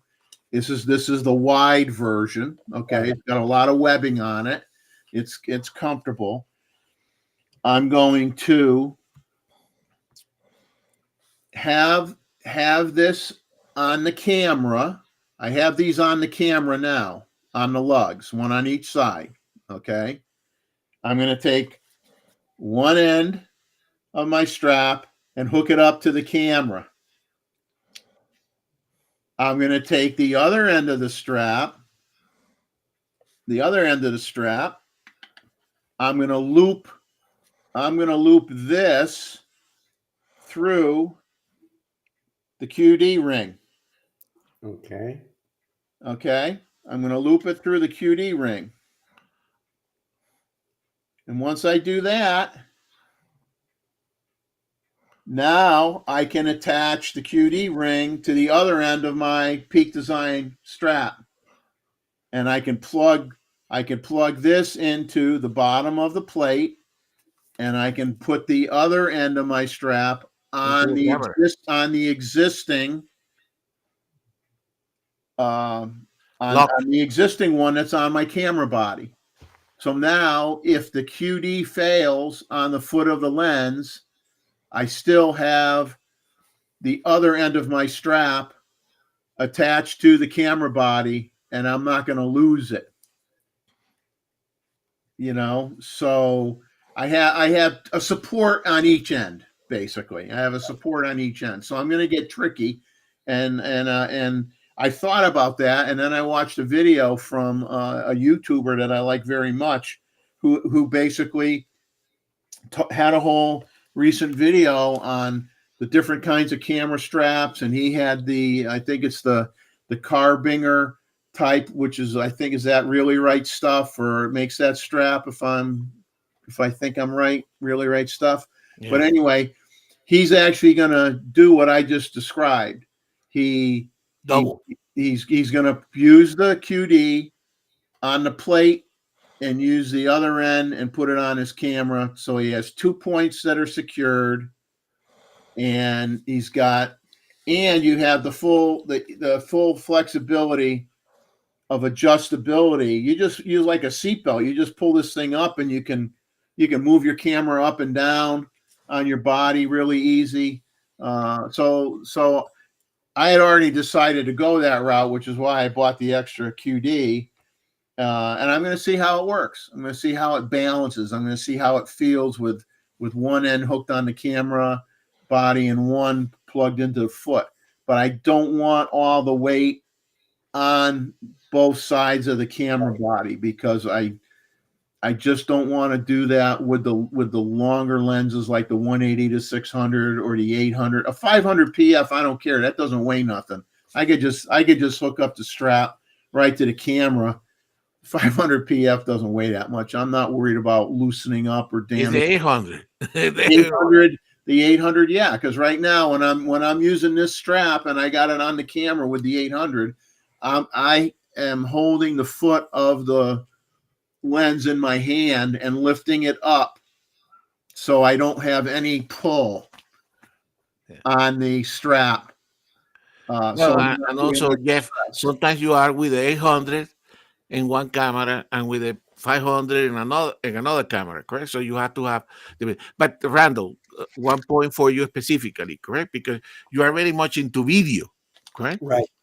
So for you, my recommendation, and I think Cooley is asking some questions, so I'm going to answer that question because I do have a preference tripod head. But in your case, correct? Because you are very much into video. Obviously, for you, once you get your tripod selected, for you, my recommendation and Jeff's recommendation will be for a tilt head, correct? So that because you're going to do a panning and all that kind of stuff. So for sure that would be the best option for you, rather than a gimbal or what I'm going to show to Cooley here, right? Which I'm going to grab. Let me grab that one. And if you're not going to use it for stills, they sell what they call video tripods, which are a different design than a tripod for stills, because A video tripod typically has, it's like the legs are like spreaders. You have support, you know, across each leg. It's a different design. It's made for video. So if you don't think you're going to use it a lot for stills, you might want to buy a video tripod rather than a conventional tripod. I mean, you can use the conventional for both. I do. I use the conventional for both. But if you're a 90% video guy and a 10% going to use it for stills, you might want to buy a video tripod. And a lot of the video tripods, instead of the foot being like moon shaped, the rubber foot being moon shaped, they'll be rubberized and they'll be flat, and they swivel on the end of the foot. So they're self-leveling. Okay? They're self-leveling. So you may prefer a video tripod versus a conventional tripod. So look at both. Look at both. And Jeff put a good video on that one too. But basically, here in this tripod here, which is a Gizzo. Right? Now, this for me and what I do, this is the best tripod head that exists at this moment. Wow. It's expensive. It's called the Flex Shooter. Okay. Right? Because it basically can support a 600 F4 or a big, and it's this small, correct? So for instance, now that I travel to California, I didn't bring my gimbal. I only brought this one, right? Okay. And so this Flex Shooter, it functions like a gimbal, but it functions like a ball head, right? And you can do some element of leveling as well. So this is by far the best tripod head in terms of flexibility, correct? And it's called Flex Shooter. Flex Shooter. Okay. And you can see, and I explained that one in that all my tripods, because I have several. This is actually my heavy duty tripod. I put a system here, real right stuff, that I can change head very quickly, correct? Okay. I explained that. See, this is like perfectly attached. So if I want another type of head, I can put it here and attach it quickly. Right? So, but this is the best at this moment, Flex Shooter. Just because you want to travel by plane, this is heavy duty, but you don't carry a big gimbal. You don't carry like Jeff and I have the same pan and tilt head for video. That one you cannot travel with. That traveling that in the suitcase is ridiculous. It weighs like 5 pounds or something like that. Right? It's not for the quick travel trip. It's for I gotta do something, and I'm gonna try to make money off of this, and I need everything to be as perfectly smooth and as possible. And I'm paying for it with the weight, but it's not something for travel. But I use, and you probably had this. You might even have this tripod head. Is my other tripod head is a well, I got multiple tripods, but I got a Markins tripod head, ball head, that I like very much. There are so many choices. I mean, it's you know, if you live near, let's put it this way, if you live near a major retailer, you know, not Best Buy, you live near a major photocentric store, you could explain what type of photography you take, where you take it, what you're looking for, what your budget is, and you could just say, I want the best tripod head combination for this scenario, blah, blah, blah, and I don't want to spend more than $800, or I don't want to spend more than $500, or whatever, because if you just leave it up to them, they're going to send you. They're going to sell you a $1,500 package, or more than $1,500, because they're going to assume, well, if you're giving us the choice to tell you what the best is, and they're a salesman, they're going to sell you the most expensive stuff they got in the store. Rand, the good thing is that nowadays there is great choices at all sort of budgets, and for all sort of uses. But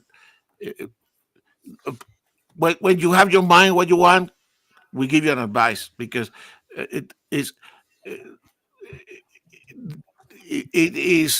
easy to make a mistake on that one, correct? And we ended with many tripods, and also, what do you want to do, correct? For instance, that tripod, it only fits in a big suitcase. So at this time, I only wanted to have a carry-on, so I got a system. That's why I have the interchangeable heads, correct? I had a system that is a travel tripod that fits in a carry-on, correct?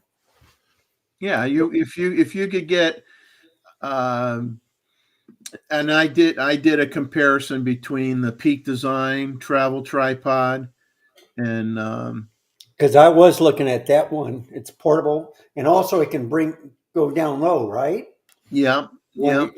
But I did a comparison between. Let's see. You're making me get up, man. After being sitting there for a long time, it hurts.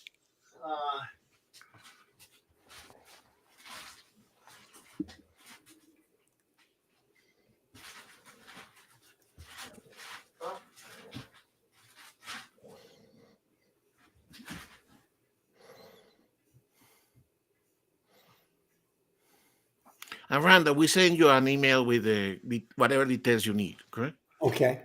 All right. Just let me know, and because I mean, you get the send invite, so I get your email, right? Okay.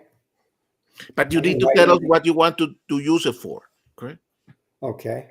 Because basically, when I go downtown or something, it's video, but then I'll take some stills and stuff. But what I got the idea from Joe Mann. All right. He takes his drone up, but then he mentioned that he got permission to go to the top of the buildings. Okay. Not for his drone, but to take pictures. Okay. And, I can do that downtown, and I'm interested in that. Right now, the lights are so beautiful with all the Christmas lights and stuff. I got to show it off. So, I've got both the Peak Design tripod. I only review stuff I own. Right. Me too. If I like it. I will talk about, if I talk about something I don't own, I'll explicitly say I'm basing my opinion on the available specifications only, but I haven't used it yet. But usually if I'm doing a video on something, I have to own it. So I own the Peak tripod, travel tripod, and then I bought the High P tripod. That's a travel tripod. Yeah, I've heard about the High P. That came out. And so let me see if I can change the screen here just so I show up bigger. The Peak Design aluminum travel, one for about $380. I have the carbon fiber version. Yeah. Which is about $500 and something. Oh, $600. Yeah. Yeah, $600. Yeah. The High P is, to me, as good or better, in some ways better than the Peak Design one, and this was half the price. It's carbon fiber. Okay. You could go back and look at some of my videos, and I have a comparison. But these are travel tripods. Okay, they're not as heavy. I've got, like, Gustavo's got a Gitzo, right? Tripod, correct? Yeah. I've got a relatively old, but I've got a Manfrotto carbon fiber tripod, which is also very good. But for taking that for travel is not really that realistic because I'd have to put it in my checked bag. It would not fit in a carry-on bag. Exactly. I mean, whether it's a high P or a peak design, these aren't much bigger than a compressed umbrella. Right. These aren't much bigger than an umbrella. But how far does it stretch out? 7 feet? 8 feet? No, probably. Well, it put it this way, I can have it where maybe I'm putting my head down 2 inches. And that's if I don't extend the center column. This one I can extend the center column up if I want to. Although probably he doesn't want to because center Right, columns you are. gotta weigh it down if you're using all the. Well, if the thing is with like center columns that move up and down, some people don't like them at all. It all depends. Like this has 3 points of contact on it. Okay. Okay, so it's a lot sturdier than one that just has a single column post going up, which is what you have with the peak design. Right. That's one thing that's improved on this. Once I tighten this thing up, I'll tell you this thing is as solid as if it was all the way down. It really is. And I've used this thing up with the Z9, even this little tripod with the Z9 with the 800 on it, and it can hold it. It can hold the weight. It can hold it. Now, is it as good as my Manfrotto? No, it's not.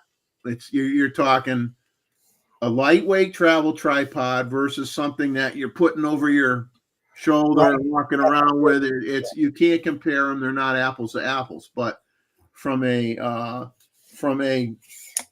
point of view, is this good enough on vacation? The few times you might need the tripod taking a landscape photo or whatever, absolutely. Yeah. Absolutely. It's going to do the job.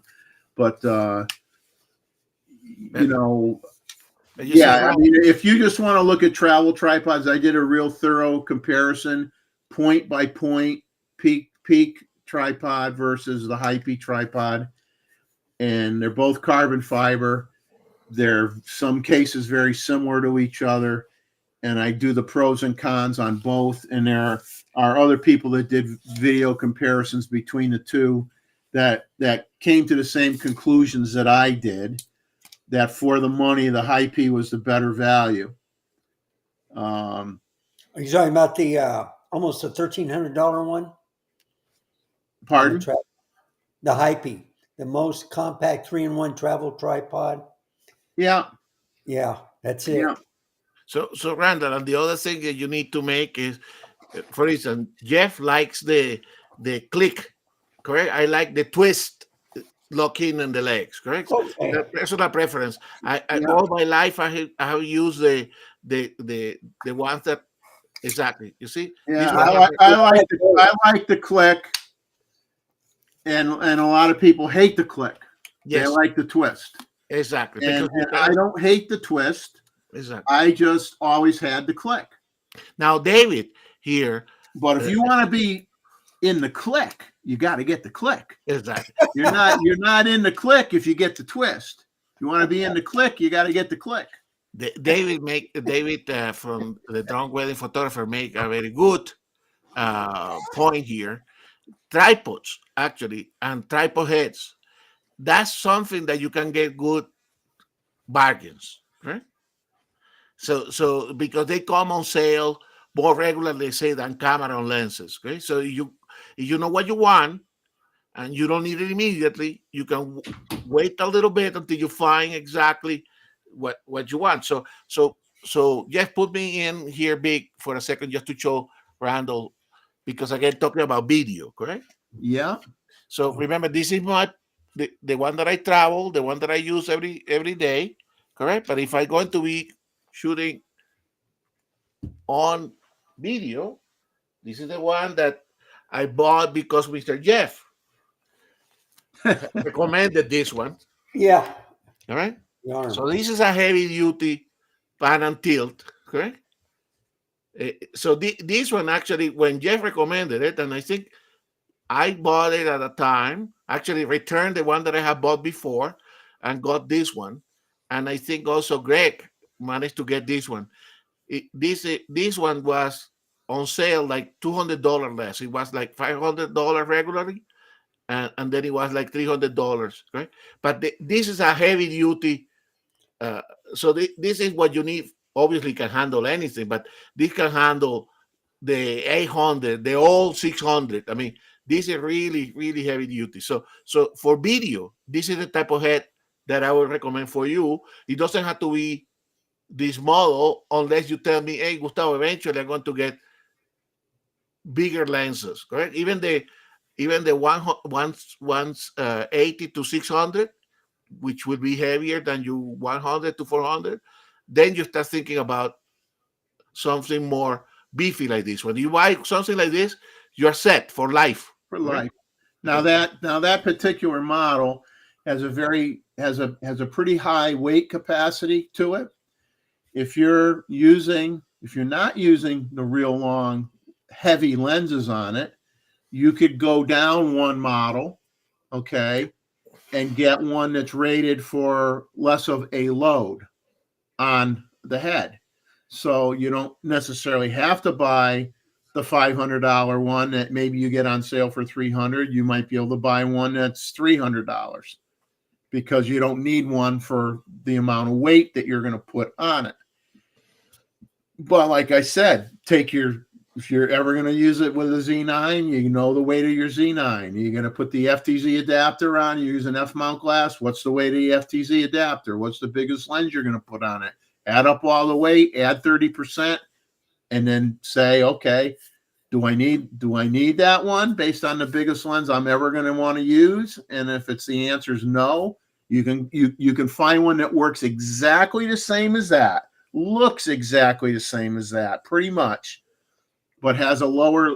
It's smaller in size because it's for a lower weight, and you can save yourself some money that way. Now, what Jeff was telling you about it is this, correct?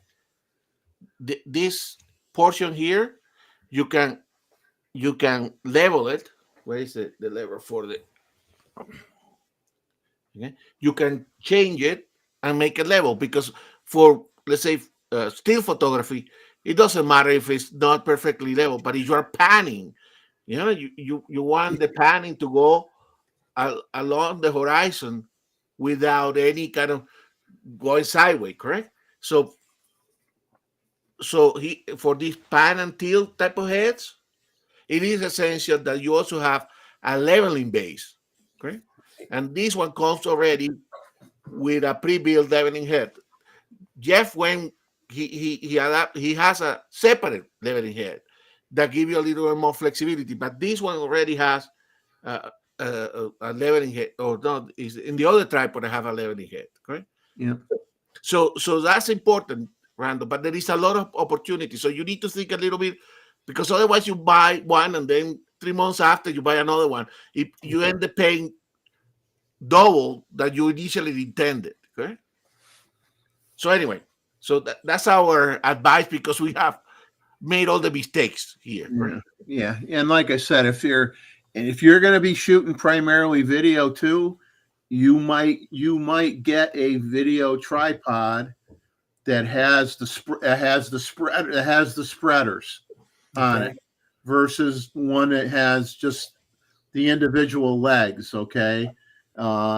If you're not going to do stills, but like you said, you got to look at those carefully, because if you decide you want to shoot low to the ground, can you remove the spreaders so the legs act like a regular tripod so you can get really low to the ground? You know what I mean? If they're all tied in with like a base, then you can't. You can only go as low as the legs collapse. You can't spread the legs out on a different angle to get really, really low to the ground. So there's so many. Like I said, you have to make yourself a checklist, and you have to write down what you think your requirements are, and go to a reputable dealer. Give them a ceiling with the price based on how often you're going to use it. I mean, why spend a lot of money just to spend a lot of money? Decide how much you're going to use it, and say, like I said, whether it be tripod. I want a tripod head to do this. I need this. I don't want to spend more than 800, or I don't want to spend more than 400 or 500, whatever it is. And I'll tell you, yeah, I got the $1,000 tripod without the head sitting behind me with the 800 on it. But I got 2 travel tripods too. So are you always going to have one? No, one. You will probably eventually end up with 2. You'll have your beefier one, and you'll have your and then you will have your Travel. beefier one, and then you'll have your travel one. But anyway, but I think again what David said is true, correct? There is a lot of deals on tripods, and so hold your horses. Yeah. Get yourself what you want, and then wait to pounce for a good opportunity here. Yeah, and you know what? It's funny. You may want to because like I said, at some point, worst case, you'll have 2 in your lifetime. Yeah. You'll have 2. Now, what you could do, you buy the best travel tripod that you could get. You try that first, and you might be happy enough with the travel tripod where you don't have to buy the more expensive one. Okay. If you buy the and you know what? If you buy the travel tripod one and you say, I like it, but I wish I had something a little more heavy and solid and, that type of thing, then fine. Well, then you go get the other one because you're probably going to end up with 2 anyway. But if you start out with the travel tripod for your use case, you might find that that's all you need and you don't end up spending the money on the more expensive one. And if you do decide you want it, you didn't throw your money away because you're still going to want the travel tripod when you travel.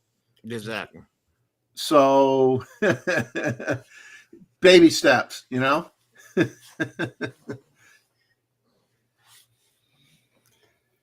I got my small rig on my Z50, and I have it on, I think, a Roby tripod, and it's pretty good. I see a lot of people doing the mistake where they attach it to the camera. I always attach it to the foot of the lens, and I think it's more secure that way. And then with all the problems, the Z8 was having problems with the lens was they're putting too much pressure on the camera, and the lens. Yeah, if you're going to have a long lens, you want to use the foot. Right. If you're using a and hey, you could use a tripod with a landscape lens. You could have a 20 millimeter lens that weighs nothing and still use a tripod because you're going to shoot at very slow shutter speeds, and you need to put it on a tripod. Right. So in that case, you don't need, a 20 millimeter lens isn't going to have a lens foot on it. So you're going to use the threads on the bottom of the camera. So you use the foot when the lens is heavy enough, and then you use the foot. If you're putting on a 105 millimeter macro lens or smaller, then you just use the foot on the threads on the camera body. You don't have to worry about the weight,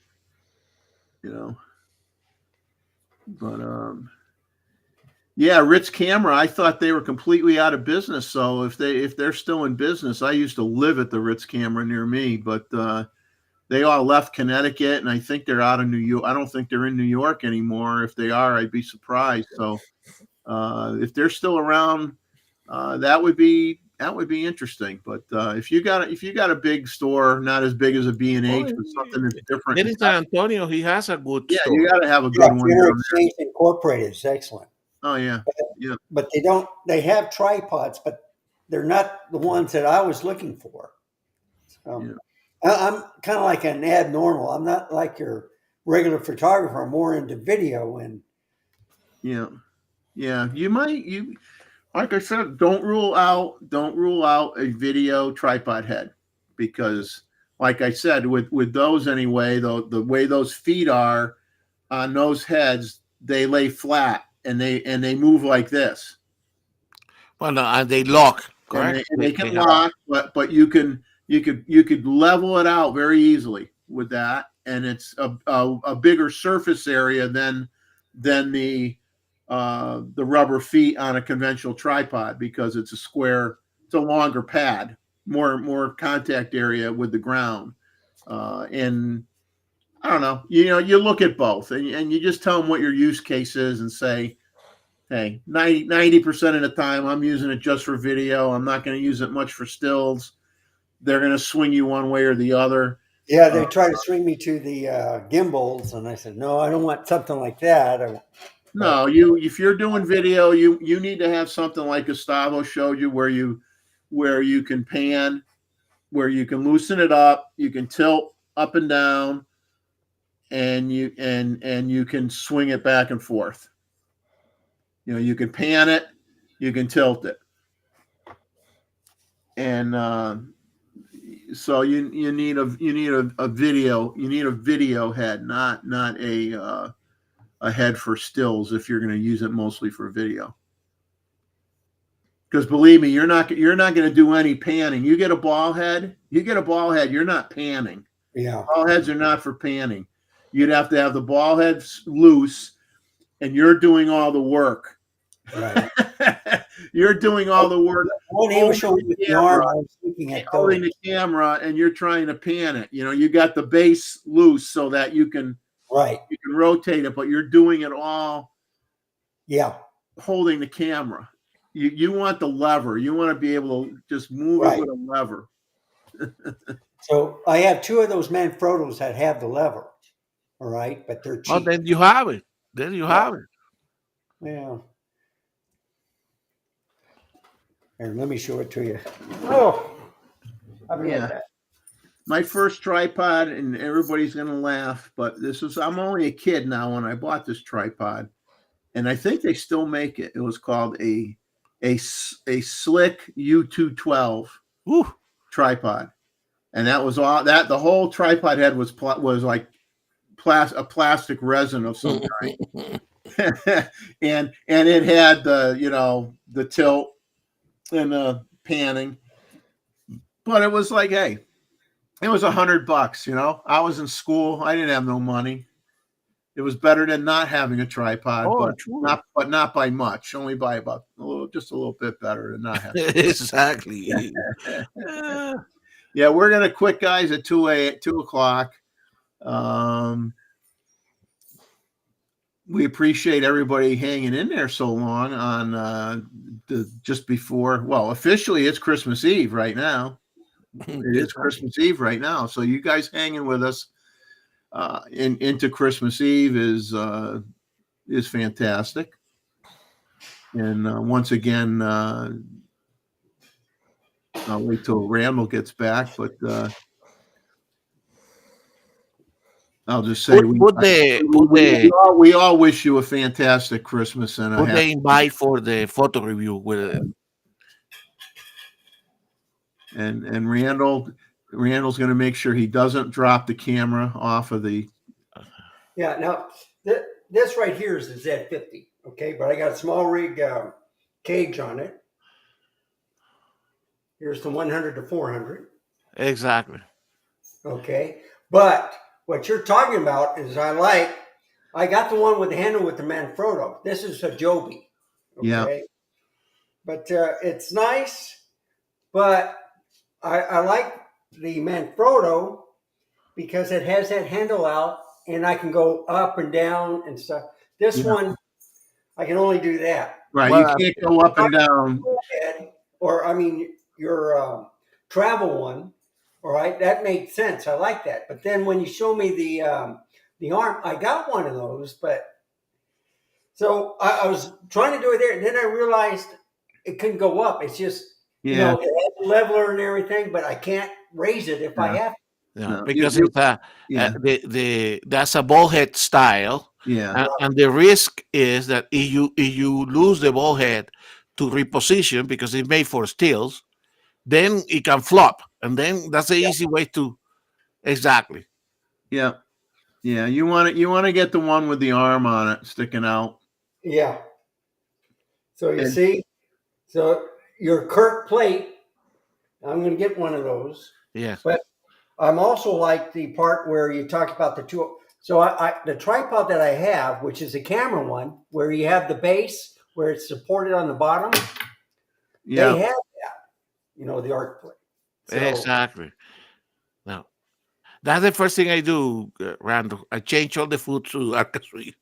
and I'm going to do that.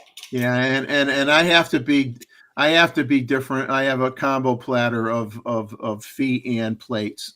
Exactly. No, I like the flexibility, and that's the other thing, Randall, that you show that little Arca-Sui plate converter. That's what I was telling Jeff.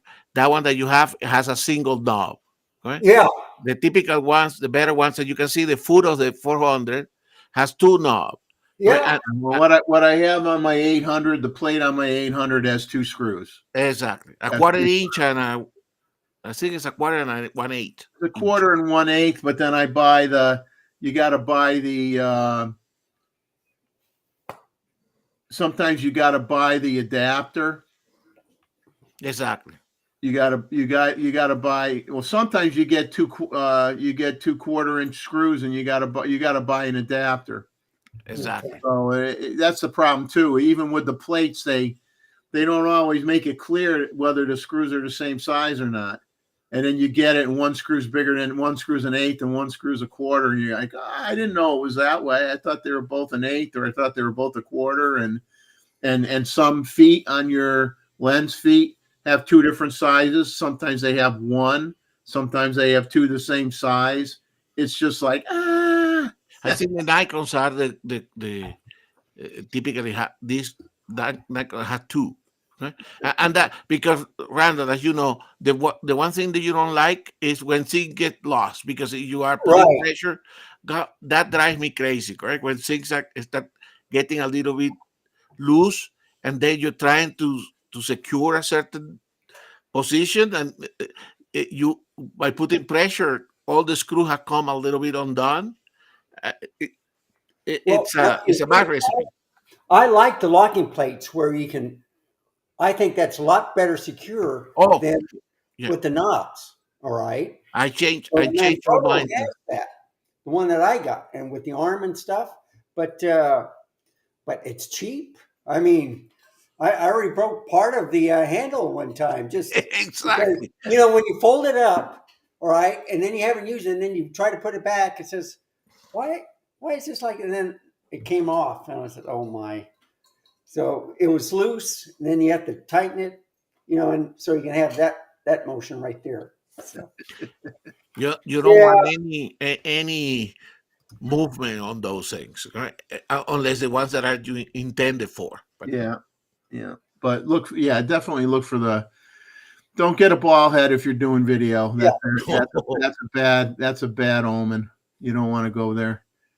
That thing flops down with a long lens on it, and the lens whacks the leg on the tripod, and all of a sudden something got broken. So anyway, we're only 3 minutes away from the end of the show. So we'll just end this and once again, wishing everybody the best of holidays. And the cat says hello to everyone as well. What's the cat's name?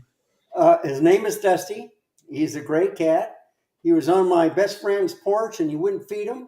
So I brought him home, and look how big he is. He was raised by 2 Yorkies. He thinks he's a dog. It's a British Blue. Yeah, I have my dog Patches. When she was young, my son was living with me who had a kitten. So my puppy and the kitten grew up together for a while, and they never fought. They laid on top of each other. They played with each other. They never hurt each other. It was amazing because I had never had a cat and a dog in the same house before. So it was interesting to see them grow up to a certain age together, and how close they got. It was really neat. Really Well, neat. they work in tandem. So I went to a friend's house, or the guy was babysitting us when I was younger, and they had a cat and dog raised together. He laid a steak out on the counter, and he was going to get the kids, to start coming in, wash up, and he was going to cook the steak. Went back to the kitchen. The steak wasn't there. So the cat got up, threw the steak off the counter to the floor, and the dog got it, and they were both eating it. So we ended up going to McDonald's after that. But, I love those stories. All Yeah. about teamwork. But my thanks to you guys for coming on the panel as always, and for those that came on earlier. And of course, a special thank you for Chuck for coming on at the beginning of the show. And one last reminder, because sometimes we get the people from Europe that come in at 1 a.m. here on the show and show up, is Chuck is having a live stream from AP Studios Christmas night at 7 p.m. Eastern time. He's anticipating trying to keep it going for at least 2 hours. But he's not willing to put any money down that time frame won't change. So if any of you are done with your festivities in time and can support him, this is his first live stream that he is heading up from his channel since he had his stroke 6 months ago. I think it would be really nice if everyone could, even if you just show up for 10 minutes and Say hello. and give him your best wishes. I think that would mean the world to him. And those of us on the panel here, the way it's going to work is we're going to go in the chat like everybody else. And if we want to go on the panel, just like anybody else can, we'll ask him to send us a link, and he'll send us a link, and then we'll be able to come on. So I know there will be, I'm sure, a minimum of 2 of us that are going to be on. I committed to it. David Stewart committed to it, and anybody else that's available.